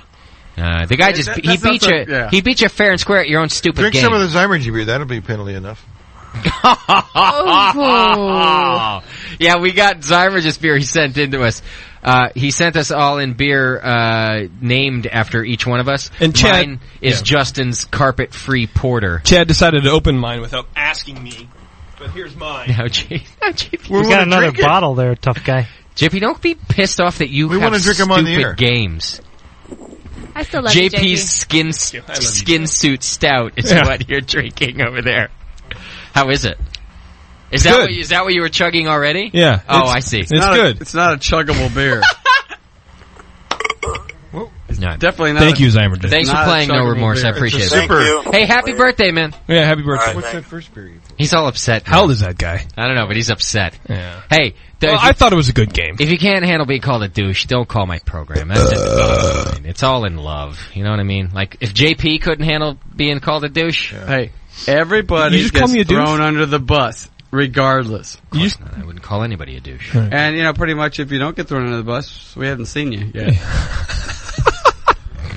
Yeah, in this program, the beer talks. Yes. You don't want to play the game again? Oh, cool. Just want to play Life Garrett. Life. Garrett. Garrett is life. Yeah. Leif. Everything else is details. We had other things to get to, too, didn't we? Any Or was it just, it was the beer? I have 2 things for you to get to Okay, right now. we talk about the Schooners beer yet? Ah, thank you, McDowell. Hey, Shat, you're doing a fantastic job as producer. Thanks, McDowell. Oh. Now Chad is going to be very offended by the Michael's comment. I mean, right now, JP, I would be on your side for yelling at Shat for being a total fucking lazy douche. A lot of fucking feelings in this room. Excuse me. Chad, I think you're doing a good job right now. He's lazy 10% of 90%, 100%. Well, 90% he's good. So, what? Let's just jump on him for that 10% of being lazy. What? Justin, Bo, on. Rufen mich. Juice. Yeah. He's okay. I'm guy good. was sober. Chad, you're still not moving your ass. Get beer for everybody. No, we got beer. He just should have remembered the Schooners thing. I thought we were going to taste all the beer. All of it? No. Well, the Schooners beer. That's what I thought the bit was. Have a kind beer. Your skin suit Oh, stout. All right. We're getting out of here soon. Dressel Brew, you're on the line. What's happening? Hey, Dressel? who got drunk of the week? Did We're not Bug sure Eater yet. get it? Yeah, we haven't decided yet. We're not done. So, Bug Eater, he might get it. Really? Yeah, no, I'm thinking, although you're sounding pretty good right now. Justin Brew gets helmet on the short Maybe bus me. of the week. Yeah, yeah, we're still figuring that out. All right, I just want to know. All right, hang in there. Hang in. Keep All right, listening. all right. Stay tuned. Like, Nice try now. You get any more beer? Shaggis, maybe. So Schooners, they've been on the show before, and always winning awards with their beer too. They make great beer, and cool people. They're out in Antioch, which is kind of cool because nobody's out in Antioch. I mean, except for a bunch of commuters who buy like houses out there because you can get it's the only place in California that you can get a house you could actually live in. For a year before it's repossessed. Yeah, yeah, exactly. So yeah, it's like the home of default mortgages. Yes, it is. Yeah. But you know what I hate about places like that? Get a new house for a year, no money down. It's nothing but strip malls and fast food joints, like because they just that's what runs in there first. It's because they make up for the population that's like booming out there, and all they do is it's strip malls. And you know, the thing about the West Coast that sucks in general is that there's nothing here that's older than like 20 years, so everything looks the same. It's all made out of stucco. It's friggin' disgusting in general when you get to the strip malls. Natural stucco. So here you California have this stucco. in the middle of this sea of strip malls and stucco. You got this little gem in Schooners where they're making some handcrafted beer and a little bit of tradition involved and good food. Kind of cool. And now they're doing this really awesome thing. Long story. Let me get to the point. You can go buy corny kegs from them right now. 5 gallon kegs. They're not corny. They're Sankeys. Yeah. You can go there, grab a keg, a 5-gallon keg to bring home with you. Yeah. For $37.50. Yeah. What? You go to the brewery, you pay them $37.50, and you come home with 5 gallons of beer. Yeah, 40 pints for $37. How badass is that deal? That's a great deal. It's cheaper than home brewing. And who brought it's us half the price who of brought every us other. that? McDole, thank you. So he went out this week and picked it up. Right. And we're drinking it here. Yeah, somewhere. And they offer that in all their beers? By we you mean yourself, McDole? Yes, everything we from are. IPA on down, yeah. Double IPA, I don't know. So. See, now, McDole, how did you get that beer? Did you have a producer get it for you, or what? No, I went over there and did it myself. Oh, Chad didn't call ahead? No, but they do like you to call ahead. Bevo's got to pee. She'll be leaving the show for a few minutes. All right. Oh, you know I'm going to punch you in the gut. Just when you number walk one, by, Bevo, right? okay? We don't want number 2's in it. She's running on her tiptoes. Yeah, don't... light a candle if you have to. Hey, I got Branson on the line. He wants to yell at Shat. Branson, what's happening, brother? Hey, not much, man. Branson. We're finishing up the last 2 beers of a 7-batch brew day today. Oh, 7? Wait a minute. Whoa. No, wait a minute. Give us the details on that. Well, we did all extract beers, and we just started. It sounds like you had a team. Started going back to back, just brewing like mad. We had 2 burners set up, and wow, 4 of us here just brewing like hell. That's wild, man. Wow. Call Guinness. So we've been drinking all day, and I decided, I should just call up and yell at Shat because I had a specially signed B3 catalog from Tasty McDole McShattenstein to my house. And I still haven't got it. Oh, they're supposed to ship it to you? You live in Georgia, I left right? it in the hotel room that night. Hey, you know what? How about if it's Dr. McDole McShattenstein? Yeah, I'll sign it. See, I'm trying to get everyone to sign it. Yeah. And We'll just send the cover, though. Schooner's beer would be nice, too. Yeah. Hey, we're going to get Palmer to sign that this weekend, and Jay-Z. Oh, sure, Shat. Come on. It's coming, baby. And it's in the mail. He's going to get Prince to sign it while he's at it. And Leif Garrett. Oh, nice. And Leif Garrett. And Doc will sit on it. Leif Garrett. We're going to go for Leif Garrett, too. Yeah. Hey, whatever happened with that first concert? Did you guys ever take your boy out there, Doc? No, it's coming up. I'm glad that you mentioned that. As a matter of fact, we're going December 22nd, and it's just going to be me and Doc because Sully sullied us. Yes, he did. McDole's talking about. Yeah, I'm a possibility. Yeah. Yeah. Yeah. For what show? We're going to see Van Halen on December 22nd. In fact, talk came up about buying the Skybox. Yeah. I could, we could subsidize that a little bit on our side. Yeah. Oh man, you guys, you spoil me and the boy. I feel like I'm the boy. I feel like I'm your little kid, Doc. Hey, you know what? He's got to have a good first It's experience. his first concert, so why, mess with the crowd? Have your own place. If you guys do the Skybox, I'll your go. own pisser. Yeah, I bet you would. Yeah, I will. I'll have 16 tickets to get away, get rid of. This 20 might go pretty quick. We might have to charge a premium. You know what's scary about that is how old's the boy child? 11. You fill it up with 16 dudes who want to go to a Skybox, man. I'm nervous for the kid's safety. I mean, that's where he learns how to drink. Come on, like he's never seen hookers before. Yeah. No, what we do is you free up a block of tickets, like 3, so you can ask some chicks at school.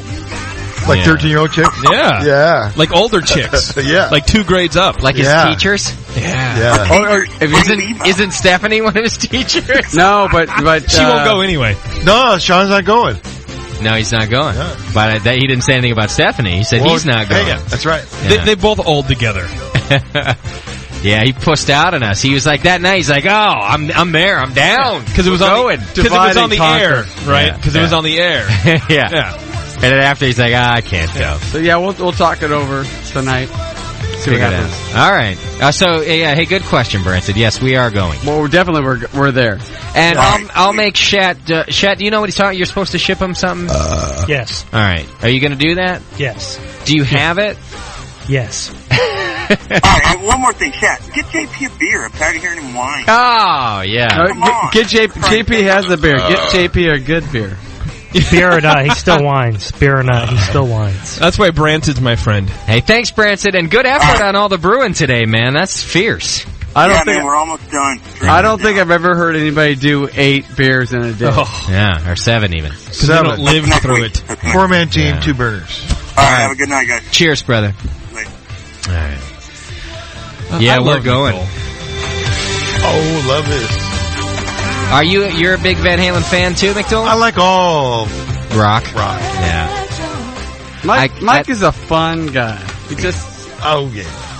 I've been in a concert and I'm just like having a good time and I look over and who's walking by and there's McDowell over there. Yeah. What kind of concert was that anyway? That was actually that was a Dead concert. Sheila E. reunion tour. We've been to some widespread concerts. Just patting. Yeah. That was a big brownie night. Yeah, thanks for giving me the big one. Hey, well, the little guy gets the big brownie. Come on. He warns me later. You know, hey, he's pretty high over there. Well, he only got like half what you got. That just makes me want to. He gave me the big one. I generally hate covers. It's a badass cover. Is it? Okay.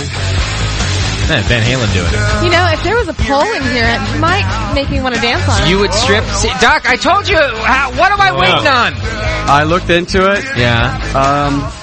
I just got to pony up to $300 to get it. Oh, fuck, is that what it is? Yeah, okay. I'm not going to put anything shitty in here. I thought that we had said, I thought the listeners actually called in and said, if we donate the money, will you put in a poll? Yeah, they'll pay the parts. I actually looked into it. They got some crappy things that, you know. I just like to point out. No, because Eiffel Tower over there just said she'd be dancing on the pole I'd like to point out. Eiffel Tower going on. I'd like to point out that I have a pole that you can dance on if you'd like. No, I looked into it. We can have the pole, the 2.5 inch that swivels, and it can be stainless, polished stainless. We can have a brass. Why does it have to swivel? Because they can spin better. Otherwise it chafes. I see. But that would be cool. I love how you looked into the ergonomics of stripper poles. I looked into it a lot. You set me on a quest, and so you. Yeah, did you catch that one part where it would be stainless steel, not brass? Yeah, that's so appropriate. Stainless steel is classier. We all like stainless steel. Yes. It is, but as much as I'm a germaphobe, you kind of like to see the disgustingness on the brass pole because. Oh no, there will be. No, we wipe it down every smears or something. If you watch the professionals, the good girls come out and they wipe down their own pole. Oh yeah, they do. Yes. You know what this adventure needs? Pole wiped down. It needs research.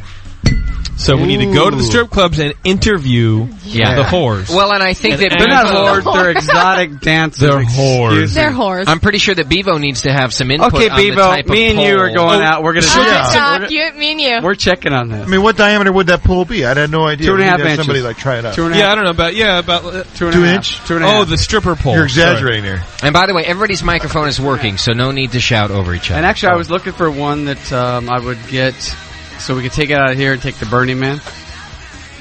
Like portable. If you have a pole, portable, they'll pole. be there. Yeah, I'm with portable you. Mike?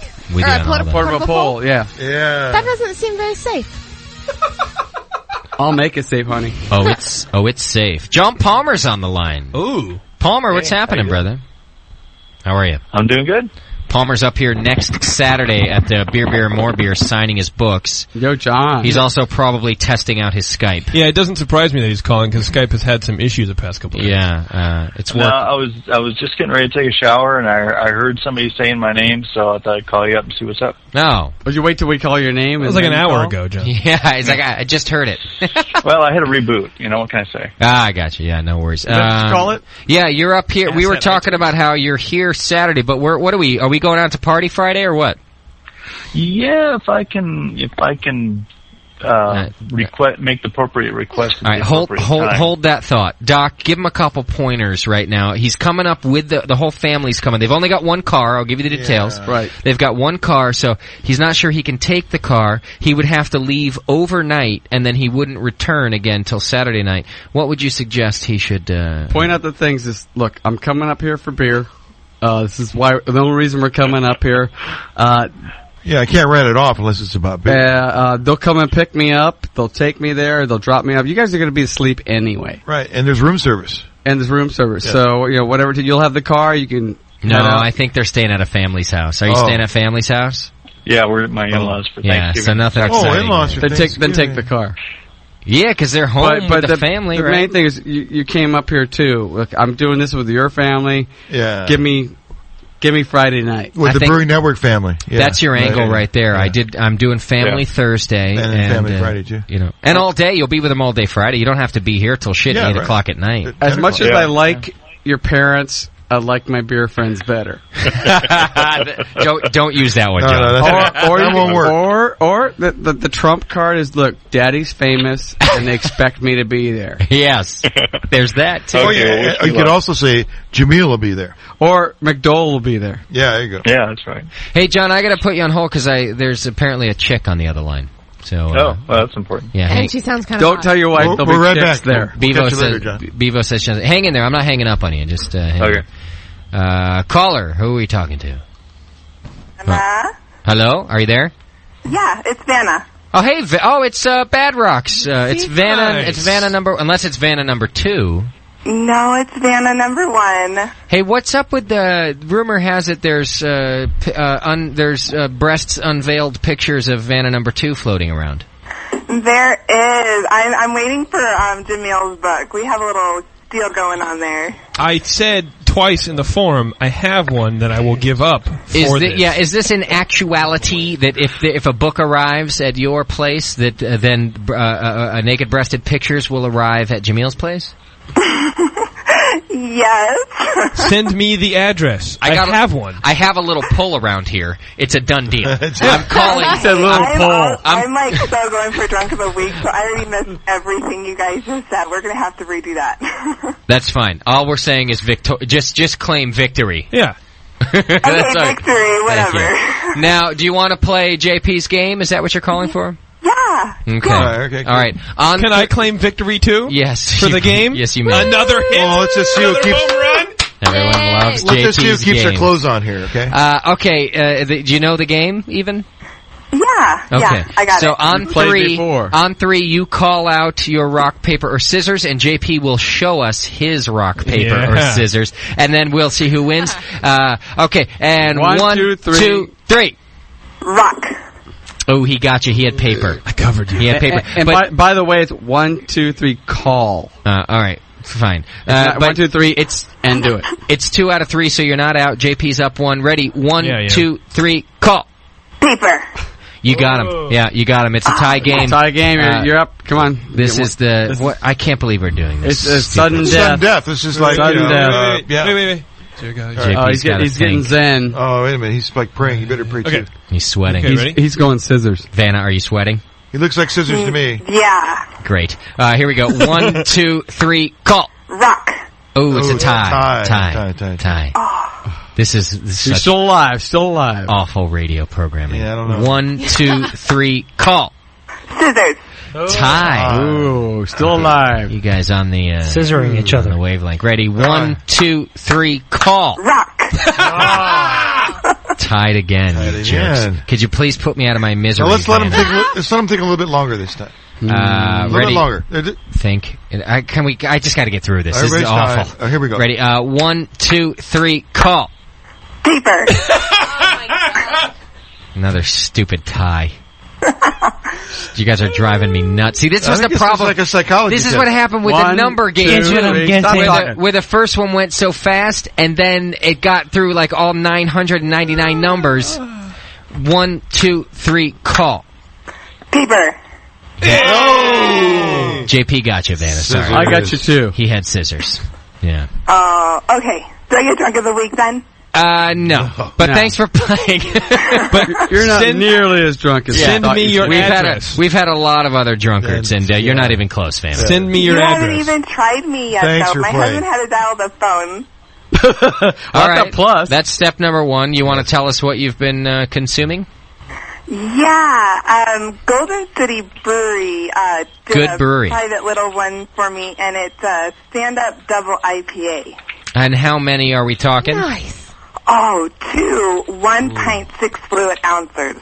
Yeah, sorry, sweetheart. 2 pints of beer? You're not even close. Yeah, but Okay, would it count if I added in a Schlitz or something? Did you actually have a Schlitz or something? No, Are but you that gonna- would make me like really drunk if I would drink one of those. Are you going to chug it right now? It doesn't Drink matter it how on much- the air, and I say yes. Justin, I don't think it really matters how much she drank, is how drunk she is. Yeah, I hear you, but she doesn't sound drunk, and so I was looking for a little bit of something else to help her case along. You and Schumann at a bar. Yeah. And she's had a Schlitz. Yeah. And she drunk enough? Probably not. Me and Schumann have faces for radio. Yeah. If that's what you mean. I don't know. I'm not buying it. I still want to But give then it again, to... so does Adam. So. I still want to give it to Bug Eater or to Dude with Katiana. Mad Dog. Thank Mad you. Town. Mad Town. Dog. He's forever now known as Dude with Katiana. I don't care what he was before that. So, yeah, I'm sorry. Vanna, it's DWC. A good effort, but I can't give it to you. Okay, I'll try harder next time. Yeah, you're going to have to work a little harder on this. You know what? Thank you for playing. If you have a game plan ahead of time, and you know what you're going to drink... It helps to plan. Plan is all You what know, it people is. take this lightly. They think they can just call in, and all of a sudden they're drunk I'm of the drunk. week. But, I'm drunk of the week. This No. is a highly coveted position, so, you know. Especially as the night goes on. Thank you, Vanna. Sure, thanks, guys. Cool, later. Send me your address. I'll send you the book. The All right. book. Throw me the idol. I'll throw you the whip. There you go. So now that our producer and our guests are just having like random conversations in the background, does that mean the show's over? Are we allowed to go now, fellas, or what's happening? Sounds good to me. Oh, they're just talking about next week's show. John says it's okay. You know. So all right, so you know you got to work on that, John, because we got to go out Friday. Hey, and John. Then, Okay, I will. And then John. of course there's the book signing Saturday at B3. John, let Yep. me know whether you're going to be out, and I'll know if I can burn some brownie points. Okay. Because if you can get out, I'm getting out. I'll pay for it later. We'll all go out. And we'll all go out. Okay. That sounds good. You're going to I'll have to try. do your time on Thursday too, right, Doc? Oh, So I'm you gonna- could use the same excuse, like, Oh, hey, I was yeah. with you yesterday, you know, and all day today. It really doesn't matter if I was with you all day and like up to the last hour. No? Yeah. Yeah, it still doesn't matter. But I thought I'd tell you one beer-related story tonight. We probably need that. Meltdown, you know. Go for it. Well, I was racking my American Dunkel Wiesenbach tonight on the fermenter to a keg, and of course, you know that to do that, I had to rig up the third gas line in my beer fridge and get it all set up. He said third And then member. Yep. And then as soon as I got all that done and finally racked beer and pressurized the keg, what happens? But the gas inside weld is broken at the little poppet. So things leaking, and I had to re-rack into another keg, which meant I had to find another keg, clean it, get it all ready to go. So You could have just welded it right on the spot. Doc. A little beyond my ability. I guess. What an asshole. The underwater welding. Yeah. You couldn't just, build yourself a whole new one right there? Doc. Yeah. So at least you didn't end up with like carpet porter, though. You caught it early. No, That's good. Just, it was gas side, fortunately, not the liquid. No, that's even better. Yeah. All right. But so at B3, I'm gonna have to invest in some more poppets and stuff. Yeah. See, that's happened to us too. In fact, Shat even replaced a bunch of our poppets, and we still had a bunch of leakers. Well, that's your problem right there. That Shat was replacing them? Yeah. I was thinking it's that, these things are old. Like, no matter how you look at it, they're old, right? One trick on the fly is to pull everything off and put two O-rings on the little dip tube, the gas dip tube. Yeah. And it pushes the poppet up harder. Uh-huh. And then screw that back down. Okay. It's just on the fly. You want to, change. So change instead of later. the one, go with two. Yeah. It'll push it back up farther. Give it a little more. It's a good trick. I'll tell you what, out of this entire show, you've gotten 2 fantastic tricks, I'm going to tell you right now. 4 hours of radio. Always have plenty of post gaskets. The gaskets go on the gas in the beer post on your kegs. Yeah. Because those things are always going bad. Oh, they get cracked so easy. You can just keep them around. Yeah, mine was broken at the weld, against the tank itself. Yeah. Stupid Shat dropped my pump on the floor while he was doing his brew. Yeah. But check this out. I really don't care. Like, I don't care about any of this stuff. I'm pretty much laid back. I go out to see how his brew's doing, though. This is Saturday night? Last night. All right, so last night.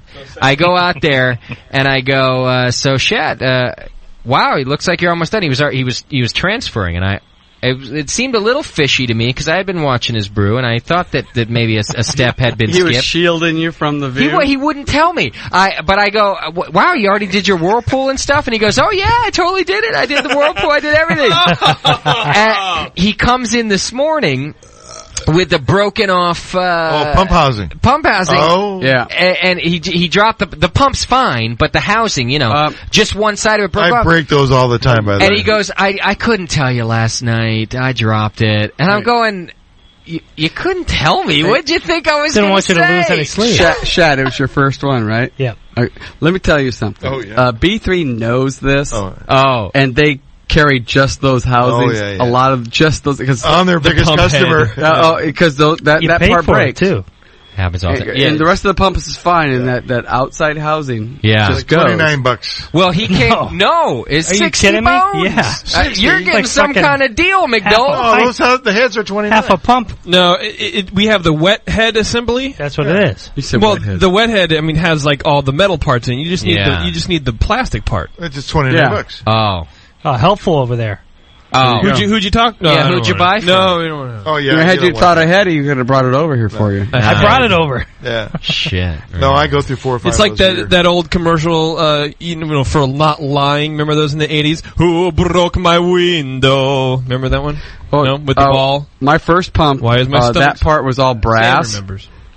You could have hit it with a sledgehammer; it wasn't going to break, and it wouldn't break. Yeah. And then I switched over to the polysulfone ones. Yeah. As soon as I tried to tighten it with a ring, if you over tighten it, it'll break too. I just couldn't believe. I was like, I've never had a problem. Shat, I can't believe you wouldn't just say, I just broke the pump. I would have laughed with you. I wouldn't have. I thought you would be disappointed in your little Shat. Look, he was in the middle of a brew. He did not want to be bothered with your feelings. That's right. Sounds like Chad's feelings got in the way. I can't believe you broke my pump. It's my only pump. I worked hard for that pump. I gotta finish this brew. Go away. You know how many shows I had to do for that pump? I thought I'd just get the stare and the walk away. How many guys I had to pump for that pump? 2.5 years of shows and pumping guys for that pump. And you broke it, you clumsy freak. I like what Shat said. I thought I'd just get the stare and the walk away. The walk away. No problem, man. Yeah. I expect it fixed by Monday. I might have done that, yeah. So did anybody taste this Zymerjuice beer? Yes. I tasted my carpet-free porter. It's pretty good, actually. Really? Mm. A little sour, isn't it? I got a question from the chat room. Where are we going out on Friday? I'm afraid to answer that. Who's it from? We? I don't know. Oh. I don't remember. You don't know, Bevo? I'm not just going to answer that for anybody because, everyone's real nice and stuff. We're going wherever you're buying. Yeah, wherever Doc's limo takes us. It just gets weird sometimes. You know what? We can always ditch him at Bart. I've never been to 21A. What's that, John? I've never been to 21A. We're going to 21A. We're going to go there then. Let's just start there. Ooh. I got to look good. We should call Sully and see if he'll tell us he'll be there.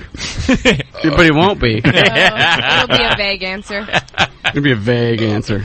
I'm sorry. Sully, you deserve it. You got to take it. You do deserve it. Yeah, why isn't he called in? Because Where he's is a jerk. I don't think he's on You tonight. deserve it all. He's probably on a plane somewhere. Yeah. I'm on a plane. All right, so John Palmer, what time is it B3 this Saturday? 1 to 3. 1 to 3. There you go. You get signed. See, we only had So what about Jameel for your signing favorite ours. listeners? You can get both signing at the B3. 12:30. 12:30 for your favorite 1:30. listener, Doc. Doc's going to show. Will you please sign my book, John? I stood in line for 3 hours. I was first. Can you put that in the book so everybody knows I was first? Can you say something nice about me, like you like me on the show, John?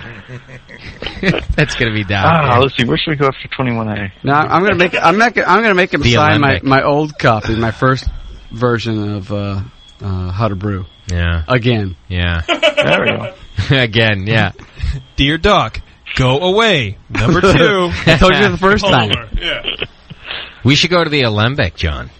You been there yet? Oh, no, huh? It's Dave's new place, or the Magnolia guy, Dave McLean's new place. But they got, I mean, we can get Magnolia beer anytime, but they got great sour beers in bottles and tons of scotch. Oh, I was gonna Tons say, of is that the scotches, scotch tons of bourbons. It's That all place was great. artisan spirits.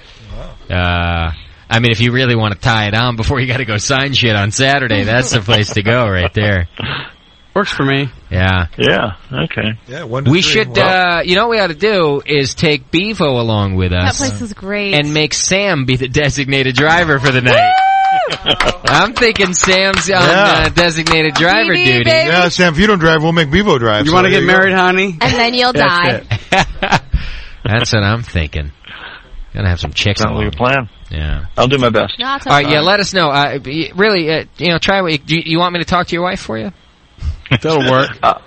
Want her to No, keep you I'll, busy You wanna pass while you're out I'll ask her drinking? tomorrow. All right, let us know, brother. I'd like to hang out with you.